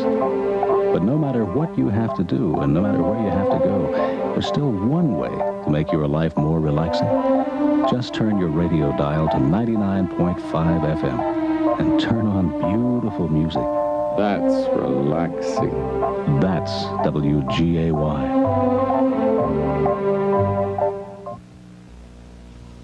You open that refrigerator a few times a day, but I live in here with some pretty unsavory characters. You talking about us? Yeah. So I recommend new Refresherator. It's specially designed to filter out odors. Ooh, how's it do that? With pure activated charcoal, so your refrigerator smells fresh. Goodbye odors. And Refresherator hangs up, so there's more elbow room For us. New Refresherator, the freshener made just for refrigerators. Richard Dawson and Family Feud on Channel 4 at 7:30. Decision 80. NBC News reports the results of our national election. Brought to you in part by Merrill Lynch, whose ability to guide you through the intricacies of investing makes them a breed apart. And by IBM, helping put information to work for people. From the NBC News Election Center in New York, here are Tom Brokaw and John Chancellor. About 2 hours ago this evening, the independent candidate John Anderson called Ronald Reagan, congratulating him on running what Anderson called a fine race and wishing Reagan success in office. And success in office is what in office is what he's going to get, because he is the winner of this election, the president having conceded just 20 minutes ago or 15 minutes ago. And look at the map. The map shows the blue states, or if you're watching in black and white, light gray, for Reagan, it's all over the country. We show Carter now with Georgia, Minnesota, West Virginia, Rhode Island, and the District of Columbia, and that so far is all. He should pick up Massachusetts. He might pick up New York. He might pick up North Carolina. Arkansas, probably. Not so sure about Iowa. Louisiana, maybe. And on the West Coast, probably, given the dimension of Reagan's electoral vote victory here tonight. Those West Coast states will probably go for him, but we're going to wait and see here this evening. Tom? At this point, where Jimmy Carter must be hoping that he can capture at least, if not the election, which has gone by the boards, is a respectable showing, and he's going to have to go some to do that, it turns out. We want to show you the states that we have not yet been able to project because it's just impossible at this point. The race is seesawing back and forth. Let us begin with the state of Massachusetts, where 14 electoral votes are at stake. It is a state that traditionally goes for Democrats, especially liberals. 23% of the precincts reporting in so far. Ronald Reagan is trailing Jimmy Carter by 5 percentage points there. But as you can see, we simply cannot make a call. John Anderson, a big factor in Massachusetts, with 14% of the precincts reporting in so far. That's probably going to be his strongest state. Next, the state of New York, 41 electoral votes, 31% of the precincts reporting so far. Ronald Reagan with a percentage lead of 7 points. John Anderson has gotten 7 percentage points of his own. So that's an important state, 41 electoral votes. In Maryland, 10 electoral votes, 74% of the precincts reporting in. Ronald Reagan leading by 3 percentage points over Jimmy Carter. John Anderson, 8% of the vote counted thus far. North Carolina, thought to be Jimmy Carter's, well, second or third strongest southern state, next to Georgia and Arkansas. Almost half of the precincts in so far, 13 electoral votes at stake. We've got a dead heat, as you can see, 48 to 48%. John Anderson about 3% of the total. In fact, Ronald Reagan has a slight popular vote lead in North Carolina. Louisiana, a toss-up state, 10 electoral votes, 37% of the precincts counted thus far. Ronald Reagan with a 3% lead over Jimmy Carter in a state that has a Republican governor for the first time in this century, David Treen. He's been working hard for Ronald Reagan, and that's how it stands in those states that have not yet reported in.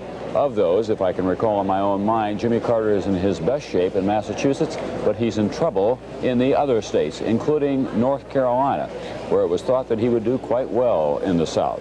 So that's where that stands. John? Tom, Jimmy Carter with 35 electoral votes now, by our calculation, to Ronald Reagan's 330, is in there with some of the big losers, according to the record. Adlai Stevenson got 89 when he ran against Eisenhower in 52 and 73 electoral votes when he ran against Eisenhower in 1956. In 1964, Barry Goldwater, who lost in a huge landslide to Lyndon Johnson, ended up with 52 electoral votes, and George McGovern, totally wiped out in the 1972 election, got 17 electoral votes. So Carter will do perhaps better than Goldwater, and already has done better than McGovern. Jessica?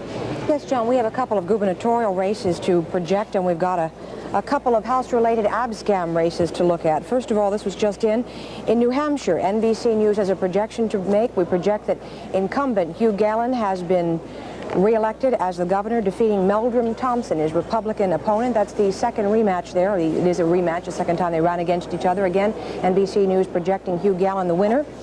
In the state of Rhode Island, NBC News now projects incumbent Joseph Garrick, Democrat, re-elected governor of Rhode Island. His opponent, Vincent Cianci, the very popular mayor of Providence, Rhode Island, apparently not popular enough in the rest of the state. NBC News now projects Joseph Garrick, the winner in the gubernatorial race in Rhode Island. This is his third term. They have 2-year gubernatorial terms in the state of Rhode Island. Now taking a look at 4 of our 5 ab-scam-related House races. In South Carolina, in the 6th District, the Jenrette race, 36% of the precincts now reporting in Jenrette trailing his opponent, attorney, a former aide to Senator Strom Thurmond. He's trailing, but the margin is not all that great yet, and there are only 36% of the precincts reporting in. Another race which cost a candidate, ab-scam cost this candidate the race in New Jersey. 3rd Congressional District, 4th Congressional District, 53% of the precincts now reporting in. We are projecting that Thompson has lost that. Incumbent Frank Thompson, Democrat from Trenton, indicted in ab-scam for allegedly taking a $50,000 bribe in return for using his influence on Capitol Hill.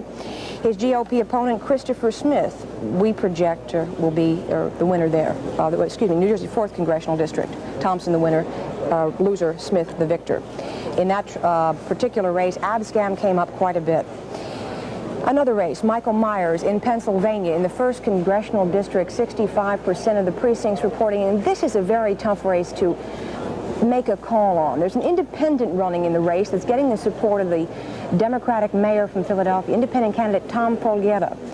The ab-scam race there made it very, very tough and very, very close. And also, in this particular area of Philadelphia, the big lever is important. Democratic politics usually delivers the vote. And in this race in Pennsylvania's 3rd Congressional District, with 55% of the precincts reporting, this was the race we think ab-scam did not affect. Raymond F. Lederer goes on trial for ab-scam-related charges in January. He was favored to win, despite the fact that there were radio ads there that said, this congressional seat can't be bought for $50,000. So we think that Lederer won. Brokaw? Thank you, Savitch. And we will tell you that Iowa, we are projecting, NBC News projects that Ronald Reagan wins the state of Iowa as he was expected to. He lost it during the caucuses, but reclaimed it in the general. We'll be back after this.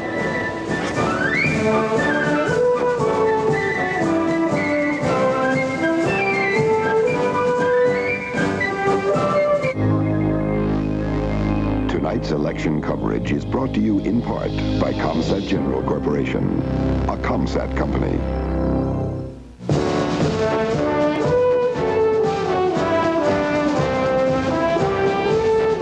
Good evening and welcome back to News Center 4's coverage of the general election 1980. We're going to turn our attention to Virginia, 2 races in the 8th and 10th district. I wanted to say one thing. The president's concession speech came at 10 minutes to 7 o'clock West Coast time. I have been doing election returns since 1968, all of them on the West Coast. It has to be staggering for the millions of people who still have not gone to the polls. The polls do not close there for still another 40 minutes throughout California, Oregon, and Washington. It essentially is all over. But we've got some very interesting results in the 8th and 10th, and our analyst Dick Smolka is with us now to talk about it. In the 8th, Dick, Stan Paris, you're projecting as the winner. Stan Paris has won it. He leads by about 6,000 votes now. It's about a 51-49 margin. That wasn't supposed to happen, though, was it?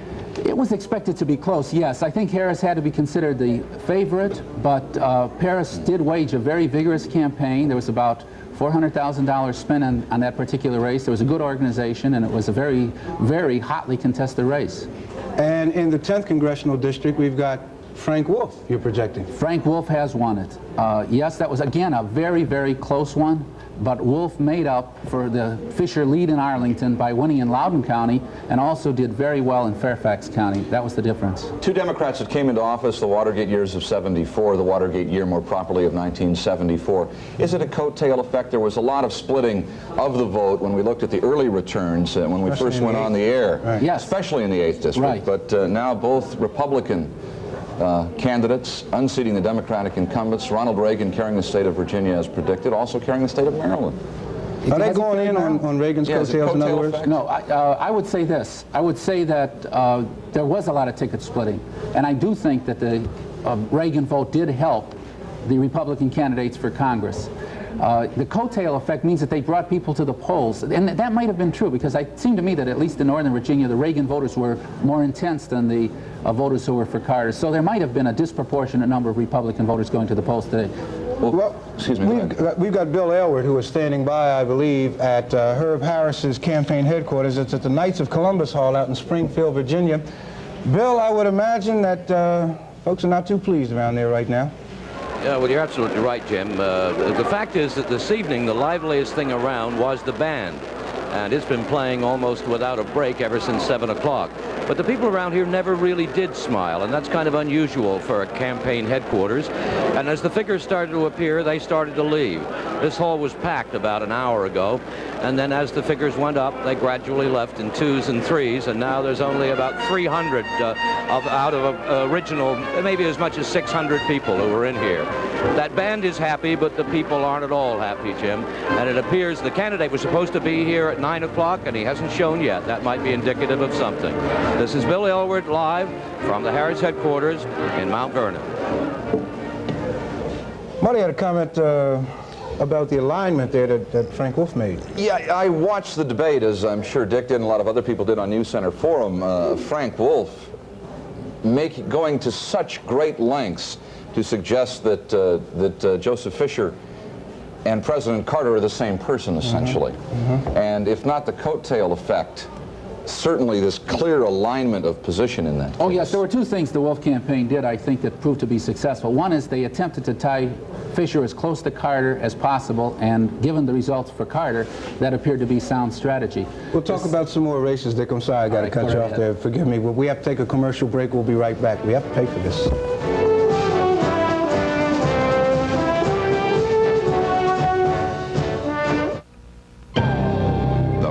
Of communications on Earth is here in space, where ComSat General is pioneering answers to questions which are only now being asked. One answer is ComStar, a communications satellite that shares the load of terrestrial telephone facilities by handling 18,000 two-way telephone calls at the same time. Another ComSat General answer, developed in partnership with IBM and Aetna Life and Casualty, is Satellite Business Systems. SBS links the communications of large nationwide businesses, government agencies, and other organizations. It will handle voice, computer communications, document distribution, even televised business conferences. For years, ComSat General has helped show the world the way to use satellite technology to solve specific communications problems. Indeed, ComSat General has often been up there with the answers before the questions were asked. For answers in orbit via satellite, think first of ComSat General Corporation. Stan Bernard is standing by over in our newsroom. He's keeping track on some of the races around the country that could be important to people here in the district area. Stanley? Jim, the dimensions of voter unhappiness just changing the political shape of the Hill. John Brodamus, the respected majority whip, member of the Committee on Education and Labor, being soundly beaten in his try for a 12th term. He's 10,000 votes behind, with 70% of the vote in the 3rd Congressional District of Indiana. The apparent winner, 27-year-old John Hyler. Dan Quayle, a 2-term member of the House, is the winner over Senator Birch Bayh, of the chairman of the Select Committee on Intelligence. Senator John Glenn, chairman of the Key Postal Subcommittee of the Government Operations Committee, the winner. Herman Talmadge has weathered a storm at home, in the Senate, in the primaries. Chairman of the Senate Agriculture Committee, the easy winner. But Herb Harris, as Smolka just said, the outspoken member of the House Post Office and Civil Service Committee, beaten by Stan Paris. I'll have a lot more later on the Leahy race. We'll see you in a while. I'll take it out. We got to tell you that there's a problem with the Bauman-Dyson race in the 1st District in Maryland. We'll tell you about that when we get back. Give me a break! Had enough? Well, we don't take all day to tell you the news. News in the morning and news when it happens. News breaks throughout the day. We promise. News breaks faster on WRC Radio. The fastest news in town. Plus, we take the time to hear you and other people just like you on the phone, talking about what's important to you. You got a lot to say. Give me 98 WRC Radio. Casino Swiss cheese. Here is is a distinctively mild taste. And here is where it all begins. Milk. Smooth, fresh, creamy milk. From this gentle beginning come the smooth textures and mild tastes of these casino varieties. Swiss, Munster, Monterey Jack, mozzarella. The results are pure natural cheeses with no preservatives. The beginning is fresh, creamy milk. Ask for casino cheeses from Kraft. They're mildly incredible. Watch News Center 4 live at 5:30, 6 and 11 weeknights with Marty Levine. Decision 80. NBC News continues its election night report. Here are John Chancellor and Tom Brokaw. John's the guy on the right with the guitar, and the guy on the left with the guitar. We have changed clothes for you here. Actually, that's the headquarters of Ronald Reagan's election celebration party at the Century Plaza Hotel. NBC News and almost everyone else now projecting Ronald Reagan, President-elect of the United States. You're about to see him there. President Carter has conceded. John Anderson has conceded. Ronald Reagan has had, as he does on election night traditionally, dinner with a close circle of friends. His motorcade has arrived at this hotel where the faithful are gathered for a celebration against the backdrop of the American flag. The name of the group we cannot provide you at this time, but this is where the Republicans very often gather. As a matter of fact, so do the Democrats. There's the map behind us, filling in very blue for Ronald Reagan. The electoral vote at this time, 338, 280 needed to win. NBC News projecting a very big Ronald Reagan victory tonight. Jimmy Carter, the president, with only 35 electoral votes at 10:30 Eastern Time.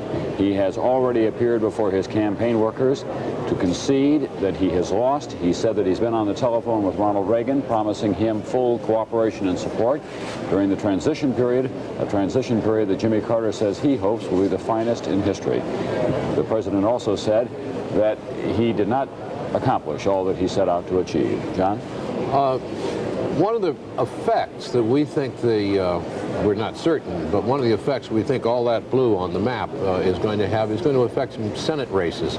If the vote is going so heavily to Reagan in those western states, Garrick, it seems to me that it's going to give Johnny Culver in Iowa some pause, and Frank Church and Gary Hart and people like that. It's going to give a lot of people fear. I think they're already quite afraid.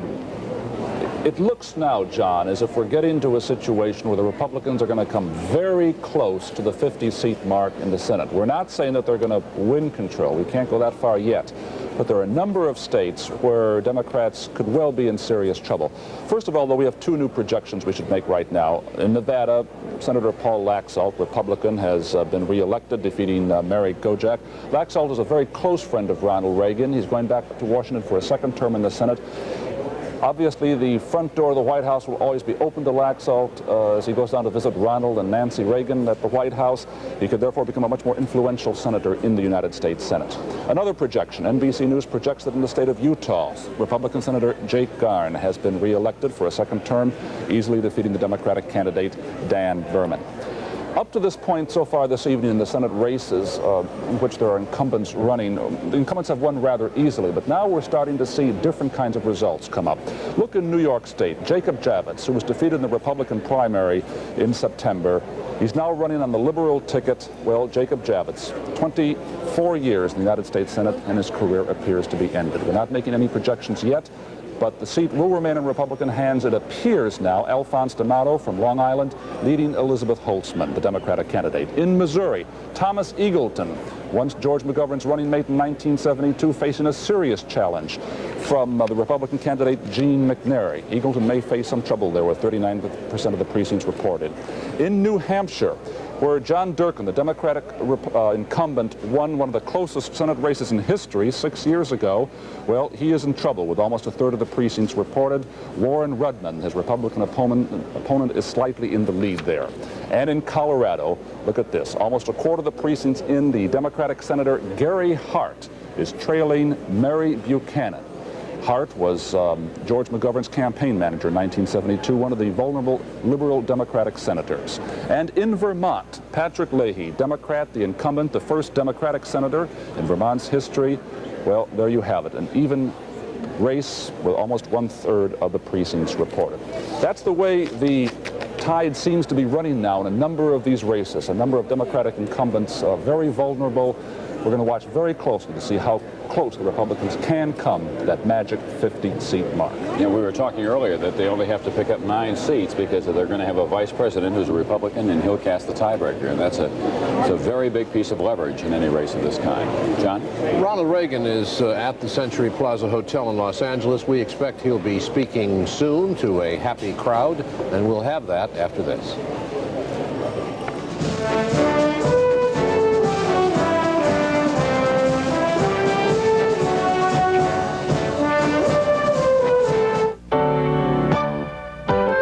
Which secretary is typing on the new IBM Correcting Selectric 3 typewriter? With the new light-up margin scales, and the new enlarged keys, and the correcting feature that lifts mistakes right off the page? Which secretary is typing on the new IBM Correcting Selectric 3? I hate pain. There's something very strong inside this medicine chest. What is it? A maximum strength pain reliever capsule. New maximum strength Anacin capsules. They have more pain reliever than this regular strength product, even more than this higher strength product. Maximum strength Anacin capsules have the maximum pain reliever you can buy without prescription. Maximum strength Anacin capsules. I'll try them. Maximum strength Anacin capsules or tablets.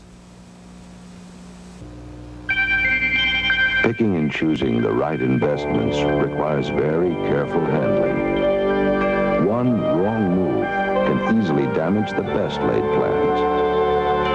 At Merrill Lynch, we know that size and strength can be very valuable. But it is our sensitivity to your investment goals and agility in helping you reach them that makes us what we are. Merrill Lynch, a breed apart. We want to make you smile. Mr. Simmons called and said, see you at 4:30 about the contract. Good thing it's right across the street. We're going to make you smile. Holiday Inn hotels are near where you need to be. Right on time. And that can be important. You got it. Is my smile that big? Come to Holiday Inn where your smile sits. Number one people pleasing. And we have another projection now. The number of states still to be projected dwindling to a small number, but NBC News projects the state of Louisiana, and that Ronald Reagan is the winner in the state of Louisiana with its 10 electoral votes, which will be added to his total. And on our map, you'll be able to see Arkansas, the only holdout in there. Louisiana, our projected state for Reagan. And that will bring Reagan's number to 348 projected electoral votes. That's really quite a lot compared to, Carter has 10% of the projected electoral votes that we have awarded to Reagan tonight. He's just not moving off the dime. He's got to be looking hard at New York, where they have 41 electoral votes, of course, hoping that he'll be able to get those, because, as I say, at this point of the evening, what he's hoping to salvage is some respectability, at least, in the organization of his campaign. And there's not much hope left up there. Arkansas looked like a very good state for him. We don't know on that one yet, but so did a couple of those other states that have not broken his way. Now, you see, if you look at the map, and I hope we can hold on to that, there are an awful lot of those state legislatures in there that are having Republican gains this year, and to the extent that there are any coattails from Reagan's victory, the Republican National Committee must just be beside itself with joy tonight, because they worked harder than the Democrats at organizing the state legislatures and the congressional seats and spent more. And all that blue on the map, I really do believe, reflects organization, money, and hard work. Nuts and bolts, the fundamentals of American politics. And it seems to me that if there's one kind of summary phrase for the night, it is time for a change. Any change in the Senate side, Garrick? A major change, confirming the trend we're seeing all night in the Senate races. NBC News now projects in the state of Iowa that Senator John Culver has been defeated, that his Republican opponent, Charles Grassley, is the projected winner in the state of Iowa. And what more can we say than it is the confirmation of what we are seeing. Liberal Democratic senators in deep trouble. In Indiana, Birch Bayh was defeated after 3 terms in the Senate. Now John Culver. And there are other liberal senators, such as Gary Hart, who is trailing in Colorado, and Frank Church, who may be in trouble in Idaho. We projected earlier on that George McGovern, the Democratic presidential candidate in 1972, has been defeated there. So all in all, it's a bad night for liberal Democratic senators. It's a bad night for the Democratic Party in the Senate. It really represents more than just the end of something for the party. It represents the end of an era of sorts. These are liberals that we're talking about. Well, first-term liberals. Well, first term, but Birch Bayh was not that. And representing the traditions of liberalism in this country, John Culver did. Yeah. And they're taking it hard tonight. The liberals are in the Senate and, of course, at the national level. So we could have a very conservative cast to Washington, D.C. before this evening is all over. Also, before we go on to something else, one quick word. The National Conservative Political Action Committee, called NCPAC by us, is having some success with Birch Bayh and John Culver, and could have more success later tonight. We'll be back with more after this.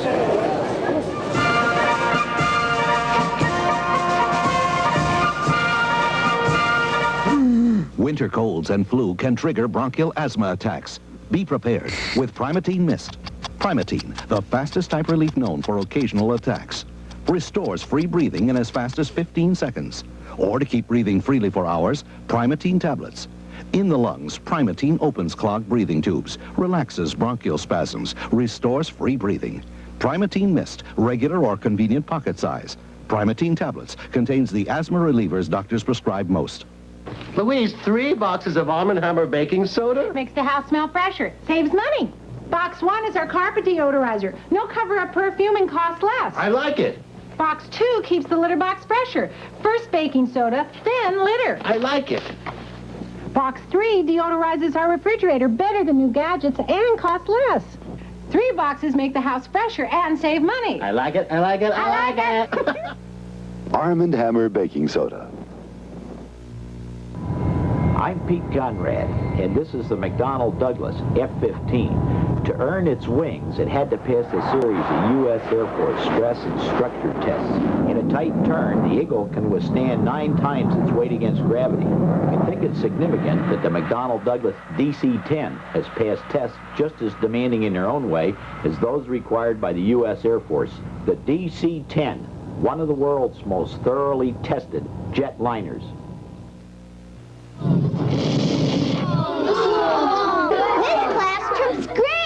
That would burn our school down. That's one reason Sentry Insurance built the Sentry Laboratories, to help our customers avoid trouble. Like fires? Like lots of things. They have as many tests as we do. Sentry works hard at helping our customers do things more safely.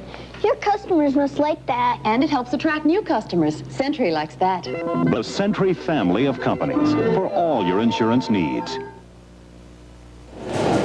And we believe that John Anderson now has arrived at his headquarters in Washington, and there he is, taking the applause of a large and enthusiastic crowd, standing at about 6% in the vote nationally now. 5% had been one important target. Joseph L. Rao, Jr., a prominent liberal activist, seen on the right-hand side of your picture. He had been a supporter, as many other liberals had, of John Anderson. I wonder if that flag has lights as well. I mean, that tie that Joe Rao is wearing. It's the red, white, and blue, the American flag. I wonder if it lights up before the end of the evening. I hope he's not breaking the law. Thank you very much.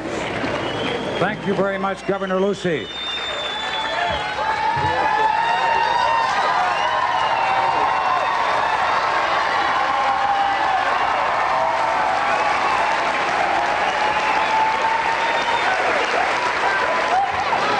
That's a reference to Governor Patrick Lucy, former governor of Wisconsin, who was Anderson's running mate. Mary Crisp between them, a former Republican National Committee woman. Thank you so very much, Governor Lucy and Mary Crisp and Joe Rao, all of my other friends who are here on the platform tonight. Last night, when I closed out the campaign in a rally at my alma mater in my native state of Illinois, I quoted a line from H.G. Wells, that an election should be the celebration of democracy. Now, your response tonight, I think, indicates that this is a celebration.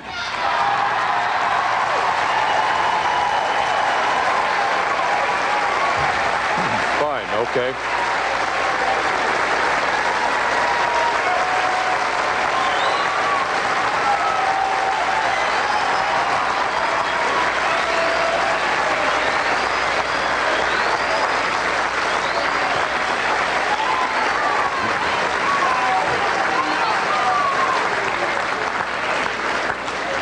And you know, there are so many people whom I should thank tonight, and my heart is full of the gratitude that I feel for all of the efforts that these many thousands and thousands of people have made. But I certainly want to ask my own family to come for just a moment and stand beside me again. My wife,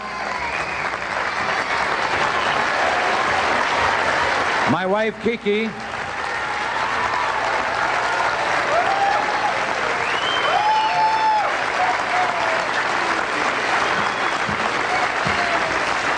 and how wonderful it is that I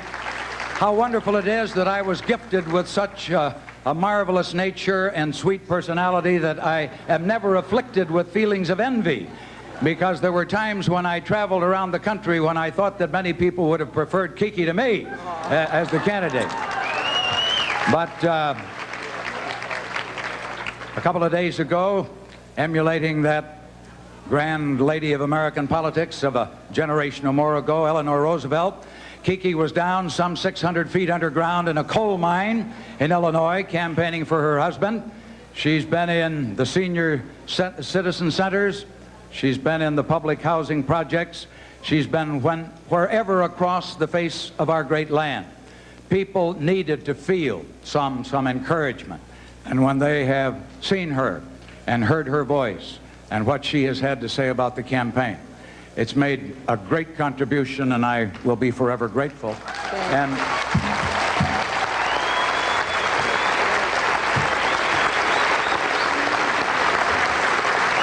And Eleanora and Diane and John, who have been on the campaign trail, I'm thankful to them for what they have done. This whole campaign experience has been one that has really brought our family very, very close together because of the common enterprise that we shared. And Susie, even you have contributed, because from time to time I've used you in my jokes and said that you were home studying your non-proliferation lesson.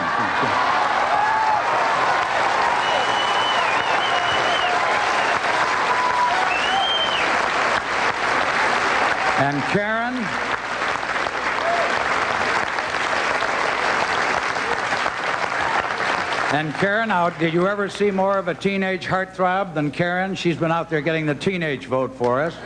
Sure. You know, throughout this campaign, I have talked about a new realism in American politics, and I've done that because I felt that our country was in trouble, that the nation simply had to face the facts. And now, of course, tonight, I must do the same. Actually, I don't want you to think that I just looked at my watch 5 minutes ago and came to the conclusion that perhaps the time had come to make this concession speech. I react somewhat more quickly than that, I can assure you. Actually, history will record that it was at 8:35 p.m. Eastern Standard Time. Eastern Standard. Let's have it straight for the historical record. 8:35 that I telephoned Governor Reagan in California and offered my congratulations to him, because the returns by that time had clearly shown that I was not destined to be the next president of the United States. That is a decision deferred.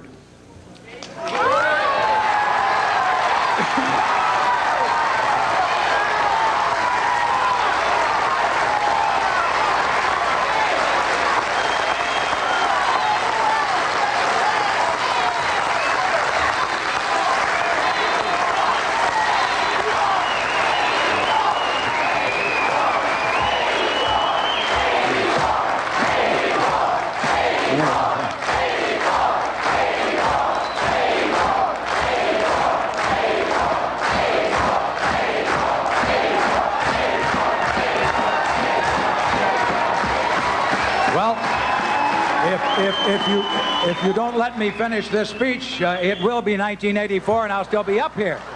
You have obviously chosen to take a very enigmatic remark and place your own interpretation on what I said.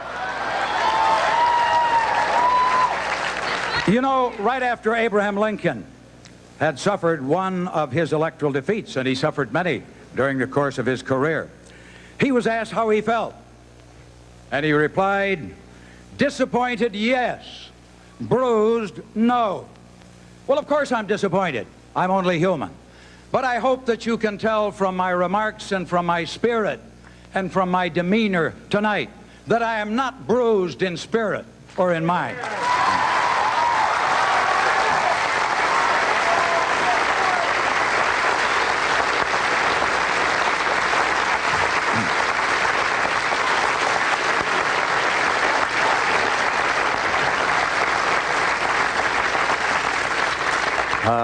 This has been, I think, this campaign, the greatest event of my life. And obviously, of course, I am now hoping that we hold at 6% at least, so it doesn't turn out to be the most expensive as well.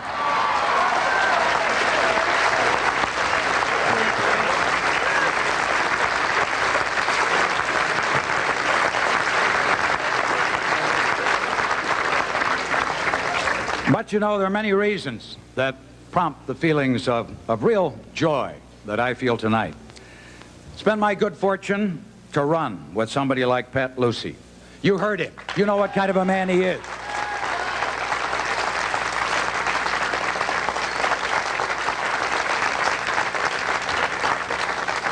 His wit and his experience, his wise counsel, his good judgment have reminded, I think, millions of Americans how decent and honorable politics really can be.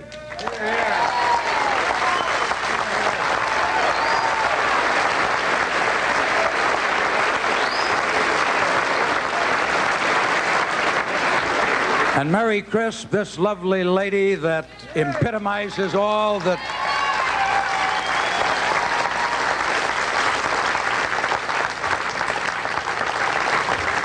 I was going to say I have more women in my life than ever before, but that might be a somewhat injudicious statement to make. But if there are any, going to be any, I would want them to be like Mary Crisp, because she has given so much to this campaign. What time do you make a victory speech? We're going to have a look now at John Anderson's share of the popular vote, and as you see, it's 6%. Nationwide. In a few states, however, especially in New England, he's doing much better than that. Anderson's best results are in Massachusetts and Vermont. He's getting 14% in those states, 13% in Rhode Island, and 12% in Connecticut, 10% in New Hampshire, 10% in the District of Columbia. His chances of getting the number of votes he needs for 5% nationwide to qualify for federal election funds seem to be pretty good. That would have to be about 4 million votes, though, and so far he's only got 1,900,000 and something, halfway there. We'll be back after this.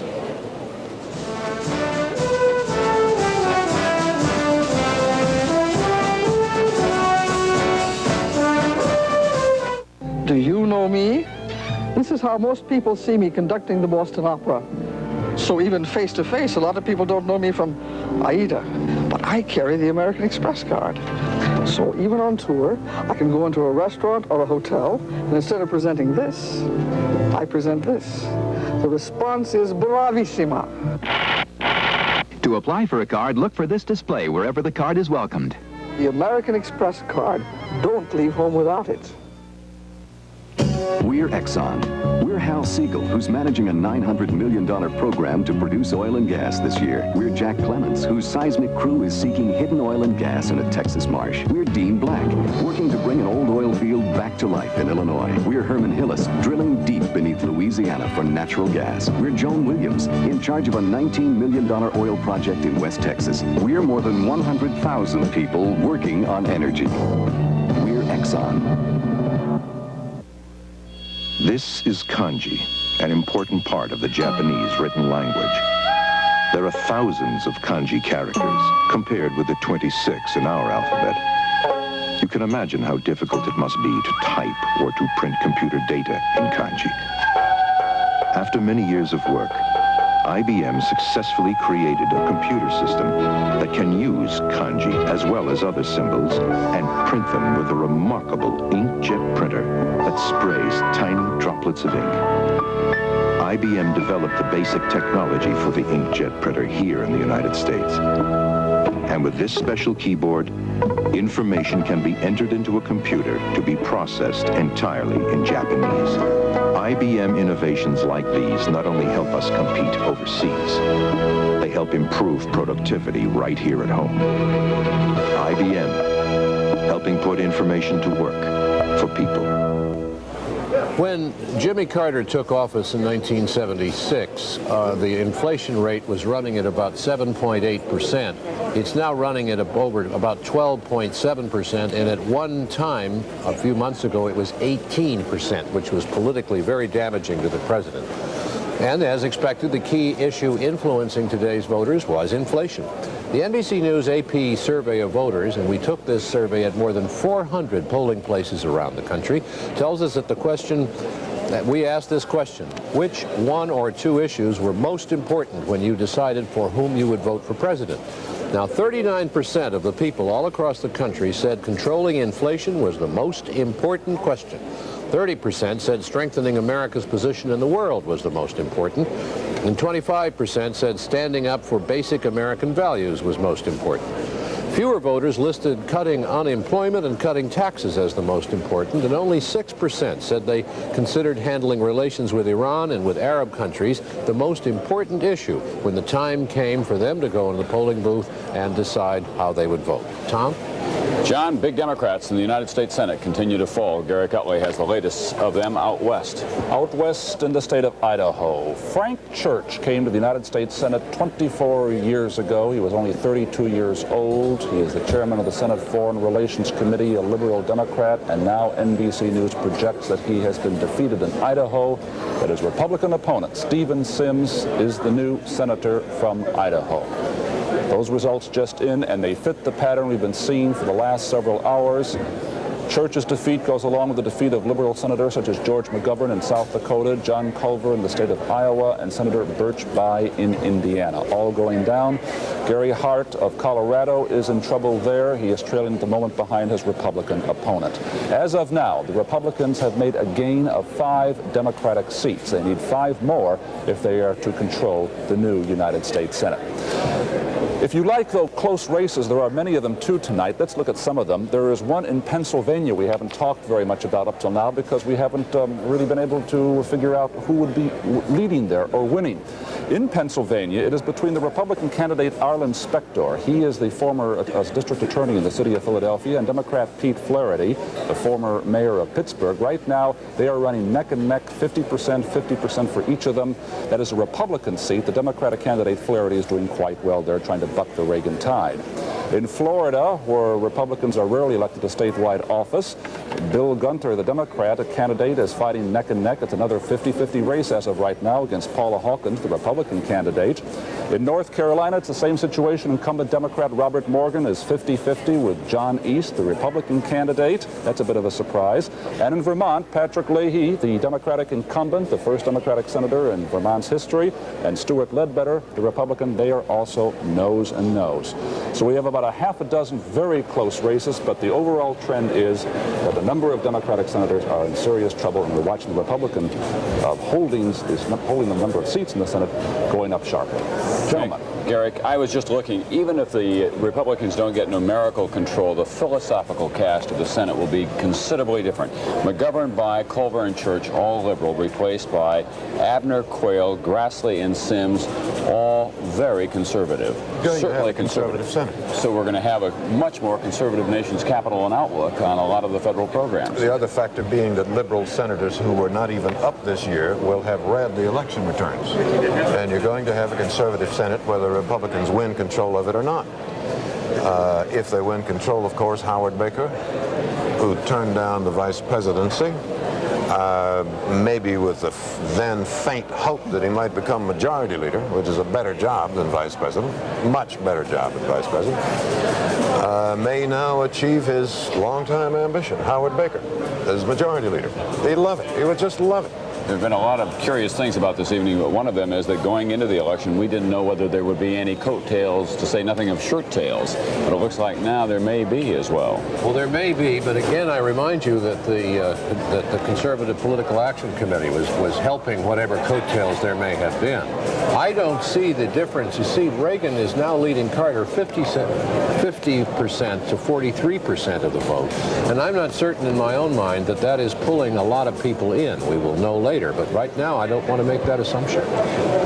Okay. I mean, I'm just. No, I understand. I think that that's what we were talking about earlier, about the difference between a popular vote and an electoral vote, among other things. But the fact is that in those states that we have been talking about tonight, there certainly is a hardening of the conservative attitudes out west in Idaho, in Iowa, in South Dakota. Where else? Perhaps in New York State. Alphonse D'Amato, the conservative Republican candidate there. Not even little known, unheard of about a year ago. Absolutely just a right. Long Island Township supervisor. Of Hampstead. I've never been sure how much of a coattail, shirt-tail force there was anyway. In this case, a great number, several in any case, liberal Democratic senators have been defeated by Republicans. How much did Reagan have to do with that? Who knows, or will ever know. Well, could I just add that it seems to me there may be a case for less coattail effect now, because Culver, By, McGovern, and Church all spent a lot of money on their own advertising campaigns. They're highly visible. They've got media experts helping them. And it isn't just, well, because I want to vote for President Roosevelt, I'll vote the straight Democratic line and I'll vote for Senator whatever his name is. I think these are highly individualized races now. And these people are well known in their states. Culver is a famous figure in Iowa. And people would vote for him or against him on the basis of their thoughts about him, I think. And about the country, David, as you pointed out. Yes. So it's going to be a conservative Senate, which means it's going, and with a Reagan in the White House, it's going to be a conservative U.S. government. All right, we're going to call another state for Ronald Reagan. Okay, not surprisingly, it's a big one. It's his home state, California, 45 electoral votes. Ronald Reagan picks up his home state of California. He has never lost a race there. And we fill in that big chunk of the map, once again with blue, now solid blue practically, all the way from the Mississippi River westward, leaving only Oregon, Washington, and Arkansas, as you can see. Beginning to look like a suburban swimming pool over there. Well, and even in the East, Sherman Oaks, I'd say, probably. Even in the East, Reagan is ahead in New. Well, go ahead and have a look at this. We just want to show you the electoral vote. Ronald Reagan pushing hard at 400 electoral votes. No one was saying that just a couple of days ago. Jimmy Carter stuck on 35. There are fewer and fewer states to come in. Ronald Reagan, as we said early in the evening, locking up a big chunk of Jimmy Carter territory, or what was thought to be Jimmy Carter territory. The lead now is just overwhelming. It's almost beyond description at this point. No one expected that map to fill in quite that way until the closing hours, I think, of this election. You know, on the map, we still have New York undecided, uncalled, unprojected. 46% of the precincts are in New York, and Ronald Reagan is ahead a little bit. He's even with Carter in the state of Maine. He's a little bit ahead in Maryland. That's still too close for us to make projection, and even in North Carolina. So even those states, he could fill in the map there, isolating Carter in Georgia and West Virginia in the South. If we can get back to this point about coattails, shirt tails, or the absence of them, maybe the best way to describe it is that there was just a real feeling in the country that it was time for a change, an enormous impatience in the land on the part of a lot of these people who've been in power. Can I just do a little housekeeping chore here? Sure. We are going to let the local stations show you some of the local news, which includes your own local races now. And if Ronald Reagan appears, we'll have that. But in any case, on some of you now will be able to see your local news. We'll be back.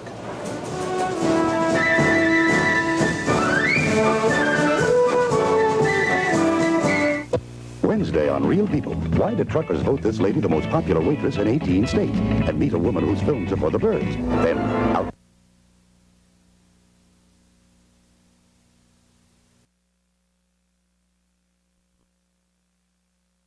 make sense that he would be able to stop the wishbone, and that's why State upset Alabama 6-3. Let's go to Jackson, Mississippi, one of the most exciting college games of this year. Bama and White had beaten Mississippi State 22 times in a row. Their quarterback, Don Jacobs, gets sacked.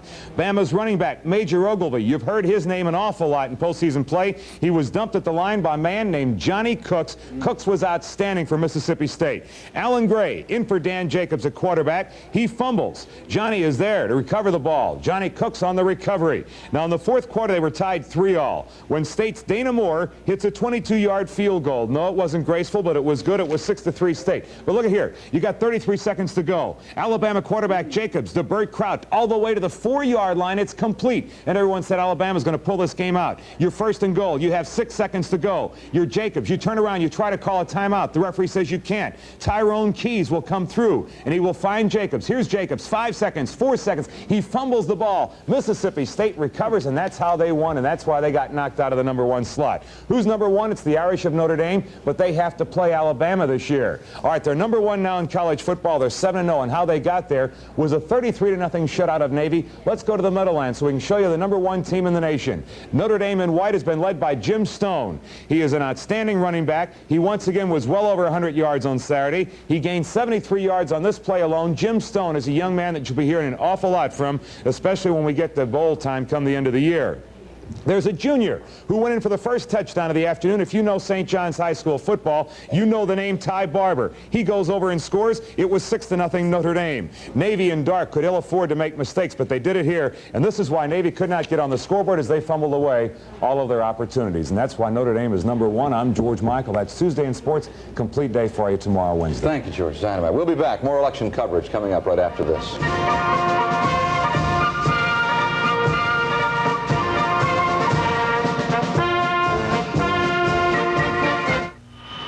The Giant announces a revolutionary way to fly your overnight package.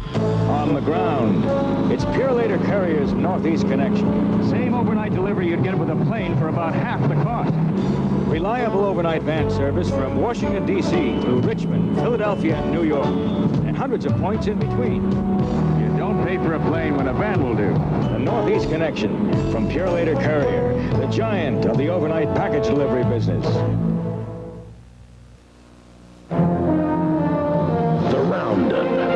It sounds like thunder and moves like lightning. And when it's over, you head for the mountains. Push. Head for the beer that goes down smooth as a mountain stream. Brewed the natural way, so it's always as smooth as its name. Push.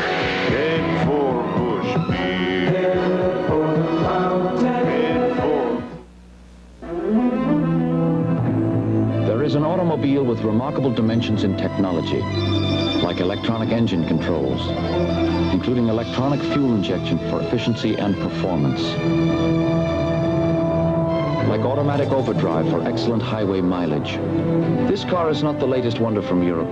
This is an American automobile. Lincoln Town Car for 1981, a fine sense of tradition, remarkable achievements in technology. I like to get up slowly. With breakfast on my mind. Bacon. Pancakes. Eggs. Coffee. That's what we like to find.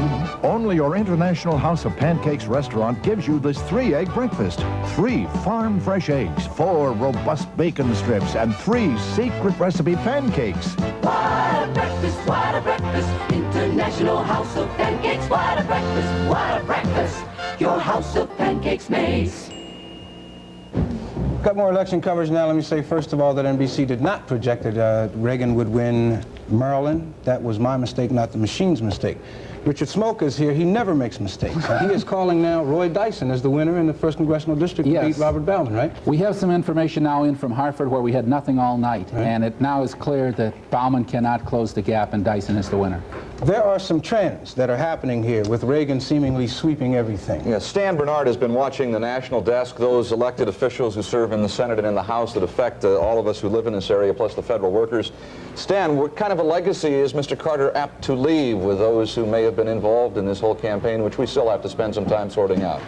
It's just incredible, gentlemen. The size of the Reagan victory is just threatening to sweep away the Democratic majority in the Senate. It's that profound. As an example, Alphonse D'Amato had to beg his own party for a chance to run for the Senate. He had to beat Jacob Javits in the primary. Well, I'm off. Well, we'll be back with more. You stay right where you are. We'll be back to join you.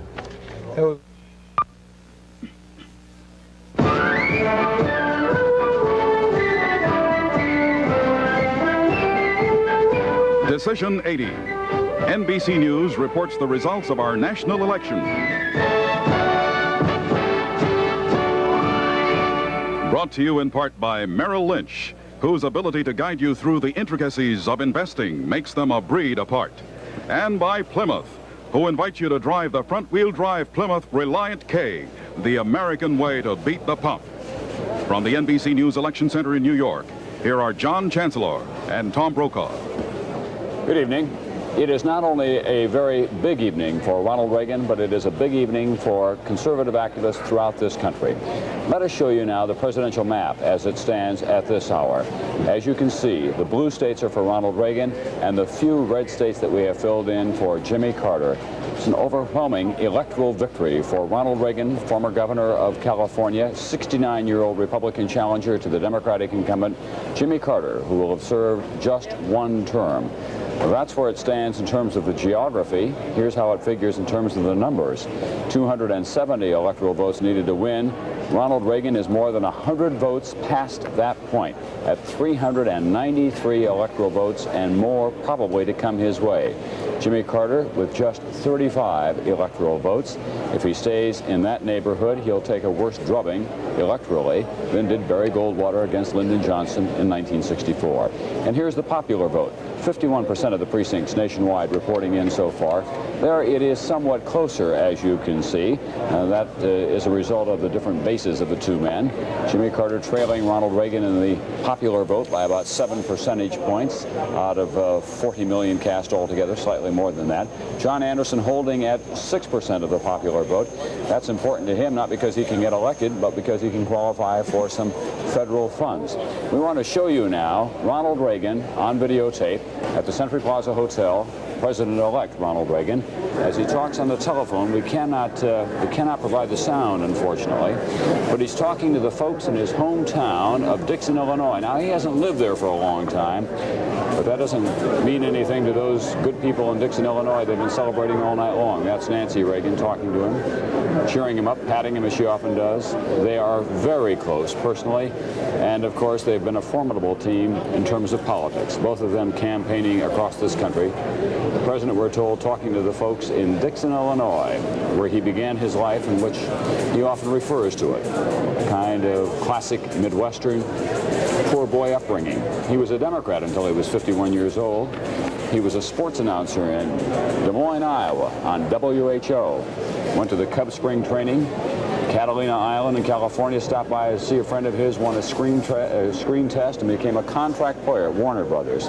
Became eventually the president of the Screen Actors Guild, then got into politics on the Republican side, ran for governor of California, won, ran again, won, ran for the president 3 times, twice before this, in 1968 and 1976. This time won the nomination, and NBC News projects tonight that Ronald Reagan is the new president of the United States with, as we say, a very large electoral victory. There are still some important states outstanding, and John Chancellor has been keeping track of the close vote in many of those states. John? One of the things about it is a large electoral vote victory, Tom, but I've been looking it up. Nixon, when he beat George McGovern, got 520 electoral votes, which is 125 more than Reagan got today. Well, Roosevelt Reagan used has to get, so far. Roosevelt back in 32, when he creamed Alf Landon, got 523. Nonetheless, Reagan is very close to that 400 mark, which is quite solid. And as you pointed out, only George McGovern in recent elections has done worse than Jimmy Carter has today. We have some more projections. We have 8 undecided states now. We were 10 undecided states. We'll bring that down to 8 states. First, NBC News projects in the state of Maryland that Jimmy Carter will be the winner of Maryland's electoral votes. And so we will move that into the red. or dark gray, in Maryland on our map. And then all the way on the other side of the country, in the state of Washington, which Gerald Ford won in a squeaker in 1976, we will project that for Ronald Reagan. And there's Washington, leaving us with 8 undecided states, including, as you see on your map, Hawaii and Alaska. So the electoral vote total now brings Reagan over the 400 mark and brings Carter to 45 electoral votes. Garrick? We have a projection in California in the Senate contest. NBC News now projects that the Democratic incumbent Alan Cranston will be or has been reelected, will return to the U.S. Senate for a 3rd term, that Cranston has defeated Paul Gann, his Republican opponent. Cranston is the Senate Majority Whip. Paul Gann received or rose to some prominence in California as one of the original sponsors of the Proposition 13 measure in California to lower real estate taxes out there. He was sort of drafted or coaxed into running for the Senate post by some of the same businessmen out in California who had originally been behind Ronald Reagan's original political campaigns. But Alan Cranston reelected in California. Let's look at some other major Senate races. One race which is a 3-cornered affair, 2 men and a woman here in New York State. We're not able yet to make a projection in that race, but the results we have so far show that the Republican candidate Alphonse D'Amato is in the lead. He is leading Democratic Congresswoman Elizabeth Holtzman with the incumbent Jacob Javits, who is running on the liberal ticket here because he lost to D'Amato in the Republican primary, a poor, distant 3rd. The victory of D'Amato had been anticipated by some people. We're not projecting him yet because Holtzman and Javits was thought would split the liberal vote in New York State. Almost 3/4 of the precincts reporting so far D'Amato in the lead, but not yet projected by NBC News. Other close races we're following right now in Florida. Paula Hawkins, the Republican candidate there with 57% of the precincts in, holding a slim lead over Bill Gunter, the Democratic candidate. Paula Hawkins, one of the great hopes of the Republicans. They thought she might win in Florida.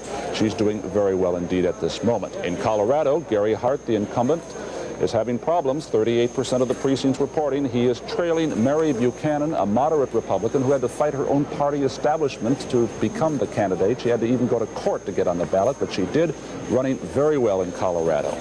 In Pennsylvania, a tale of 2 cities. Pete Flaherty, former mayor of Pittsburgh, Arlen Specter, the Republican, former district attorney in Philadelphia, a very close race there. That is a Republican seat vacated by Richard Schweiker, who is retiring. Specter trying to hold on to it for the Republicans. It'll be a long time before we can make a projection there, probably. Finally, Wisconsin, the results come in there. 30% of Wisconsin's precincts, the Democratic incumbent Gaylord Nelson, who sort of established the present Democratic Party in the state, leading Robert Kasten. So in a number of states where Ronald Reagan has won handily, the Democratic senators are doing all right. But of course the trend so far this evening has been very much in the Republican direction. And one race we're going to be looking at quite closely in the next few minutes will be out in Washington State. Warren Magnuson, the Democratic dean of the Senate, about 75 years old.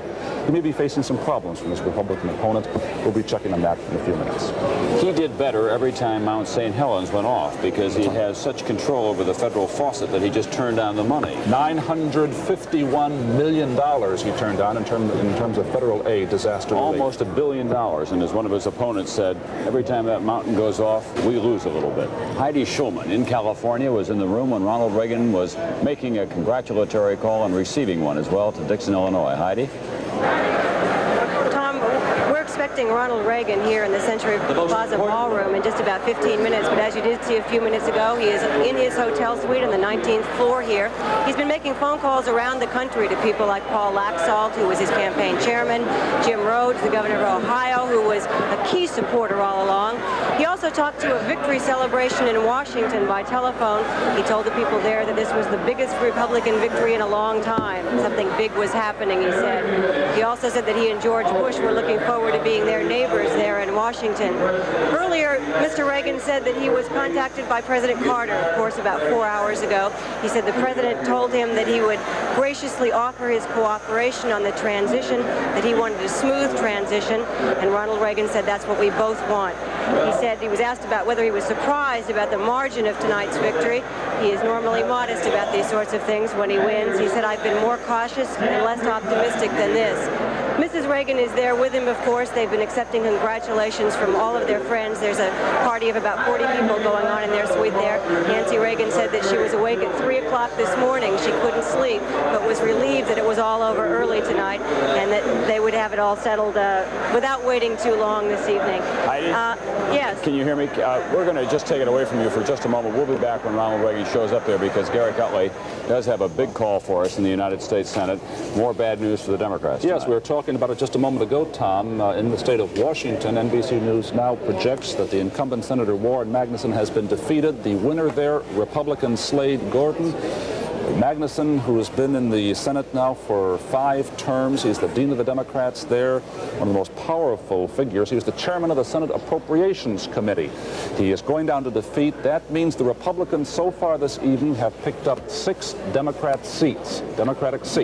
Of course, they needed 10 to win a majority, and they're only 4 away from that right now, and there are another number of races still outstanding. But Slade Gorton, Washington, has defeated Warren Magnuson, and obviously it wasn't just the Ronald Reagan trend in Washington, there's also the age factor worked in there. Magnuson has been ailing a bit. He is 75. Slade Gorton never said that Magnuson was too old. You don't do that in politics. You go out and you jog a lot, you run a lot, and you say you have lots of energy. That's what he did. Magnuson would say the meetings don't start until I get there, but it did him very little good, it turns out, in this race. We'll be back with more of Election 1980 right after this.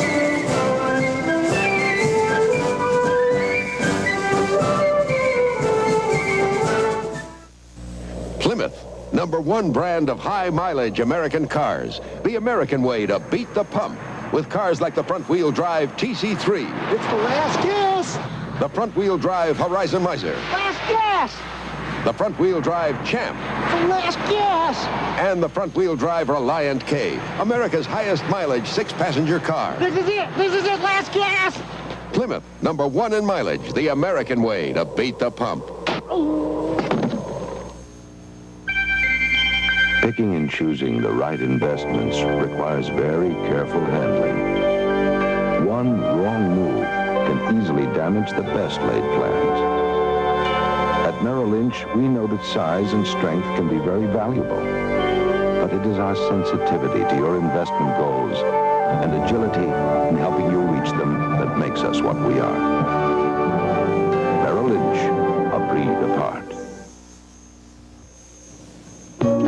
Fixer makes your feet feel good. Oh, the Foot Fixer makes your feet feel good. Oh. The Foot Fixer, a total foot care system from Clairol, with an automatic heater to keep the water hot and a vibrating water massage that soothes and refreshes. The Foot Fixer makes your feet feel good.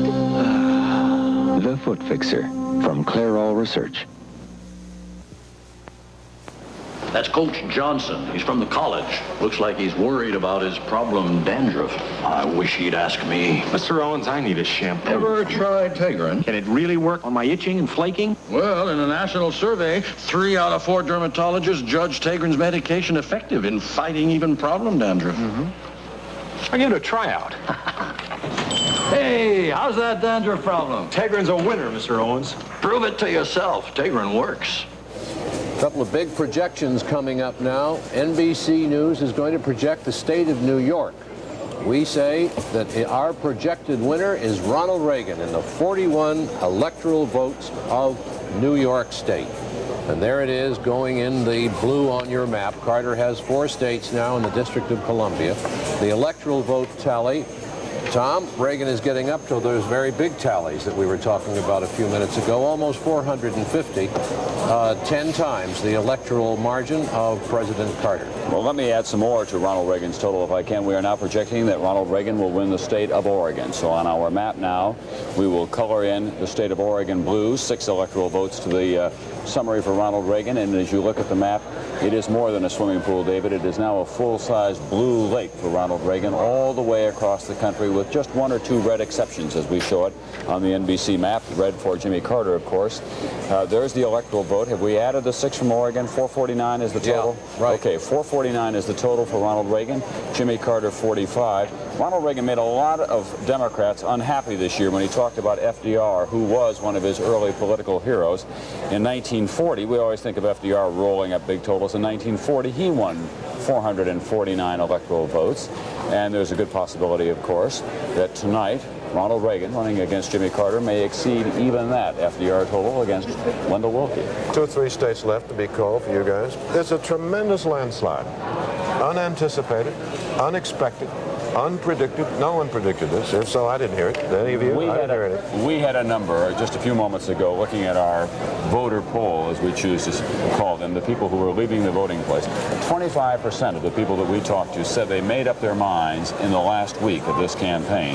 About half had made up their minds earlier in the year, but it appears that from the point of the debate on to the weekend, people were making up their minds left and right, so to speak, mostly right. Well, as Carter's manager, Bob Strauss, politically speaking, he said that was a confluence of negative factors that hit us after the debate. They did not, some of them didn't want to go into the debate. They were doing reasonably well before the debate. The country's perception was that Ronald Reagan won the debate, and I'll bet if you read the text of the debate and had not seen it on television, Carter probably would have won it on points. But the country believed that, and then the hostage thing came in a sneaky way, and it just collapsed for Carter. David, all of this arrived on top of inflation, unemployment, and so on, all of the problems we know about. You've seen an awful lot of change in Washington through the years. How do you think this will affect the Capitol and how it behaves and performs? I think it is going to bring profound changes. Partly because when Carter won 4 years ago, there was no particular change in Congress. Now, we still don't know if the Republicans will get control of the Senate, but they will effectively have control of it, whatever happens. They may even get actual control, and Howard Baker become the majority leader. So you will have a Republican in the White House, and you will have a Congress that is either, a Senate that is either Republican or may as well be. Certainly much more conservative than more conservative, and a House that, if not conservative, will be afraid to be very liberal. And so it sort of looks to me as if the liberal era, modern liberal era, is over. Perhaps not forever. I would guess not forever. Because no party, no president can solve all the problems we have, and many of them will continue to exist for years until people feel they need a change again.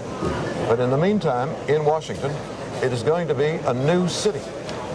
These things are cyclical, certainly. We keep, periodically, people keep saying, well, the Republican Party could never survive '64. It couldn't survive Watergate, for example. And look at the Republican Party tonight, strong all the way across the country. Well, that's where the election stands at this time.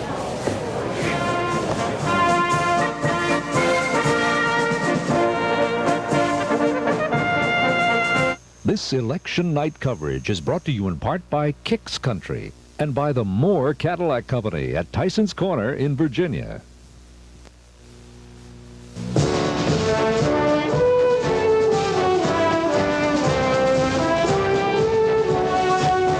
Good evening, and this 1980 election is really just about wrapped up. There is really only one race in which there is any question of a doubt, and in that one, not much question at all. That is in Maryland's 1st Congressional District, where our elections analyst, Richard Smoker, has projected that Roy Dyson will be the winner, defeating the incumbent Robert Bauman. Joe Krebs has been standing by at Bauman's headquarters. It's in Eastern Maryland. He filed this report. Here at the Bauman headquarters, but not many. The loudest coming when it was announced on TV that George McGovern and Birch Bayh had been defeated in their Senate bids, and when President Carter showed up to concede to Ronald Reagan. The problem here is a lack of results. All of the results are in except for Harford County. The problem there is this. They are on a new computer system, voting system, and the computer that counts those ballots is broken down. And so, from what we hear, not a single vote has been counted in Harford County. Now that is significant because Harford County is the largest county in this district. It contains 25% of the votes. Now the race is certainly close enough, 48% to 52%, that 25% of all those votes could make the difference in this race. So the people here are basically tense, and I would have to say hopeful that that Bauman can do just that in Harford County. We'll wait until those results come in, and Congressman Bauman is not expected here to concede or even talk to these people until those results do come in. This is Joe Krebs, News Center 4 in Easton. Well, in the 5 minutes that it took to get Joe's report processed from Easton, things have changed. We now do have some of the results in that the Bauman forces said they were waiting for. In fact, 11 precincts, Marty, have reported from Hartford County. And I'm here with Richard Smoker now, and Richard, it shows here that they are running just about even in Hartford County, hardly 100 votes separating the two. Bauman with a slight lead here, but like I said, it's less than 100 votes. But you're still projecting that Dyson will be the winner. Right, he will be the winner because there's no way that what's left in Hartford can wipe out that 7,000, 6,000 vote lead that Dyson now has. Dyson is definitely the winner. Those are not Bauman voters out there in Hartford County that are still Well, they were, but they're not this year. They're not this year. Because of the problems that he had earlier? For a lot of reasons, I guess, but they're not voting for him. Hartford County will probably end very close to even.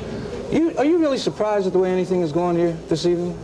Looking at, let's take Maryland, just Maryland by itself. Well, I think that the magnitude of the Barnes victory was certainly very impressive. I don't think anybody thought he was going to win by that kind of margin. I think Mathias's victory, although people expect him to win big, was even bigger than probably Mac Mathias hoped for.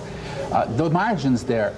I think that Maryland, which has traditionally been a bellwether state, holding for Carter when the rest of the nation went to Reagan. Yeah, excuse me, Dick. Ronald Reagan is about to make his acceptance speech, presumably. He's at the Century Plaza Hotel in Los Angeles.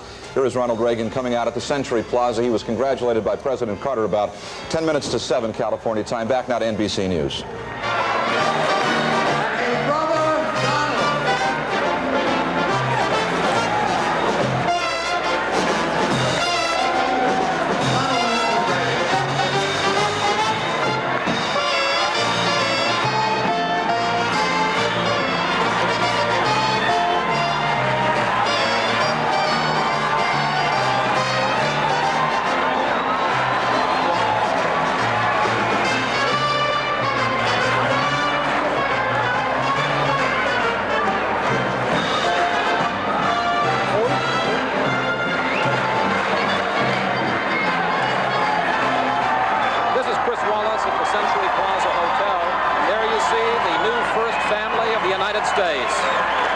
Governor and Mrs. Reagan, their 4 children, Maureen, Mike, Patty, and Ron, and Reagan's older brother, Boone Reagan. And there he is, the president-elect.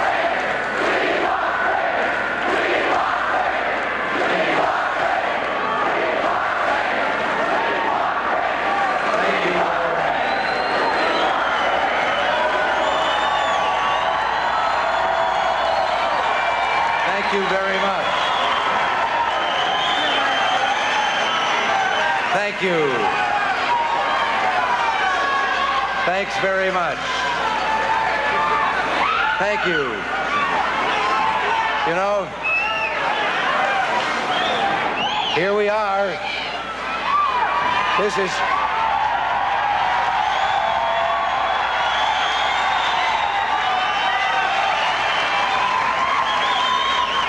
You know, we're all here but one now, and he was here, but they just took him off stage. It's way past his bedtime. But let me just say first of all, this has been, well, there's never been a more humbling moment in my life. I would have been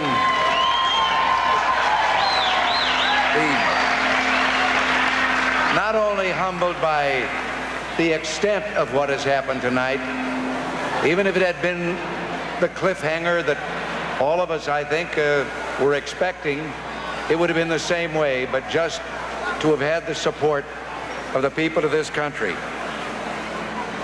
I consider the trust that you have placed in me sacred, and I give you my sacred oath that I will do my utmost to justify your faith.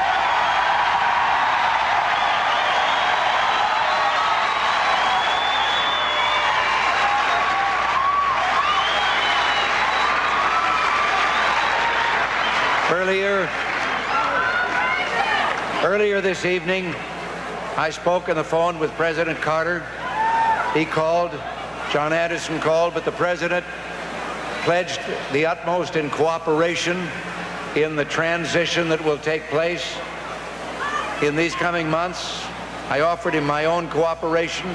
He graciously said that he wanted this to be the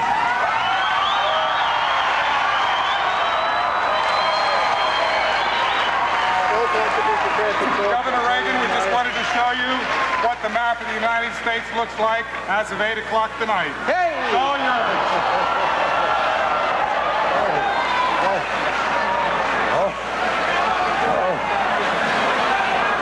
All right. When that began to slide, I thought that maybe the world was going out just as I was getting in. But anyway, as I say, the President was most gracious about this.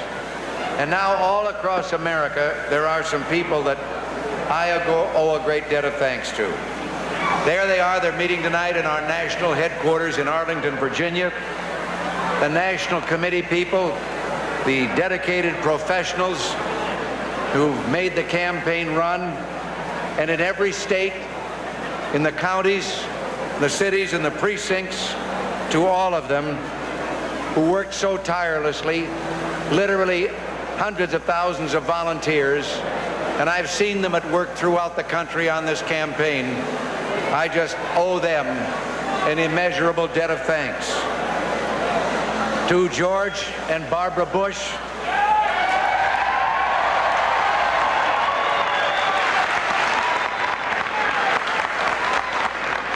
our running mates down in Texas, no one has worked harder than they have.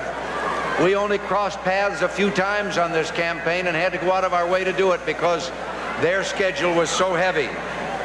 And I can tell you that we're going to have a true partnership and a true friendship in the White House.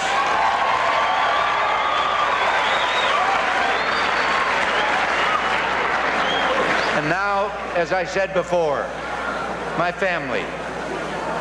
I'm so grateful to them for the love, for the support, and for the hard work, because some of them were out on the campaign trail easily as much as Nancy and I were. And speaking of Nancy, she's going to have a new title in a couple of months.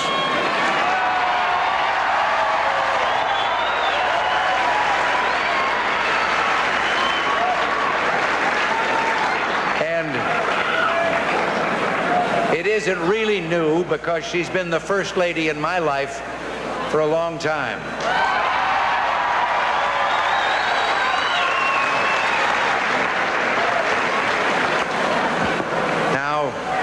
We'll share that a little bit in the future.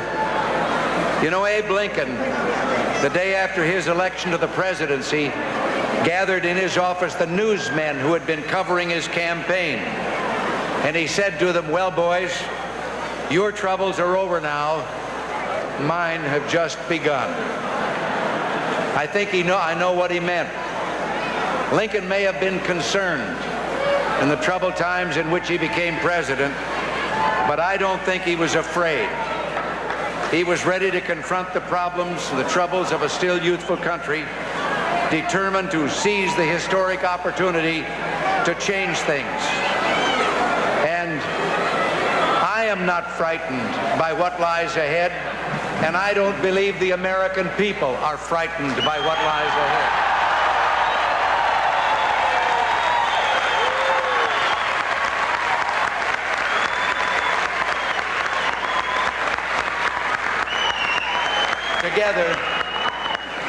Together, we're going to do what has to be done.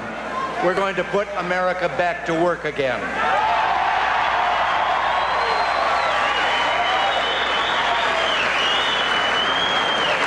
You know, I aim to try and tap that great American spirit that opened up this completely undeveloped continent from coast to coast and made it a great nation, survived several wars, survived a Great Depression, and we'll survive the problems that we face right now.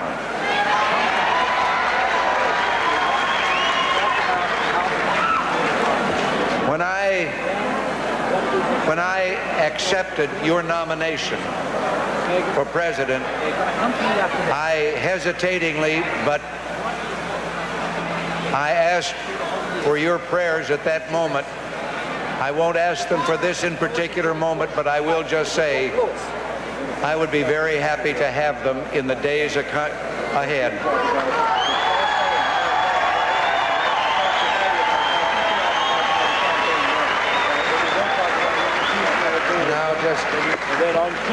All I can say to all of you is thank you, and thank you for more than just George Bush and myself.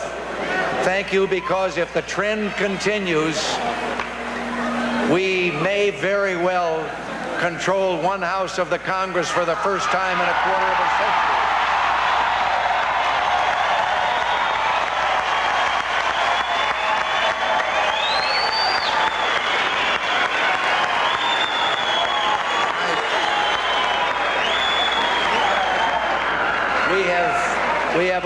We have picked up some governorships, and Bill Brock told me on the phone just a few minutes ago that it looks like in a number of states we have turned the state legislatures around, and for the first time they are majorities for us.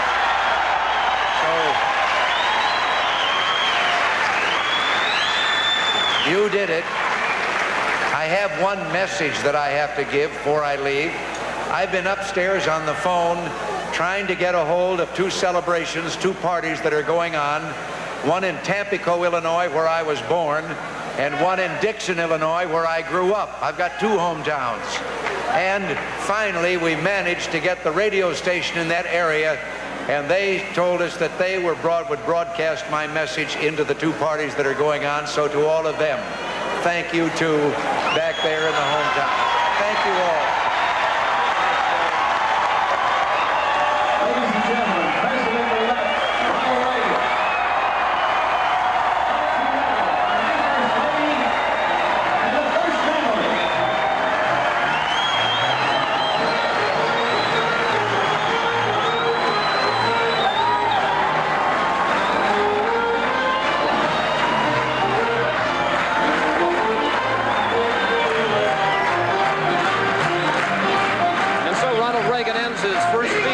President-elect of the United States. I think it's fair to say that it was vintage Reagan. Sentimental, indication of what an activist president he intends to be. And also, I think it's fair to say, like so much of Reagan's performances, dramatic. The end of his 12-year quest for the presidency, ending in victory.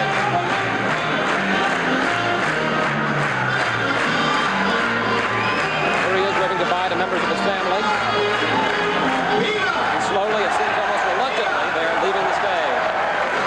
The campaign over and the administration about to begin. This must be a day of immense satisfaction to Ronald Reagan. For years, there have been a lot of knocks against him. I'm here with Heidi Schulman, who's been covering the Reagan campaign with me. For years, Heidi, there have been lots of knocks against Ronald Reagan, that he was too conservative, that he was an actor, a lightweight. And I think it's fair to say that one of the great mistakes that politicians have been making over the last 15 years is to underestimate Ronald Reagan. Pat Brown, Governor Reagan ran against him for governor the first time in 1966, thought an actor would be easy to beat. Reagan beat Brown by 1 million votes here in California. And it appears tonight that Jimmy Carter underestimated Ronald Reagan too. One of the Reagan aides this evening suggested that Ronald Reagan is a ballot box candidate, that during the time that polls are being taken during the campaign, people don't indicate they're going to vote for him, but when it comes around to Election Day, they're there and they're supporting him. The other thing, of course, was that throughout this campaign, there had been suggestions that Ronald Reagan was too conservative, that he might get the country into a war. The people in his campaign, his strategists like pollster Dick Wirthlin, say what they were able to do in the last 3 weeks of the campaign was to reassure people that that was not the case. And that, as much as anything, accounts for the landslide victory that he won here tonight. You know, I think that one of the things that you notice tonight is that almost almost everything worked for Ronald Reagan. He spent much of the month of September moderating his views, what some of his strategists called the BCEC, the blue-collar ethnic Catholic strategy, to try to shave Carter's lead among the blue-collar, what they felt were swing conservative Democrats in the big cities. Not only did they shave Carter's lead, but in a lot of those areas they beat Carter. Then they spent late September and early October trying to eat into Jimmy Carter's southern base. As you've seen all those blue states on the NBC map tonight, he succeeded very greatly in that. But they say they did most successfully of all, of course, and especially in these final days, especially in the debate and afterwards, was simply to convince people that Jimmy Carter was not a very good president. Of course, what we have to look for now, Heidi, is what happens now, what kind of an administration Ronald Reagan runs. The transition begins almost immediately. He, of course, has talked to President Carter, who has pledged to work with him on a smooth transition. Tomorrow, Ronald Reagan sits down with his Vice President, George Bush, and with the key members of his team all the way along to begin sorting that out. They expect to be moved in Washington to a transition headquarters there by next Monday. They're going to go to work on it immediately. And many of the same people, of course, who have been handling his campaign all along will be involved in that. They have established task forces, and they go to work right tomorrow. Hey, kids, thank you very much. I think it's fair to say, Heidi, that one of the things that's impressed us both most tonight is how serious these people are. They are waited a long time to get their hands on the federal government, and they're ready to go to work. This is Chris Wallace at Reagan Headquarters. Well, we thought they could get some sleep, but they've got to be at work early tomorrow morning. Those two have trailed Reagan all over the country and done a wonderful job of it, and they deserve some rest, but this business being what it is, they're not going to get it. Here's where we stand. 6 undecided states. Overall, Jimmy Carter has won so far this evening 5 states in the District of Columbia. Ronald Reagan has won so far, according to our projections, 39 states. Ronald Reagan, by our calculations, has 449 electoral votes. Jimmy Carter, 45. That's where we stand. You can see it there on your screen. And you can see behind David Brinkley that map. Tom Brokaw checked a minute or two ago. Carter is running slightly behind in Arkansas. Some of the other undecided states are very close. Maine, we're still waiting for returns. North Carolina is still out. Hawaii and Alaska. The polls just closed in Hawaii a while back. Alaska has been in for a while. But what do you get, Tom? Arkansas, 52% of the precincts in right now, and we have virtually a dead heat once again. In fact, Jimmy Carter out in front by less than 1,000 votes. So it's very close in Arkansas, as it is in North Carolina, as it is in Maine, and the states that are left out. Not many of them. Massachusetts, I haven't looked at for a time. I'll do that as well. Any excuse to go back to my little terminal. Yes, I know. You love it, don't you? I want to take this. I want to take it home. Take this toy home. May I do that, David? Thank you very much. Take it home. David, if you can Mr. get it out Small, the did you hear that? I've got. Yes. David, I thought that Reagan's acceptance speech was very much like Reagan's campaign. It was sort of easygoing and had a couple of hardline messages in it, but pretty much just a nice, friendly fella. Is that your feeling? Yeah, I did. I thought it was, he sounded vigorous, sounded determined, and of course it was a room full of Reagan partisans.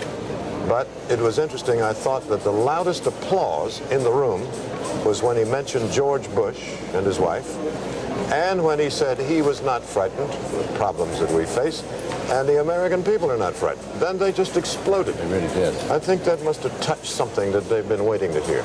You know, one of the things we haven't talked about here tonight is Reagan's age, because it wasn't talked about in the campaign. But for the record, he'll be 70 years old on the 15th of February, I believe. February 6th. February 6th. He'll be 70 years old. But when he's sworn in, he'll be 70. He'll be he'll be 69. He'll be 69. January. He'll celebrate his birthday in the White House in about 2 weeks after he's sworn in. The oldest man ever to occupy the White House. And that's something that didn't come up in the campaign. And he overcame that himself. Well, early on it did come up. People kept raising questions about his age, and what he did was just run for about 14 hours at a crack in the early days of the campaign. Now, his schedule changed a lot in the closing days of the campaign. They built in rest time and so on. But he's about as vigorous a 70-year-old as you're ever going to find. At one point, he even poked fun at that by saying, the Al Smith dinner here in New York, he got a call from Jimmy Carter, who'd been watching him ride horses out there in California. Carter wanted to know why they kept watching him ride horses over the hill, and he keeps getting younger and younger. And Reagan said, I'm not getting younger and younger. The horses I'm riding are just older.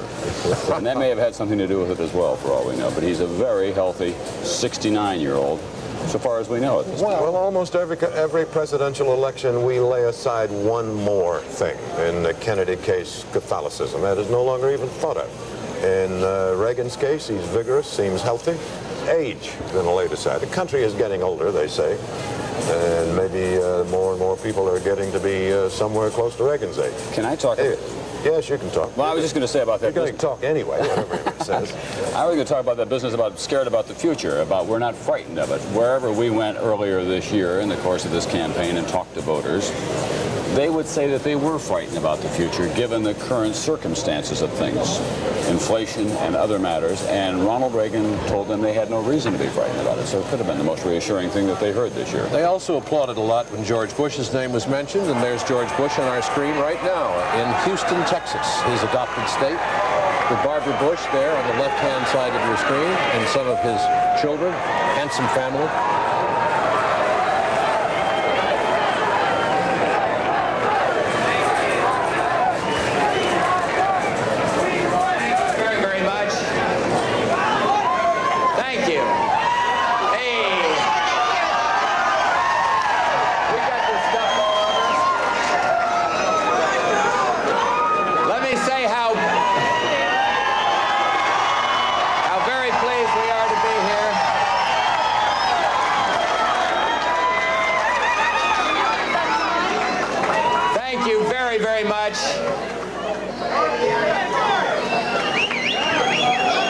You've just heard Governor Reagan thank the Republican National Committee and the headquarters in Arlington, Virginia, our national headquarters, and I would only add to that a personal note, a regional note, and I am grateful to the people of Texas for this fantastic win in this state.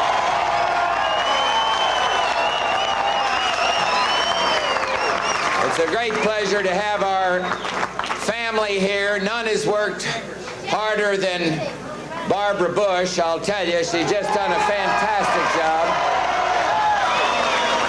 And I'd like to use this rather expensive means of communication to thank Nancy Reagan and their entire family for what they did. I'll tell you, I've never seen a family work as hard as that whole Reagan family out there.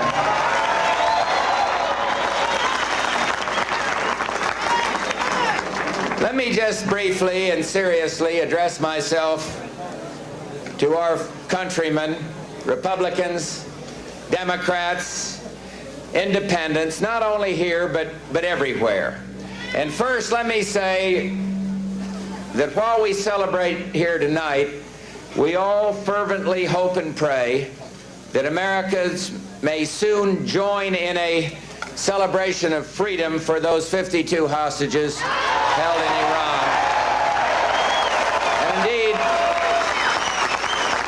And indeed of happiness for their families on their return. To those who voted for the Reagan-Bush ticket, to those who supported another ticket, the election is over, but our real challenge as a nation dedicated to peace and the betterment of mankind lies ahead. This is a night of celebration for some of us and a night of disappointment for others, but tomorrow, in that great American tradition, those of us who celebrate tonight and those who have suffered disappointment must come together as one people to meet the larger challenge. And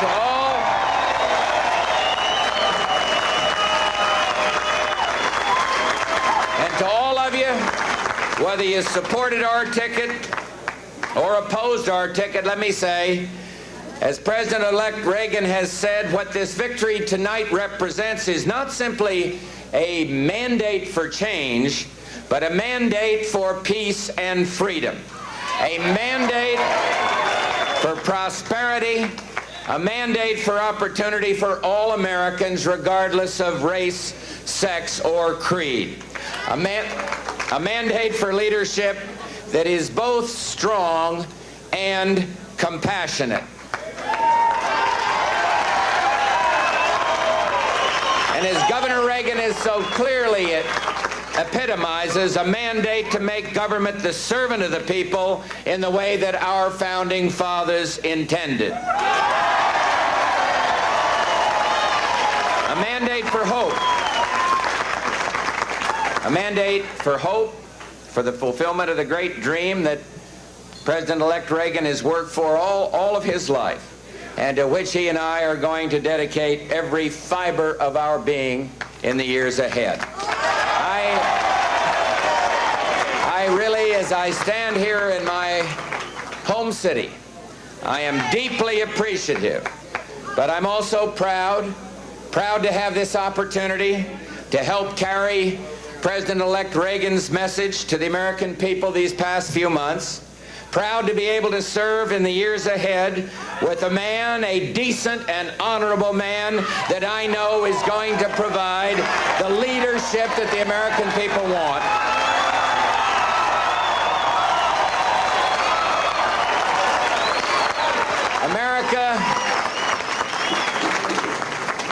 America, in the words of the song, is on the road again.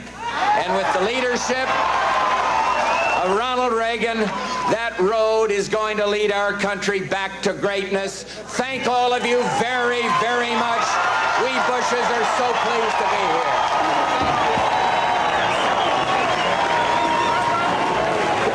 The Bushes almost weren't there. You remember, David, that night in Detroit when there was all the talk about picking Jerry Ford, and one of the last pictures we saw of George Bush was he was sitting having a beer in the bar at the Pontchartrain Hotel. His hopes were completely dashed, and they went up to the suite and they got the telephone call that they had been picked. And now tonight, look what happened. He had taken off his tie, which meant he did not expect to go anywhere. That's right. 2.5 years later, after he began running first for president, George Bush finds this conclusion tonight. It's been that long that he has been on the campaign trail in one form or another, and a force in it. But Fritz Mondale once complained about Holiday Inns. George Bush must have enough to go around the world about 3 times. Well, without being in any way disrespectful, as we all know, a number of people think that President-elect Reagan is only going to have 1 term. George Bush must be thinking about running for president after that, so he's not thinking about the next 4 years, he's thinking about the next 12 years. Well, 55 years old. And in the meantime, he'll be presiding over what could be, we'll learn sooner or later, what could be a Republican Senate, which has not happened in quite a long time. George Bush, a man who was born and raised in Connecticut, went off and made his fortune in the state of Texas, now the Vice President-elect of the United States. As he's talked about Texas, he probably had a big impact down there, along with Governor Bill Clements, a state that went big for Ronald Reagan this time. It was a crucial state in the Southwest for them. I'll tell you, it would be tough to run in Texas with Clement against you the way he was against Carter this time. Yep. Really did a job. We've seen a room full of Carter people crying, a room full of Reagan people laughing, and that's what today's been all about. And that's where the election stands at this time.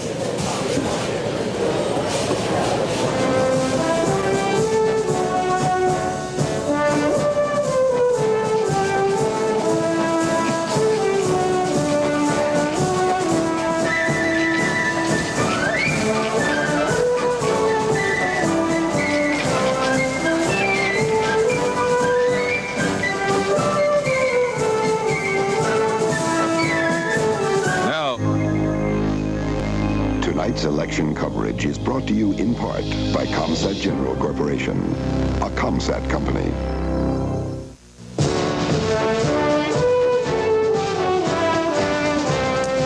Welcome back to News Center 4's coverage. It has been an interesting evening, maybe more so on the national scene altogether. We have lost 3 incumbent congressmen in our area: Robert Bauman in the 1st District in Maryland, also in Virginia's 8th and 10th. Otherwise, it's been pretty much an incumbents' evening. Our analyst Dick Smolka is here. We were talking in the last cut-in that we did about surprises. What else do you have to say, Dick? Well, looking at the Virginia congressional picture, we now have 1 Democrat left in the state of Virginia. That's Dan Daniel in the 5th Congressional District, and he is considered to be a very conservative Democrat, very much like the Republicans. Mr. Reagan's sweep of this election was very much like Richard Nixon's sweep in 1968 over McGovern. But Nixon didn't sweep in as many congressmen, did he, at that time, as have come in on Reagan? No, there's been a big change in that kind of impact, yes. We had a George Wallace factor in there, which probably held down the Nixon vote. This year we have an Anderson factor, which holds down the Carter vote. And it seems that the Democrats have really taken a beating in the Senate this year. I was going to say, surprisingly widespread if you take a look at the national map. When NBC displays the national map of the states that Reagan carried, it really is staggering. Right. Yes, overwhelming. It certainly is. There is also, I've been looking at these sheets here with the Paris and Harris race. I mean, there's very few votes, 2,000 votes to separate these two guys right there. Those were very competitive races. They were hard fought from the beginning. Both candidates went all out for the whole campaign. It was not an easy campaign for either one. And it was considered to be close throughout the campaign. It just came down slightly on the Republican side in both instances. As it did in Virginia's 10th congressional district, where Congressman Joe Fisher has called Frank Wolf. He called him to congratulate him on his win. Fisher thanked his campaign workers, and he told them, in fact, that they should not worry. We have him saying that, I believe. Don't have too many regrets. You know, whatever we do with class. We win with class, we lose with class.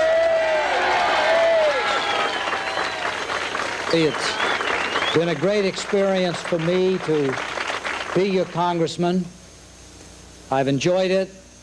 We've worked together, and I think we've done some good things for the 10th District of Northern Virginia. We still have some key things to do tonight. We're going to check in with Stan Bernard on the desk, looking at those representatives to the Senate and to the House that affect the federal workers and those of us who live in this area. Also try and assess what this election means to us in the future and go through all of the races for you. Total picture of all of them before we're finished. We're going to take a commercial break right now, and we will be back right after that. The people who own ships like this one and the people who sail them think it's a good idea to keep in touch with one another. Even though every vessel in international trade has a radio, atmospheric changes can make radio transmission unpredictable at best. That's why today many shipping companies and oil companies involved in offshore drilling depend on Marisat, the remarkable satellite communication system developed by ComSat General Corporation. Using Marisat, a captain can be in direct voice contact with his management people on shore. He can send and receive telex messages or facsimile data.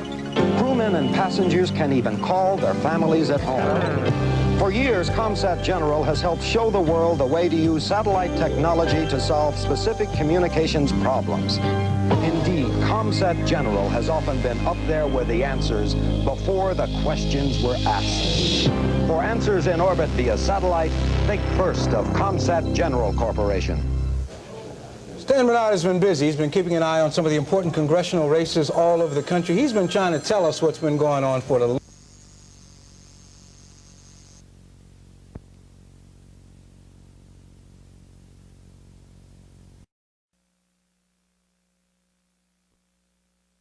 Ultra bright white, dynamite fresh. It got Jackie noticed. The next day, Bill examined Jackie's smile.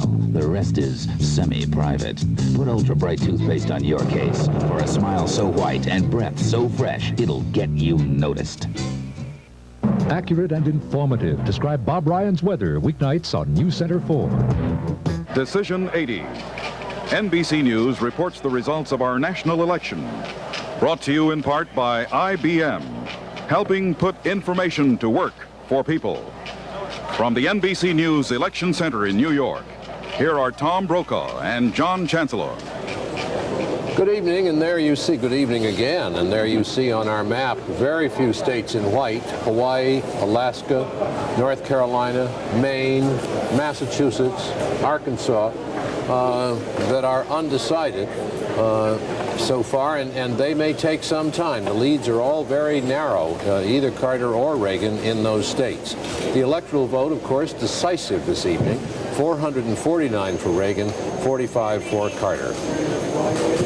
The popular vote is going about the way it has been all evening. The popular vote is not 7% in. That's an error, but I can tell you what it is. It's 50% for Reagan, 43% for Carter, 6% for John Anderson. And that Anderson 6% has been holding all evening, and now there's not much chance that it will drop off very much. It looks as though John Anderson may have reached his goal, at least to get those Federal Election Commission funds that are due him if he gets 5% of the vote. He's a percentage ahead of that now.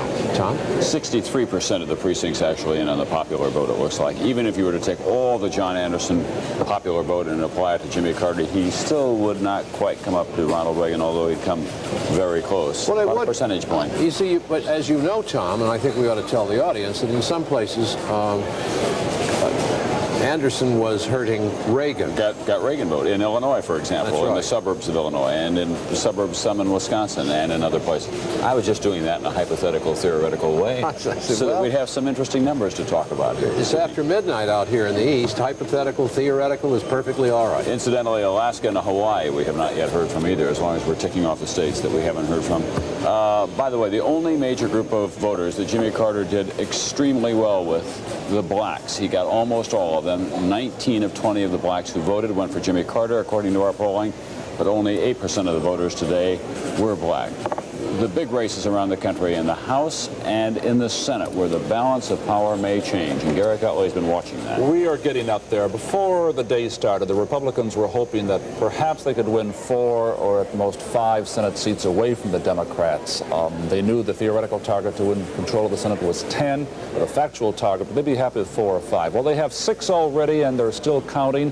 Let's recap the elections that we've already projected so far this evening. First of all, in the Democratic column, we've projected Wendell Ford, the incumbent, winning in Kentucky. In South Carolina, it's Ernest Hollings going back to Washington. In Georgia, Herman Talmadge, re-elected.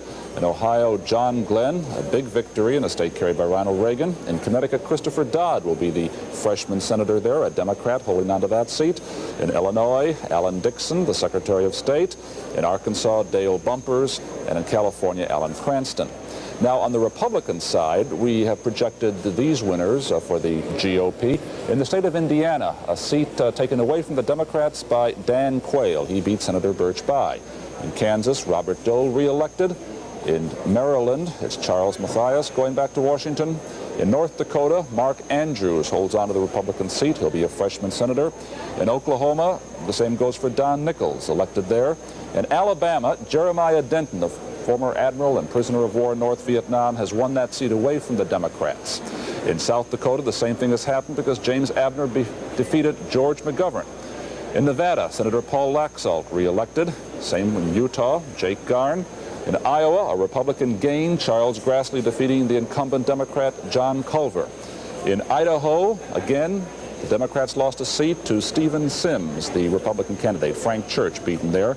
And in Washington, Slade Gorton projected the winner, defeating 75-year-old Ward Magnuson, the dean of the Democrats in the United States Senate, the powerful chairman of the Foreign Relations Committee. And now in Oregon, NBC News projects that the incumbent Republican Bob Packwood has been reelected for a 3rd term, defeating the Democratic candidate Ted Kulingoski. Bob Packwood re-elected in the state of Oregon. So, when we add all of those projected winners up, where do we stand so far in the senatorial races? 33 Senate races today. Let's see if we can get some of these figures here. We started out, of course, with 59 Democrats and 41 Republicans running tonight. That means the Republicans would have to win 10 more seats to gain the majority. I guess we don't have the figures. There they are. 8 Democrats so far and 13 Republicans elected today. Now when we add the seats already held, we get 44 Democrats and 44 Republicans in the Senate so far. And that pretty well tells the story, and it's a close race right down to that wire for control, 51 seats. The Republicans, as we said, are looking rather well in a number of states where Democrats have held the seat. In Florida, their candidate is slightly ahead. In New Hampshire and in Vermont. Colorado, where Gary Hart is defending his seat, well, that's 50-50 right now, and they're going to be counting for many hours out in Colorado.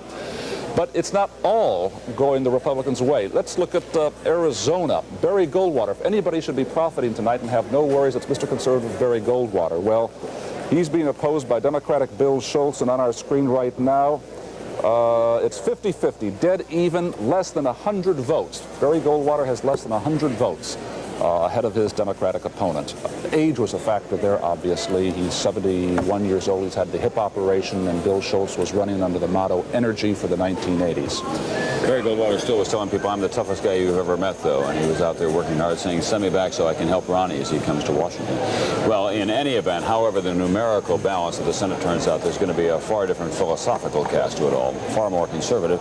Jessica Savitch has been watching the House, and that's changing some as well tonight. Jessica? The House is changing. It is expected, Tom, that the Republicans will probably pick up about 22 seats in the House. And looking at the governor's races, the Republicans had expected that they would be able to pick up 2 states, and that so far looks to be what they have. We have a projection now. NBC News projects in Washington State, the Republican John Spellman will be elected governor of Washington, defeating James A. McDermott of Seattle, the Democrat.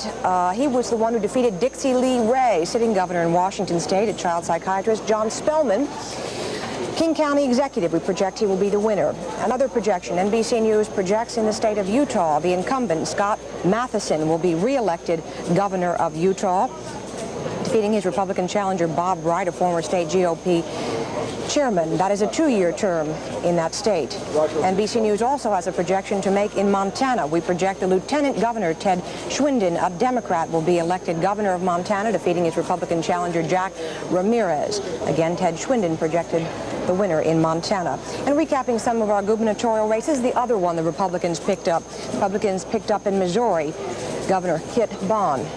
He was a former governor. He ran again, this time and defeated Teasdale, and we project he is the winner. We project in the state of West Virginia that Democrat Jay Rockefeller will be re-elected, defeating Arch Moore. We also project in the state of Indiana, the Lieutenant Governor Robert Orr, Republican, will be elected. We project in Vermont, state of Vermont, Richard Snelling, elected governor of Vermont, defeating the challenger M. Jerome Diamond. This is one of the states with a 2-year term. A 4-year term in the state of North Carolina. NBC News projected Democrat James Hunt will be the victor there.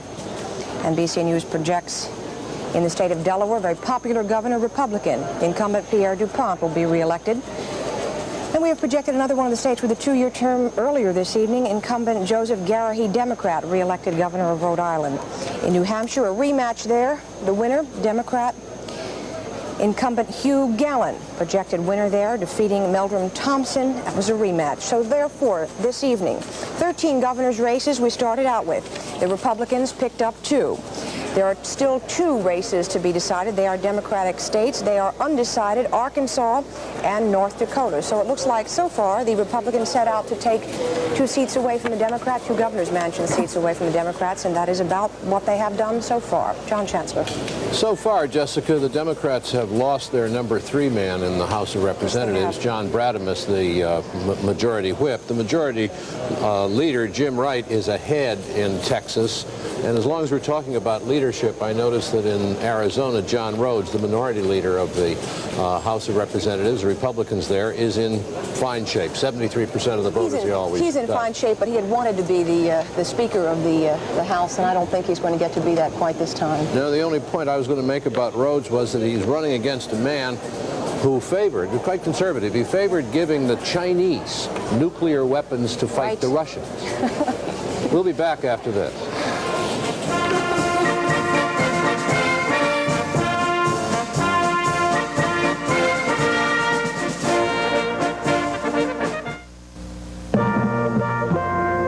Reaching your financial goal is never as simple as some people would have you believe. You have to know exactly where you're going and make the right decisions at the right time. At Merrill Lynch, it's our skill at guiding you through the intricacies of investing that makes us what we are. Merrill Lynch, a breed apart. New dress? Like it? Some neckline. Do you mind? Not at all. You always look fantastic. New watch, too. Pretty, isn't it? It's my new Timex quartz. A Timex quartz? I never knew you were that serious about time. Incredible accuracy. Never even winded. It's pretty. It's a perfect whiz. Let's talk about perfection. My new Timex quartz? No, I was thinking of something else. The Timex quartz for women. I'm Pete Conrad, and this is the McDonnell Douglas F-15. To earn its wings, it had to pass a series of U.S. Air Force stress and structure tests. In a tight turn, the Eagle can withstand 9 times its weight against gravity. I think it's significant that the McDonnell Douglas DC-10 has passed tests just as demanding in their own way as those required by the U.S. Air Force. The DC-10, one of the world's most thoroughly tested jetliners. 42! Foul! What a call! What a heartburn. How do you spell relief? Check the board, Coach. R-O-L-A-I-D-S. Rolaids spells relief. Unbeatable relief. Relief Tums can't beat. Relief no other leading antacid can beat. For comic relief, I put on a frown. But for acid indigestion, I spell relief. R-O-L-A-I-D-S. Unbeatable. Rolaids spells relief. Unbeatable relief. Election coverage brought to you by WTOP News Radio. What and by the Moore Cadillac Company at Tyson's Corner in Virginia.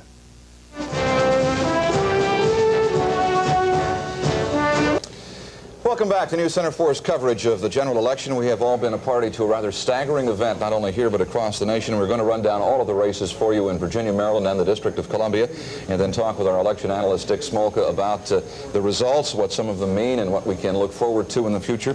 We'll start now with the presidential race and the way it went in this area. This is the president in Maryland. The presidential race in Maryland, 90% of the vote in, being carried now by Mr. Carter by 3 points. Virginia, for the president, 97% of the vote in. It went very handily to Ronald Reagan. It wasn't a metropolitan area. This is the D.C. area. I'm sorry, this is not the D.C. area, the general area. Again, this is Mr. Carter now, 47 to 42%. And the District of Columbia went hardly to Mr. Carter. This is the Maryland U.S. Senate race, Jim. Senator Mac Mathias easily won that race, 65% over Conroy with absolutely no problem. We've got some congressional races in Maryland also to take a look at. This is the 1st congressional district, and as we've told you, we expect, excuse me, Roy Dyson to win that one handily over the incumbent. 2nd district, Clarence Long, expected to win easily. That's in Baltimore, right? Right. 3rd congressional district, Barbara Mikulski, also in Baltimore, absolutely no problem. Here's the 4th congressional district in Maryland, Marjorie Holt, no sweat. In the 5th congressional district, Gladys Spellman, big winner, as she has been for the last several races. In the 6th, Beverly Byron, easily the winner there, with James Beck.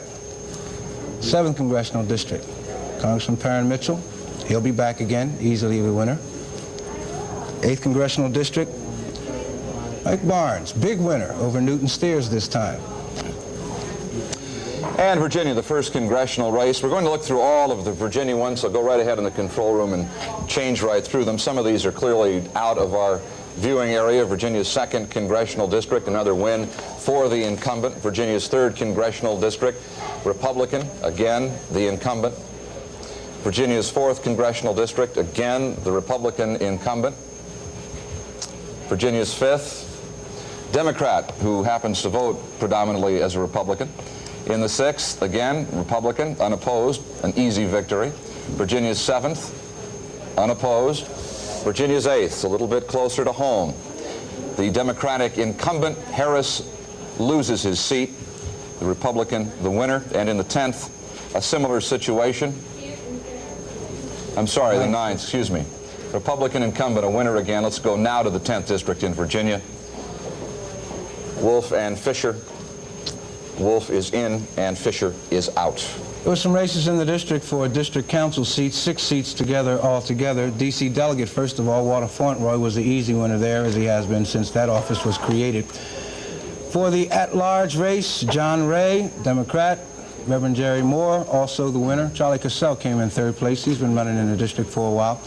Ward 2, John Wilson, absolutely no problem, as there was not expected to be. In Ward 4, Charlene Drew Jarvis, big win there, 93% of the vote. In Ward 7, H.R. Crawford, who won a pretty tough primary race. He came out on top with no sweat. And in the 8th Ward, I'm sorry, okay, that was the other candidate. In the 7th Ward and the 8th Ward, Wilhelmina Rolock will be back, 92% of the vote there. These are now, we're going to look at some of the questions on them. Oh, this is statehood. Yeah, we had a couple questions there. This is a referendum for whether the district should begin the process towards statehood. Easily the winner, 59% of the vote. There's also an initiative on whether or not there should be gambling in the district. And again, that was an easy winner also. And we will go now to the questions on the ballot in the state of Maryland. And we have nothing to show you in Anne Arundel County. This is the court system in Baltimore. No vote count there yet either. Maryland courts.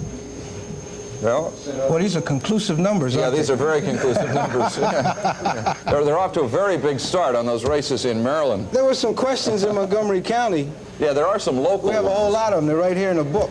A bunch of them. Do we have any numbers on these questions in Montgomery County, or should we go on and talk about something else? What do you say? We have a see, there's that machine again.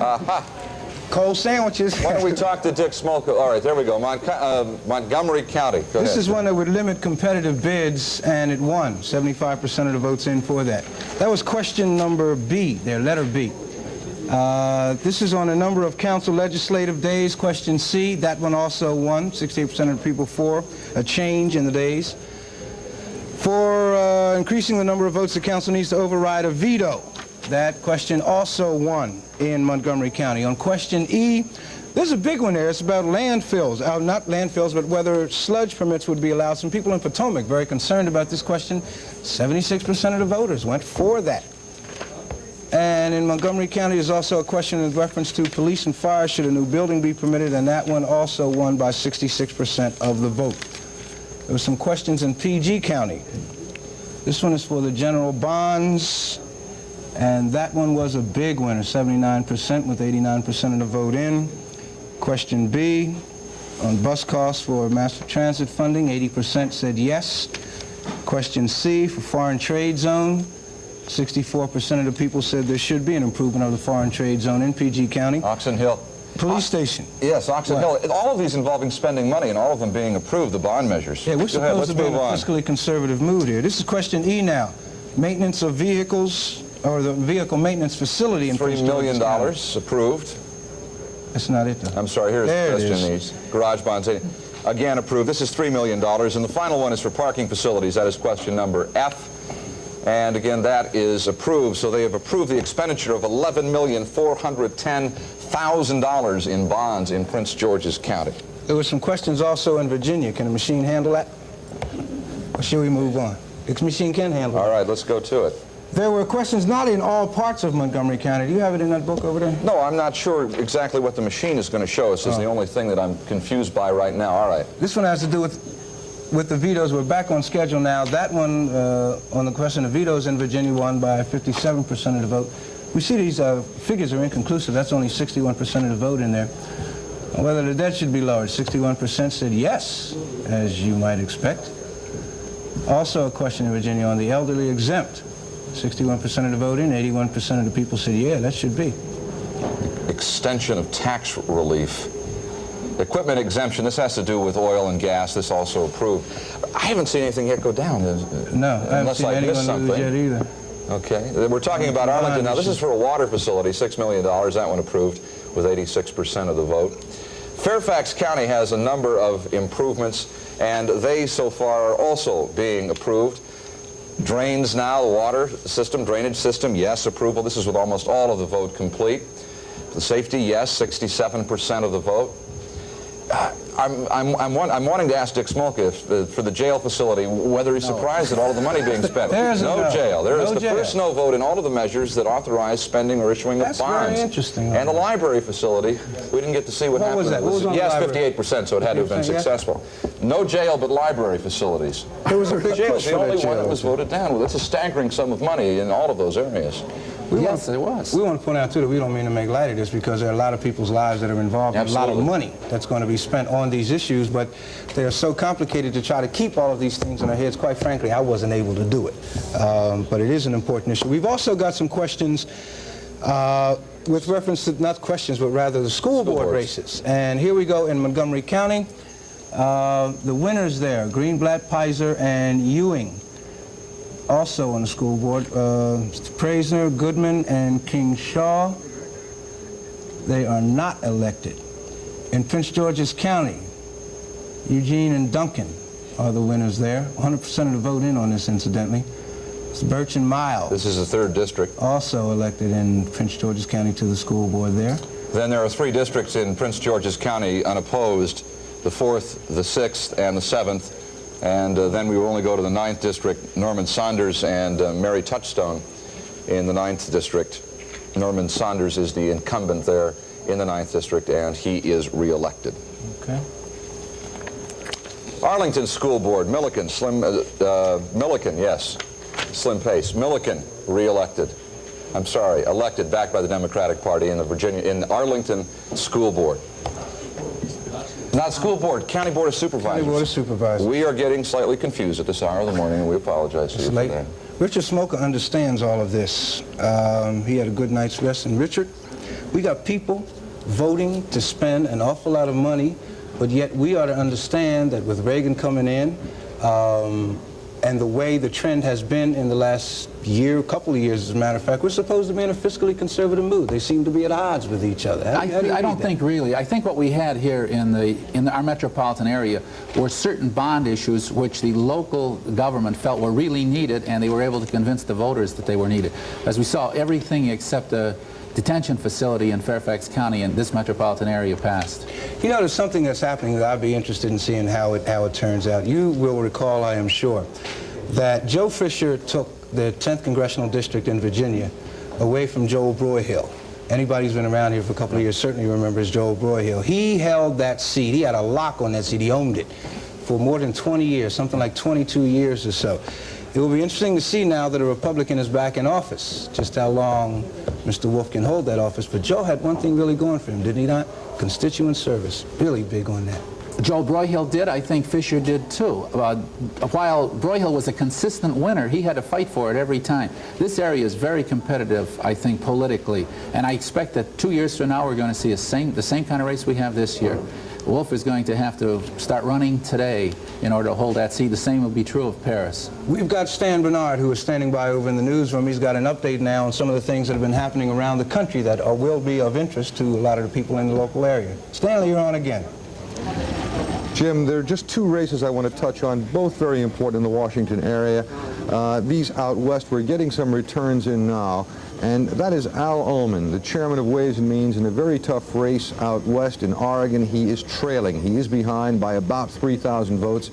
And the other very significant race for us in Washington, Arizona, Mo Udall winning easily. The reason we, of course, report on Udall that he is chairman of the Interior Committee. That's all I've got. Back to you.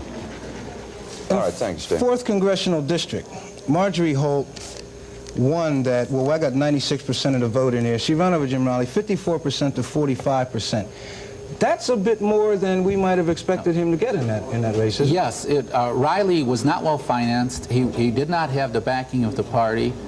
He was a relatively unknown newcomer to the political scene. Marjorie Holt was a very heavy favorite in that race, and yet the results of that particular district show that Riley did considerably better than previous opponents against Marjorie Holt. That is, in fact, a Democratic district, though, is it not? Well, it's a Democratic registration district, but we also have to look at the pattern in the state in general this year, and that was a very impressive showing for Mr. Riley, I think, in the 4th district. Okay, means maybe Mrs. Holt has something to watch out for in 1982. 1982, we have new districts. New districts, yeah. She doesn't have to worry. All right.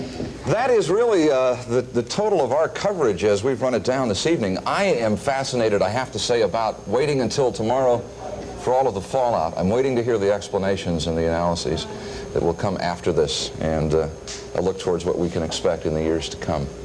We thank you for watching us. It has been a long evening, but not nearly as long as they have been in the past. A lot of surprises. We'll have complete updates on all of this tomorrow. Okay, stay by. We're not leaving you yet. We're going to Bauman.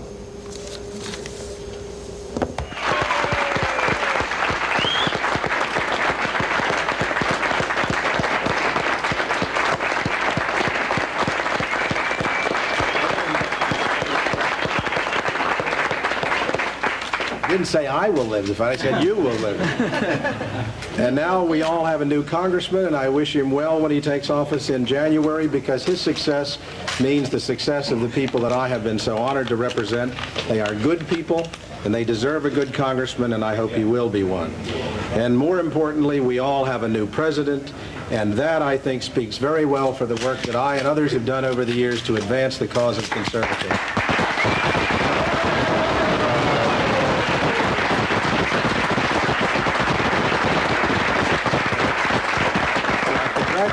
I congratulate Mr. Dyson.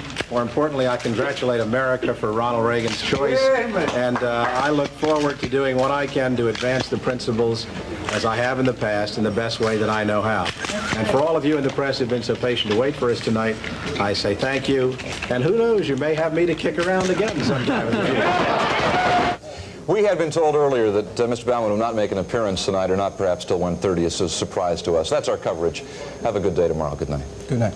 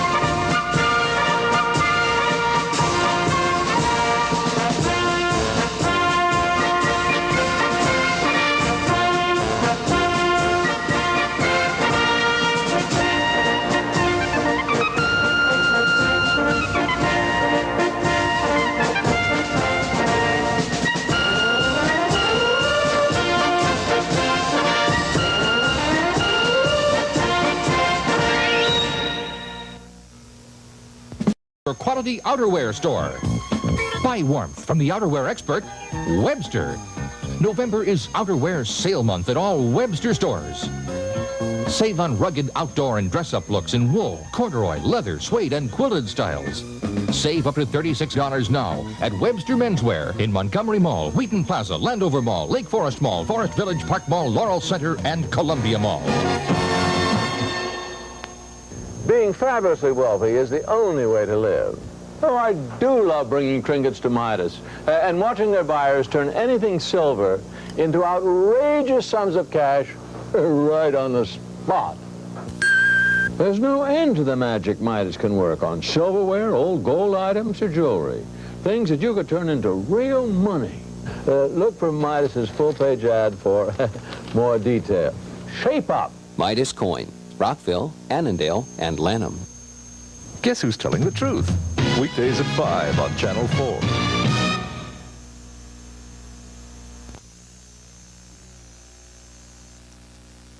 John Chancellor. And former President Gerald R. Ford, our guest tonight, as he has been before on political programs. It's nice to have you with us, Mr. Great to be here, John. Pleasure to come on this occasion, a little more relaxed than 4 years ago. That's right. Did you ever anticipate the map would look like that tonight, even in your wildest, most optimistic thoughts in the last 24 hours or so?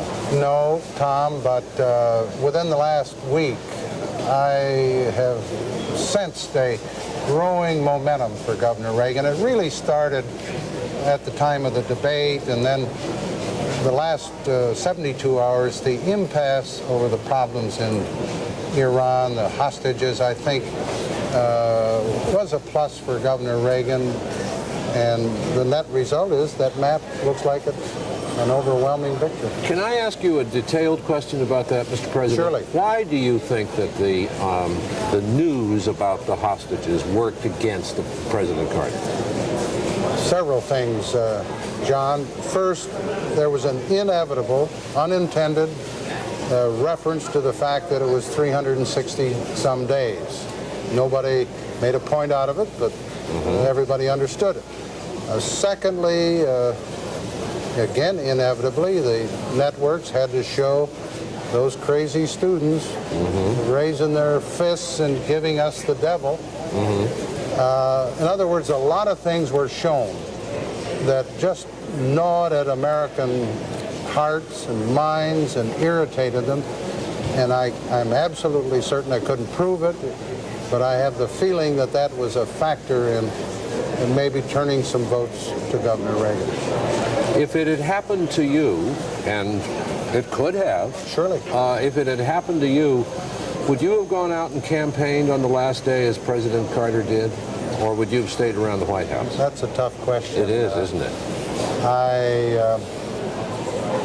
I think my reaction, and this doesn't imply any criticism of President Carter, I believe my reaction would have been to stay at the desk and maximize whatever I could to be helpful. But, you know, that's a close call, and I don't imply any criticism of President Carter for going out and campaigning. What he may have done was looked at the polls, which I know from looking at other polls were running against him very strongly. He might have said, well, I've got to make one last effort to reverse the trend, but obviously it didn't help at all. May I ask you about the prospect of a Ronald Reagan presidency? When you were contesting for the Republican presidential nomination against him 4 years ago, you were pretty tough on him a couple of times. You were the one who came up with that phrase, or your campaign did. As governor, he couldn't start a war, but as a president, he could. Well, this year, Tom, President Ford said he was unelectable. That's right. And that shows what a poor politician I am. Oh, come on, you're a pretty good politician. And Jimmy Carter picked up a lot of that language. You also have been critical of the tax cut of 30% over a 3-year period. He now says that's his first priority.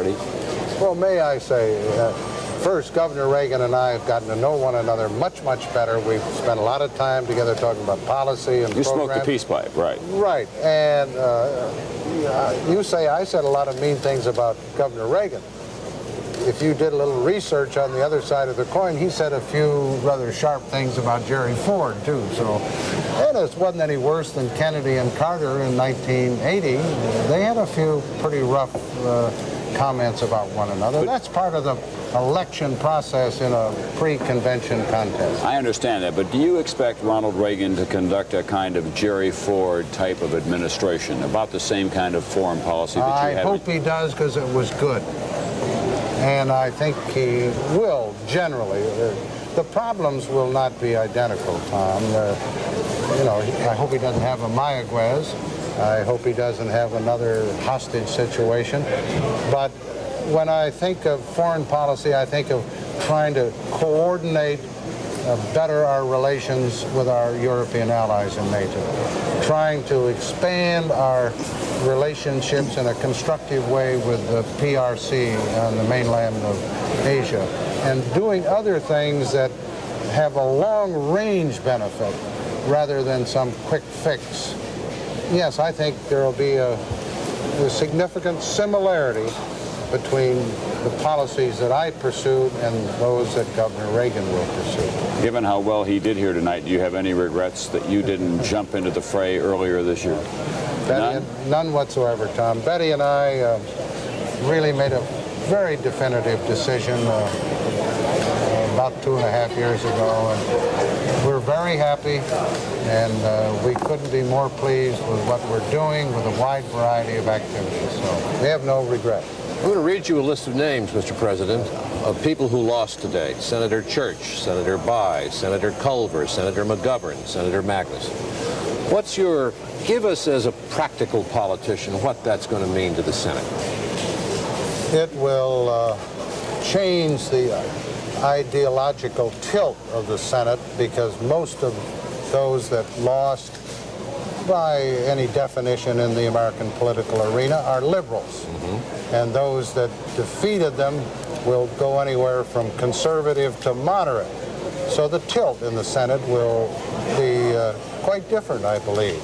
And do you find the Congress of the United States becoming more conservative, aside from party orientation? I believe, as I look at some of the House races, and I've followed them because I campaigned in a number of them, again, I think you're finding a moderate Republican replacing a more liberal Democrat. That's not true in every case, but the average is high that way. So that, again, even though the Republicans, I don't think, will control the House of Representatives, there will be a sufficient gain, a net gain, so that the Democrat majorities won't be able to run roughshod over the Republican minority. Because when you go from 159 Republicans to maybe 190-some, that makes the Republican majorities in committees, I mean Republican minorities in committees, a much more important influence. It makes the flow of legislation on the floor of the House less controllable by the Democratic majority. So the legislative process will be a different ballgame, at least for the next 2 years. Well, I want to thank you, Mr. President, for coming by at this late hour and being with us. It's wonderful to see you. Nice to be with you all. Well, it's always nice to have a happy man on the program. Can I ask you one final question? Sure. What will be your role in the Reagan administration? We haven't talked specifically, Tom, about it. I have told Governor Reagan I don't want a job. I had a chance to get one in Detroit, and I don't want any patronage. I just want to help his administration do the best job it can. I've volunteered to give advice. I've volunteered to do anything on a short-term basis that might be helpful domestically or internationally. But Betty and I aren't going to move back to Washington. Ambassador at large out of Palm Springs, though? No. We'll be around to help in any way we can. Thank you, Mr. President. Thank you again, sir. John. Thank you. Good to see you all. Thank you. We'll have more coverage after this.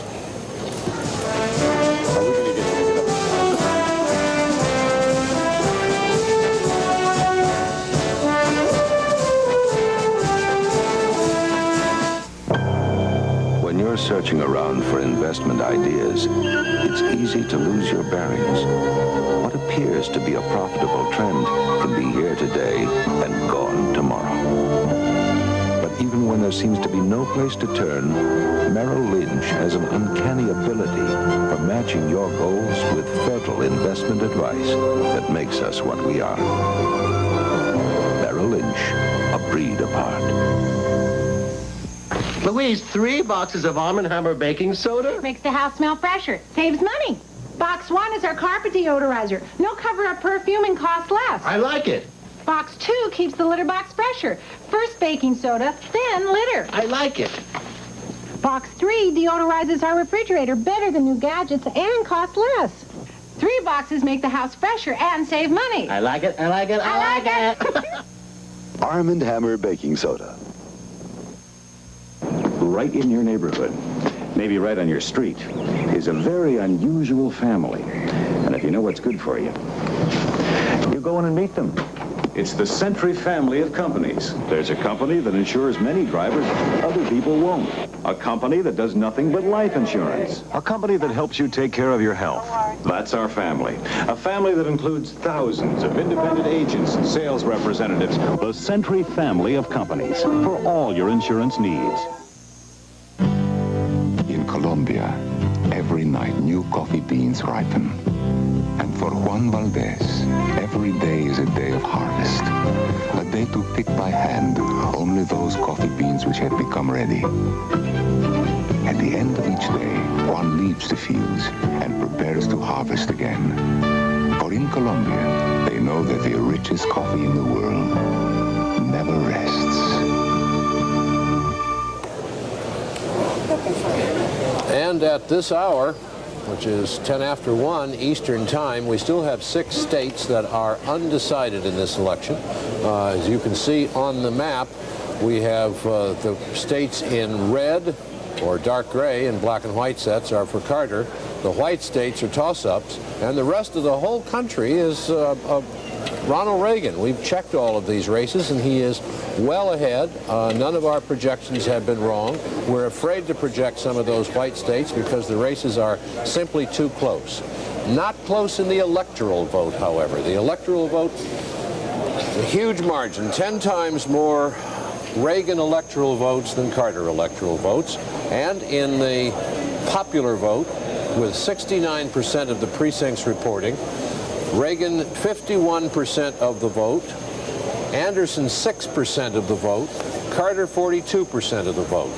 If Anderson weren't in the race, some of his votes would have gone to Reagan, more of his votes would have gone to Carter. It is our sense of this, it's our feeling that Reagan would have won the election had Anderson not been there at all, drawing votes. But he probably did draw more from Carter than from Reagan. Tom? John, Ronald Reagan ran extremely well tonight, east to west, north to south, coast to coast, however you want to describe it. But he did extremely well in the big battleground states, so-called. Let us show you some of those big electoral states. New York, 41 altogether.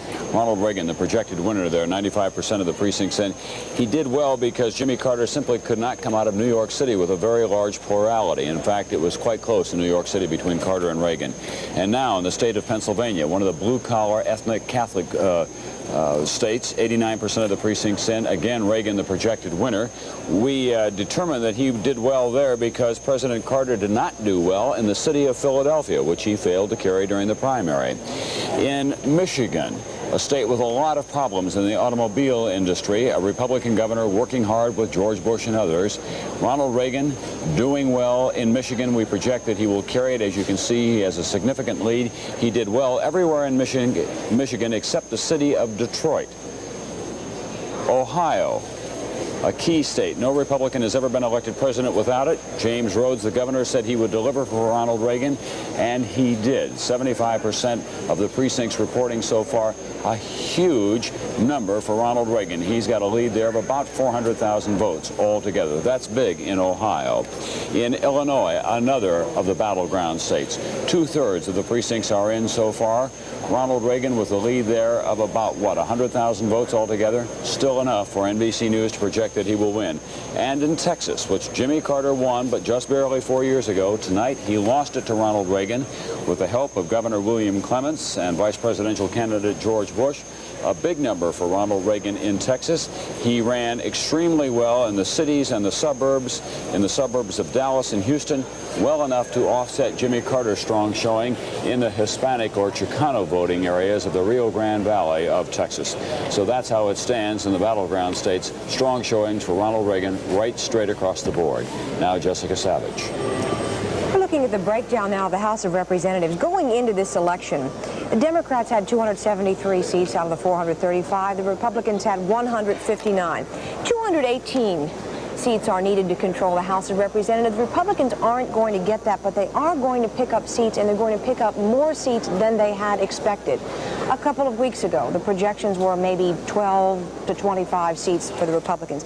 Let's look at our projection now. NBC News projects the composition of the House of Representatives will be 248 Democrats and 187 Republicans. That's plus or minus about 8 seats. So the new House will have 28 more Republicans than the outgoing House of Representatives. How does that break down insofar as the votes will go? Let's look at a projection on liberals versus conservatives in the House of Representatives. NBC News now projects the composition of the House of Representatives will be 204 liberals and 231 conservatives. And again, that's plus or minus about 8 seats. So the new House will have 23 more conservatives than will the outgoing House. I talked to GOP Chairman Bill Brock this morning, and he said a couple of months ago if someone told him he could have gotten 12 more Republican seats, he'd have been very impressed by that.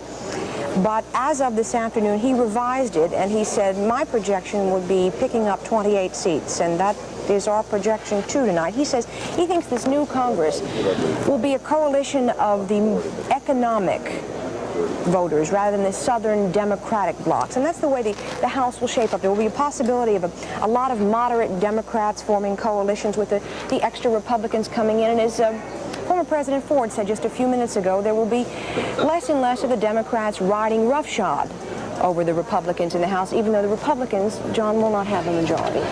I'm very interested in the ideological survey and the liberal-conservative thing. Tom, you might have a word on this. It's very interesting. Our figures, as I read them off the screen, show that there'll be 231 conservatives. Isn't that what you had in the 231 conservatives new House, as opposed to 208 conservatives? Now, the thing to keep in mind about that is that it takes 218 to control the House. You rarely get a breakdown in the House on purely right-left ideological divisions, but the fact is that by our reckoning, the new House will have more than a majority of conservatives, where before it had less than a majority of conservatives, only 208. And I think that's just exactly what we've all been talking about tonight, about this great kind of sea change that's been going on in the House, especially. I think these are interesting numbers. It seems to me as well that a lot of people that we may be identifying tonight as moderates to liberals may become born-again conservatives of one kind or another when they look at what has happened in their other congressional districts across the country, because there have been some very close races among those people who were able to return, for example. And they've got their finger to the wind in pretty good shape most of the time. It is also very interesting to note that although the Republicans did target a lot of leadership races, they really so far haven't done that. We see that at this point only the House Majority Whip, Bradamus, is one of the ones who's been defeated, but their inroads have been made rather in some of these other seats, in the more conservative ones.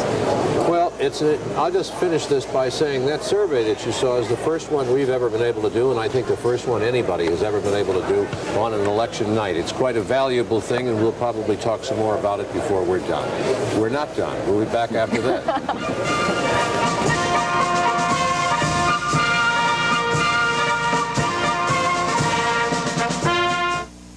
America is not going to be pushed around anymore. Dodge challenges Honda. Now Dodge beats Honda with more front-wheel drive cars with high mileage. Dodge Colt beats Honda Civic. Dodge Omni tops Honda Accord.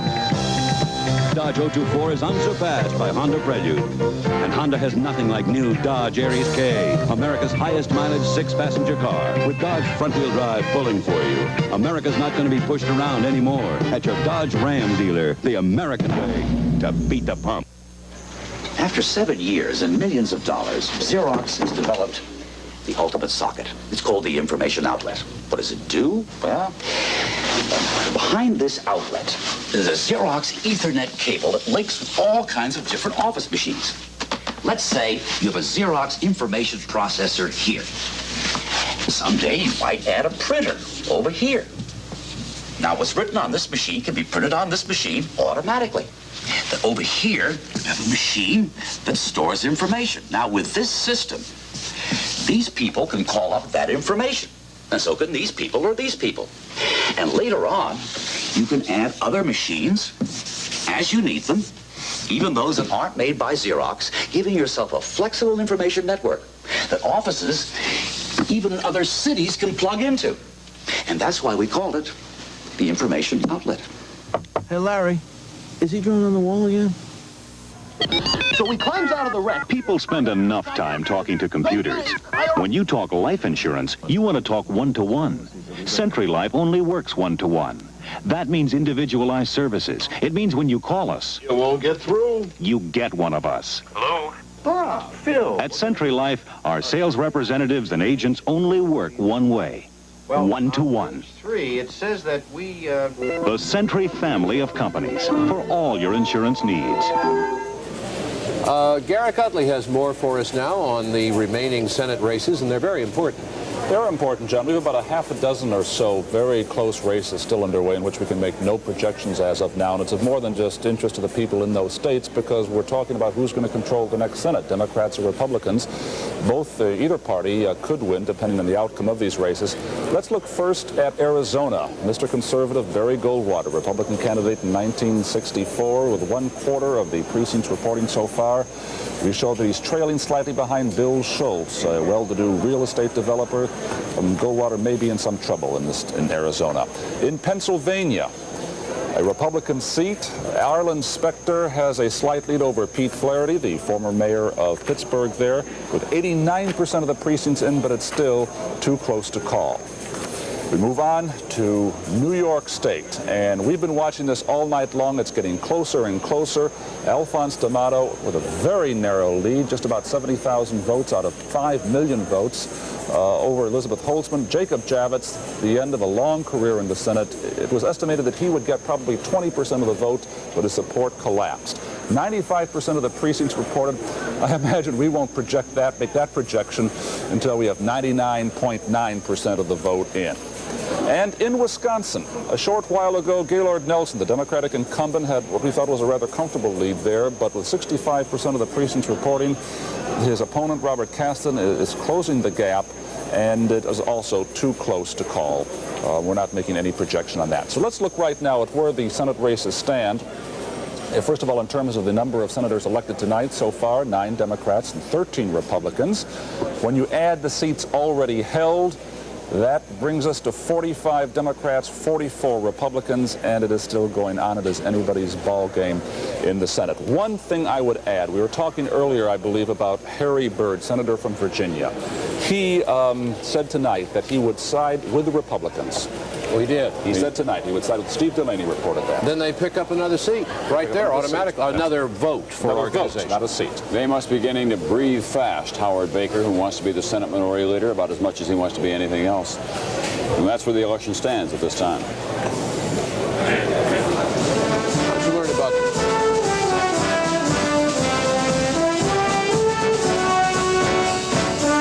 Now, with further election coverage, here are Bob Jameson and Carol Simpson.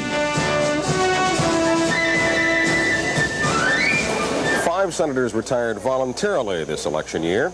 And in each of the races where NBC News has projected a winner, the party of the retiring senator has retained control. In Connecticut, Christopher Dodd has been projected the winner over James L. Buckley, who was also a senator from New York State, to fill the seat of retiring Abraham Ribicoff. In Illinois, to fill the seat of retiring Senator Adlai E. Stevenson III, Alan J. Dixon, the popular Secretary of State who's been a leading statewide vote-getter in Illinois for more than a decade, was elected over David C. O'Neill, the lieutenant governor. In North Dakota, to fill the seat of retiring Senator Milton R. Young, Mark Andrews, a congressman for 17 years, has been projected the winner over Kent Johanneson.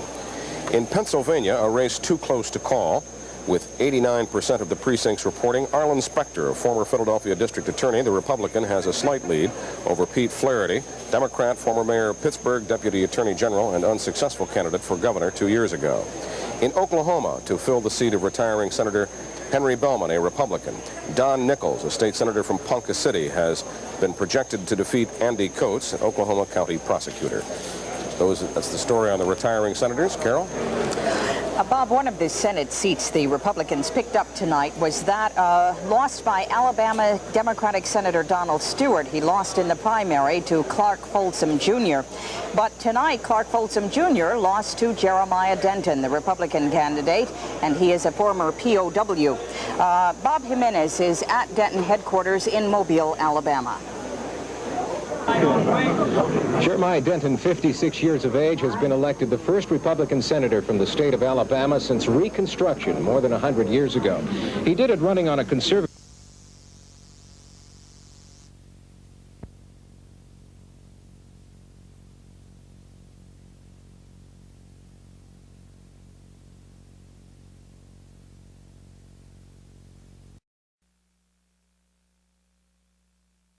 Years in Washington by a two-term presidential office seeker himself and chairman of the Select Committee on Intelligence is out. I have just sent the following wire to Congressman Quayle, which reads as follows. Congratulations on being chosen for the most rewarding job in the world, representing 5 million Hoosiers in the United States Senate. May God give you the wisdom needed to contribute to the task of making a great America an even better place in which to live. I continue to be dedicated to this same goal. I have known this privilege and stand ready to assist you in any way as you assume your new responsibilities. His successor is Dan Quayle, a 34-year-old two-term congressman from Fort Wayne. Bay's defeat was tied to Reagan's strength. But Reagan's 250,000-plus plurality here proved too much to overcome. Some thought By's chairmanship of the committee investigating Billy Carter's Libyan affairs would effectively separate him from President Carter's bad fortunes. Such was not the case, and now By is considering his options for the future. Emery King, NBC News, at the By campaign headquarters in Indianapolis. Birch By, who conceded earlier. In the presidential race, the outcome has not been determined in 6 states so far. However, the only question remaining is probably whether or not the size of Ronald Reagan's victory in terms of electoral votes will be historic. The electoral vote count now stands President Carter 45, Ronald Reagan 449, far above the 270 majority. The popular vote, with 72% of the precincts reporting, President Carter with a comfortable 9-point margin, John Anderson 6%, well above the qualification figure for retroactive federal funds. If John Anderson remains at 6%, he will get something approaching $4 million, which his handlers said today was the size of his campaign debt, most of it borrowed from individual supporters. More Decision 80 election coverage on NBC following station identification.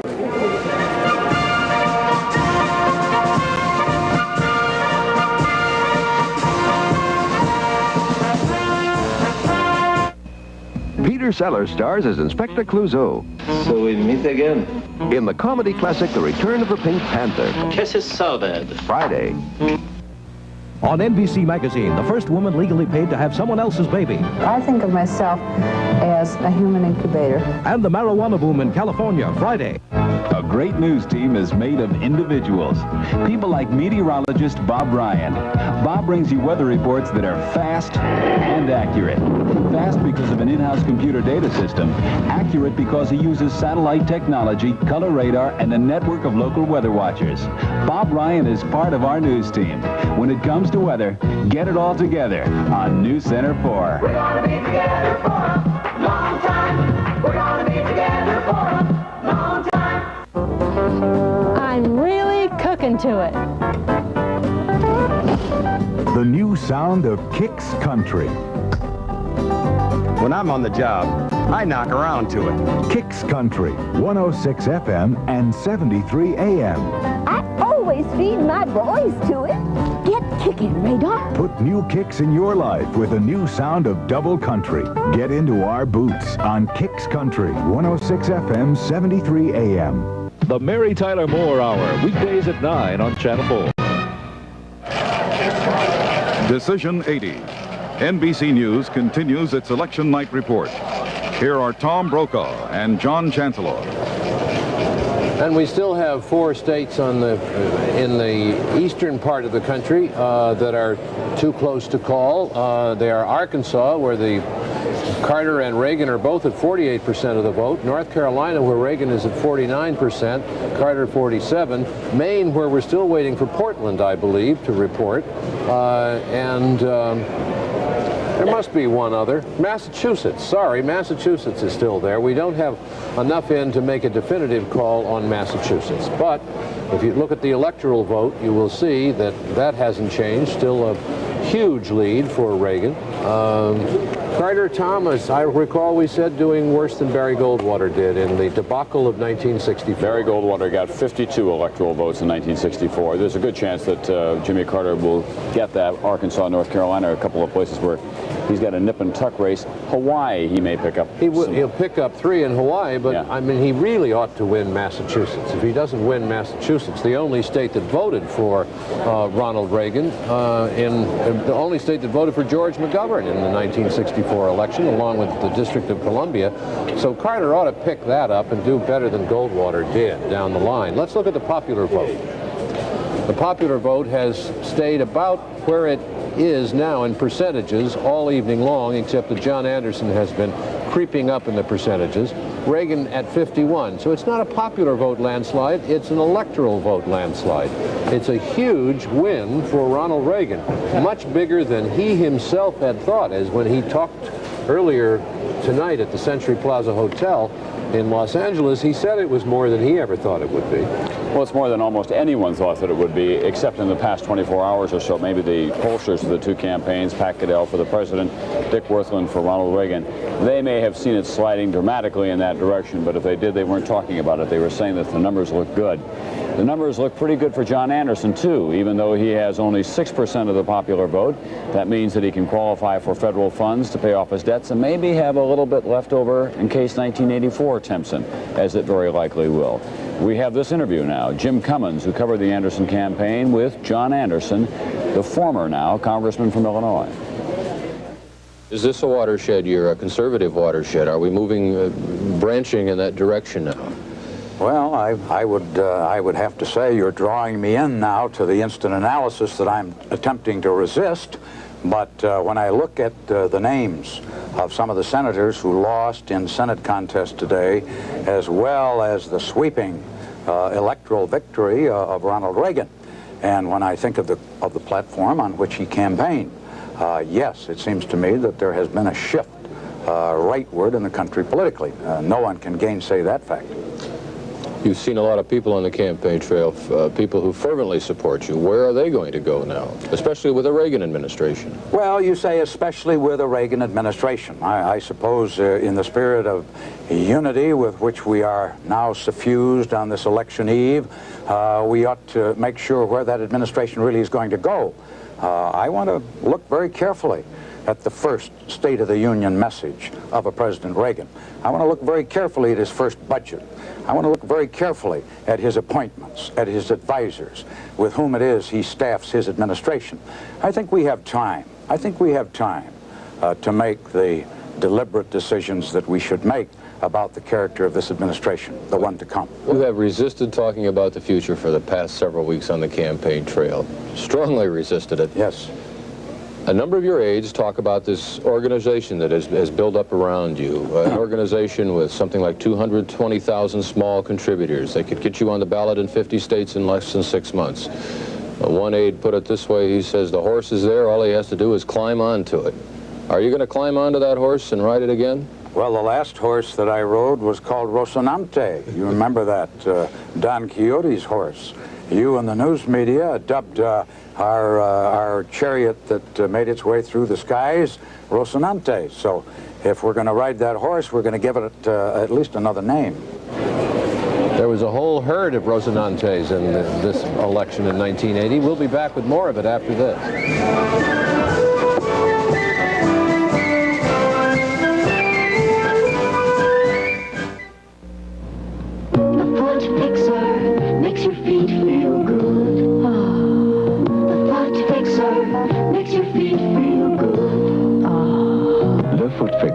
A total foot care system from Clairol, with an automatic heater to keep the water hot and a vibrating water massage that soothes and refreshes. The Foot Fixer makes your feet feel good.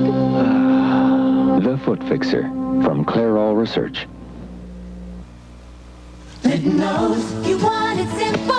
Who needs lessons with Litton's new AutoCook microwave oven? Litton knows your recipes. AutoCook knows how to cook my favorite foods automatically. Litton knows you want to cook with ease. It asks me what food, how much, and how I like it done.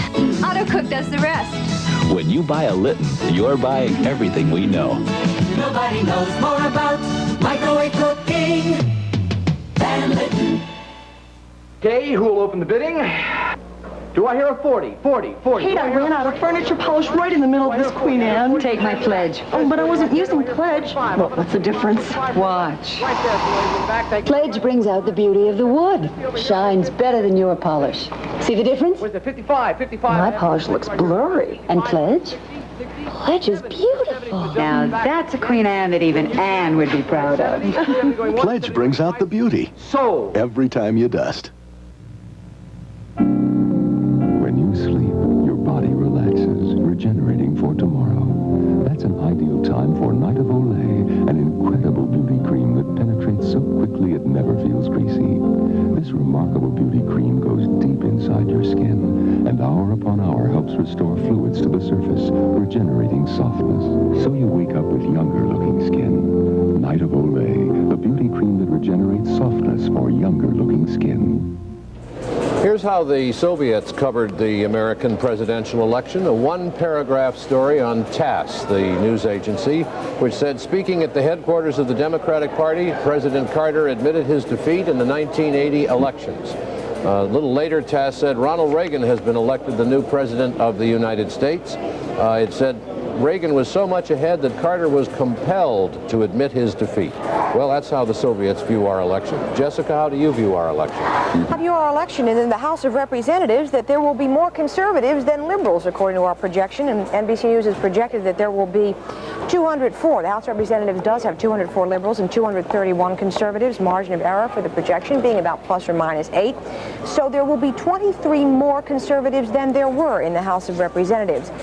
Not more Republicans, just more conservatives, according to our projection. Checking some of our leadership races, although not many of the leadership positions changed. In Arizona, Mara Udall's race there was a technicality.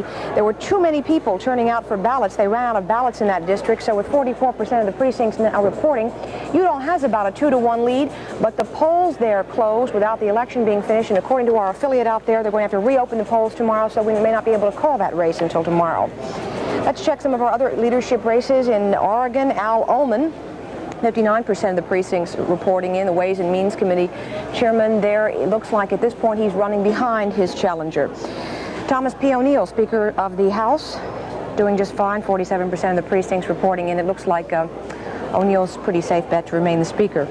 In Texas, Majority Leader Wright, this was one of the targeted races, but as you see there with 99% of the precincts now reporting in, Wright looks like he has done it, and we're projecting he will win that race. One of the leaders who did not make it, Bradamus, the majority whip, was defeated. We project he will be defeated. Minority Leader Rhodes we project will be reelected, and Minority Whip, 42% of the precincts reporting in, 75% of them for Rhodes. Although Rhodes will not be the Speaker of the House and says he will step down, he will no doubt be returned as the representative of Arizona's 1st congressional district. And Congressman Bob Michael, who some talk about, along with Congressman Guy Vanderjack, is possibly moving on to the minority leader. We project that in his race he's doing just fine and probably will be reelected. John.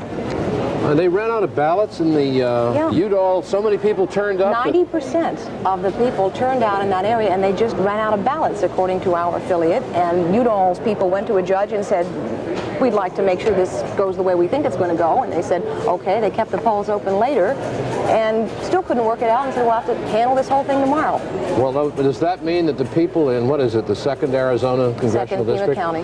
Does that mean that they'll have it again, or what? No, I think what it means is, according to our affiliate, that they won't have it again, but everybody who wanted to vote, that did not vote and was registered to vote, can vote again tomorrow. If Tip O'Neill had his way, he'd get them all assembled, and he'd do what he did at the Democratic Convention. All those in favor? Aye. Mo Udall. In the opinion of the chair, Mo Udall wins. That's right. I was thinking about Tip O'Neill, looking at his record. He's safe, of course. He's always safe. Since about 1903. Well, it's not been that long. Of course, he inherited that chair from John Kennedy. As a matter of fact, that's the place he was elected. This is the 15th time he's been elected. And he's the old-fashioned politician who lived in they'd go up and down the stairs. He began delivering votes for Pauls in Massachusetts when he was 12 years old, going and knocking on doors.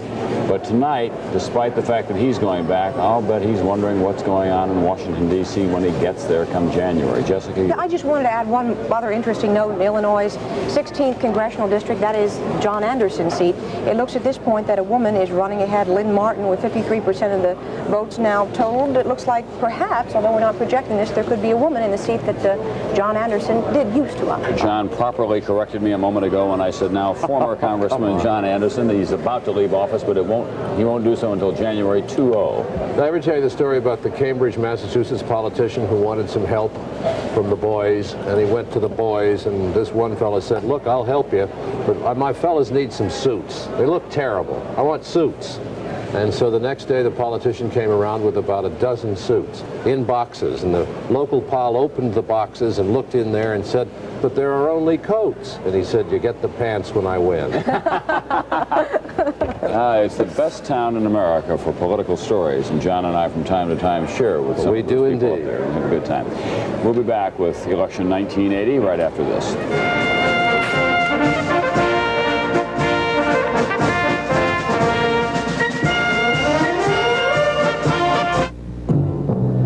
VSR, whatever the weather, the VSR, it's the tire for you.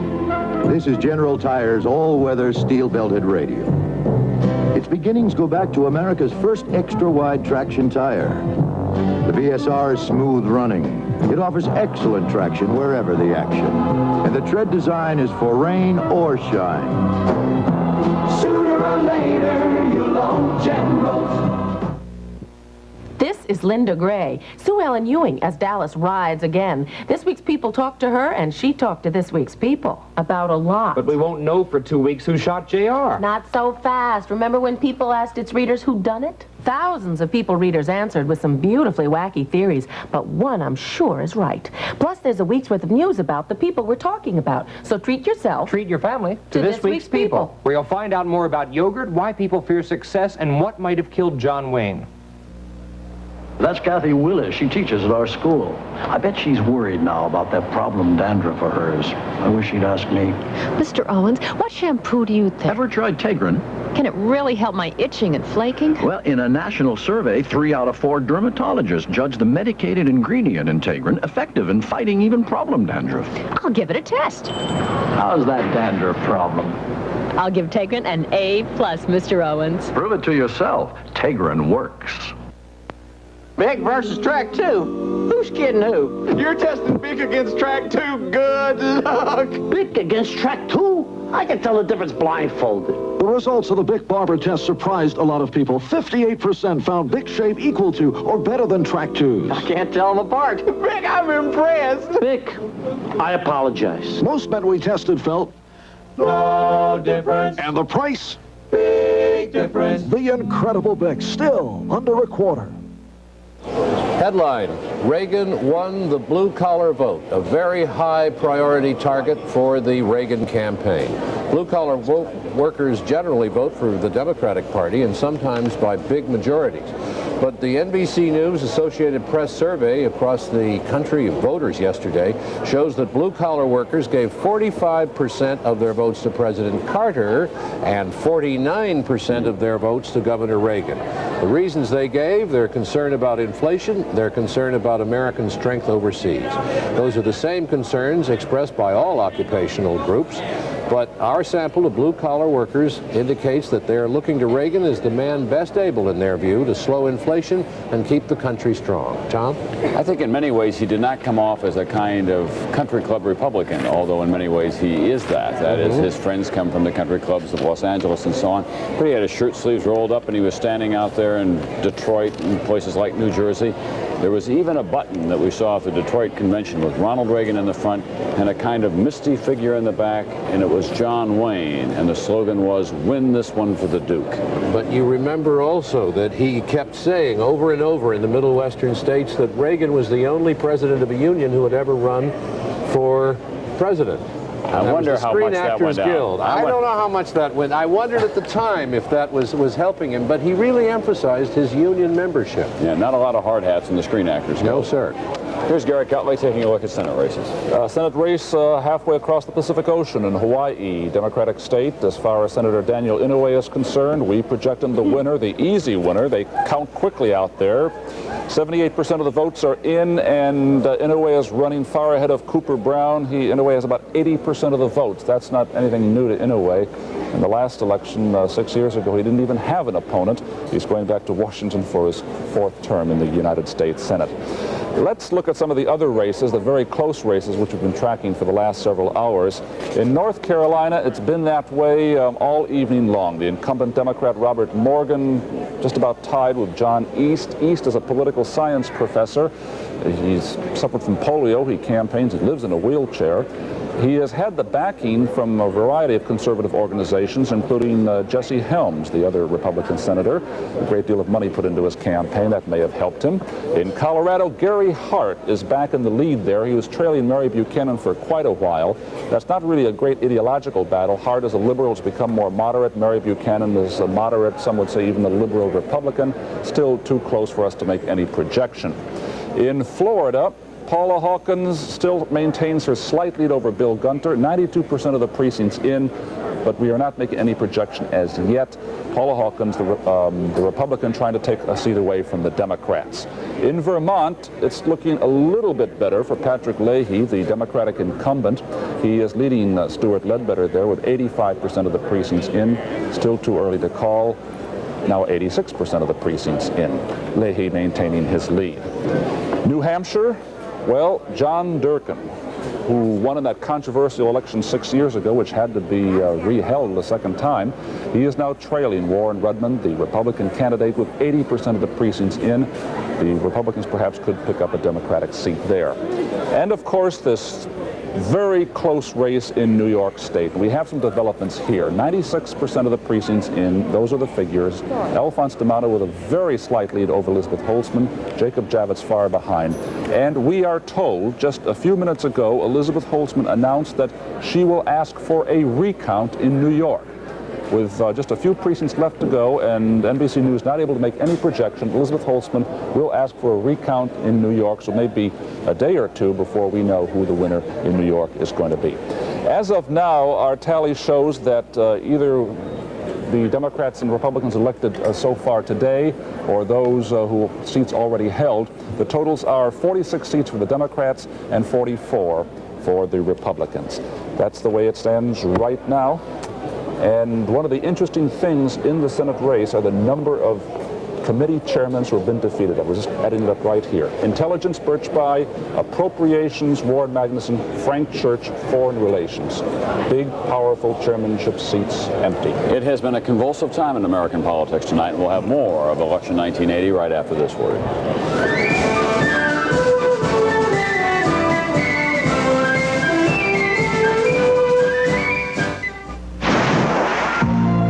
General Motors introduces Computer Command Control, a new system that uses this onboard computer to help achieve the highest corporate average fuel economy in GM history, while reducing exhaust emissions to the lowest in GM history. From now on, you'll activate this computer when you step on the gas. Computer Command Control on all standard and most optional gasoline engines from Chevrolet, Pontiac, Oldsmobile, Buick, and Cadillac. 1939. People admired this Karastan rug for its classic design, luminous color, and the luxury of its deep, sumptuous weave.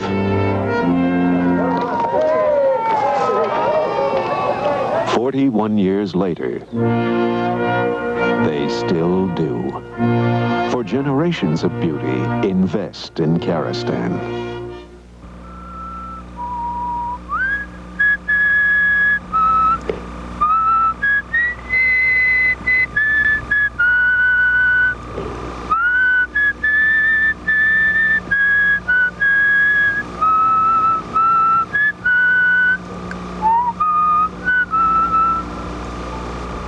You want to know what comes between me and my Calvins? Nothing. Calvin Klein jeans. We're going to ask Judy Woodruff and John Palmer some questions now. They've been covering President Carter all year, and they're in Washington. Judy, are you there? I'm here. How did the president look to you personally tonight when he conceded? Well, John, I think by this evening, by the time he came over here to make his speech, he had recovered somewhat. Earlier in the day, this morning when he was in Plains, his hometown, I'm sure you saw the portion of his speech where he choked up. He was talking about his commitment, hoping that he had fulfilled his commitment to the townspeople, to the people in South Georgia.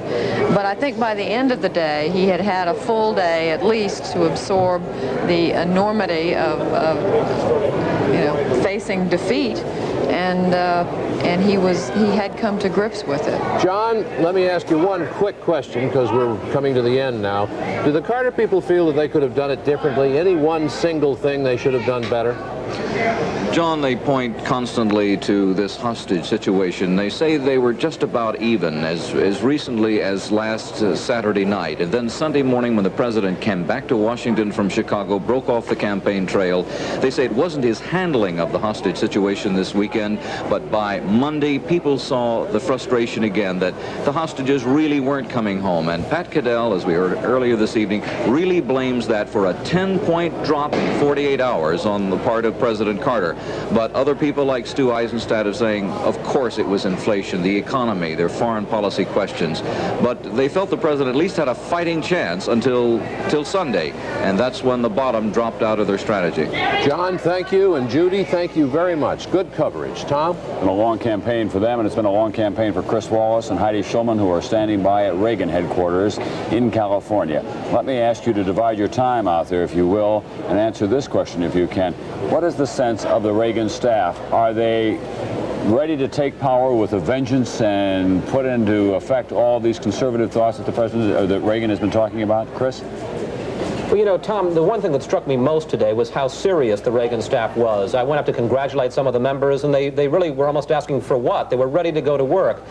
I was talking with one of Reagan's top aides yesterday, and he said that he thought the next 45 days would be crucial, because one of the stories that will emerge now is the uneasy alliance within the Reagan camp between the so-called true believers, the California mafia, very conservative on the one hand, and the more moderate Republican establishment on the other. They've had to get along so far because they had to win the campaign. Now they don't have to. The knives are going to be out. So the race for the White House may have ended, but the race for Ronald Reagan's mind may have just begun. Heidi, what do you think? I think it'll be a deliberate transition. That's the way these people do things. They will begin tomorrow morning having some meetings, sitting down with George Bush, the new vice president. And many of the same people, of course, who have been involved in this campaign will be involved in the transition. Ed Meese, who has been with Governor Reagan since he was first elected governor in California in 1966, will be heading it up.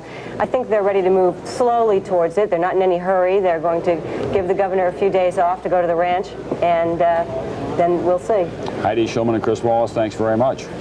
In California with Ronald Reagan, Tom Pettit, still in Milwaukee at Serb Hall? There he is. What do you think, Tom? One quick comment. We got about a minute or less. Well, I think it's instructive, John and Tom, to look at Reagan's record as governor, even though he has changed and the world has changed since that time. He was a tough governor. He was tough-minded about many things, about welfare, about mental health, about aid to education on campuses, which then were in a turmoil. He had a habit of appointing task forces, trying to get the best people he could to study various state problems. He'll probably do the same thing as president. He had a policy of attracting fairly good men into his administration, and he also displayed the ability to change his mind on occasion. Those are some of the characteristics we can see in Reagan as president, I think. John? Thank you very much. Garrick, two quick projections. Very quick and important ones. First of all, in New York, NBC News projects that Alphonse D'Amato, Republican, will win there. As we mentioned a moment ago, Elizabeth Holtzman, the Democratic candidate, may ask for a recount. And in Florida, Paula Hawkins, Republican, projected as the winner. And that is all the news. Thanks for watching.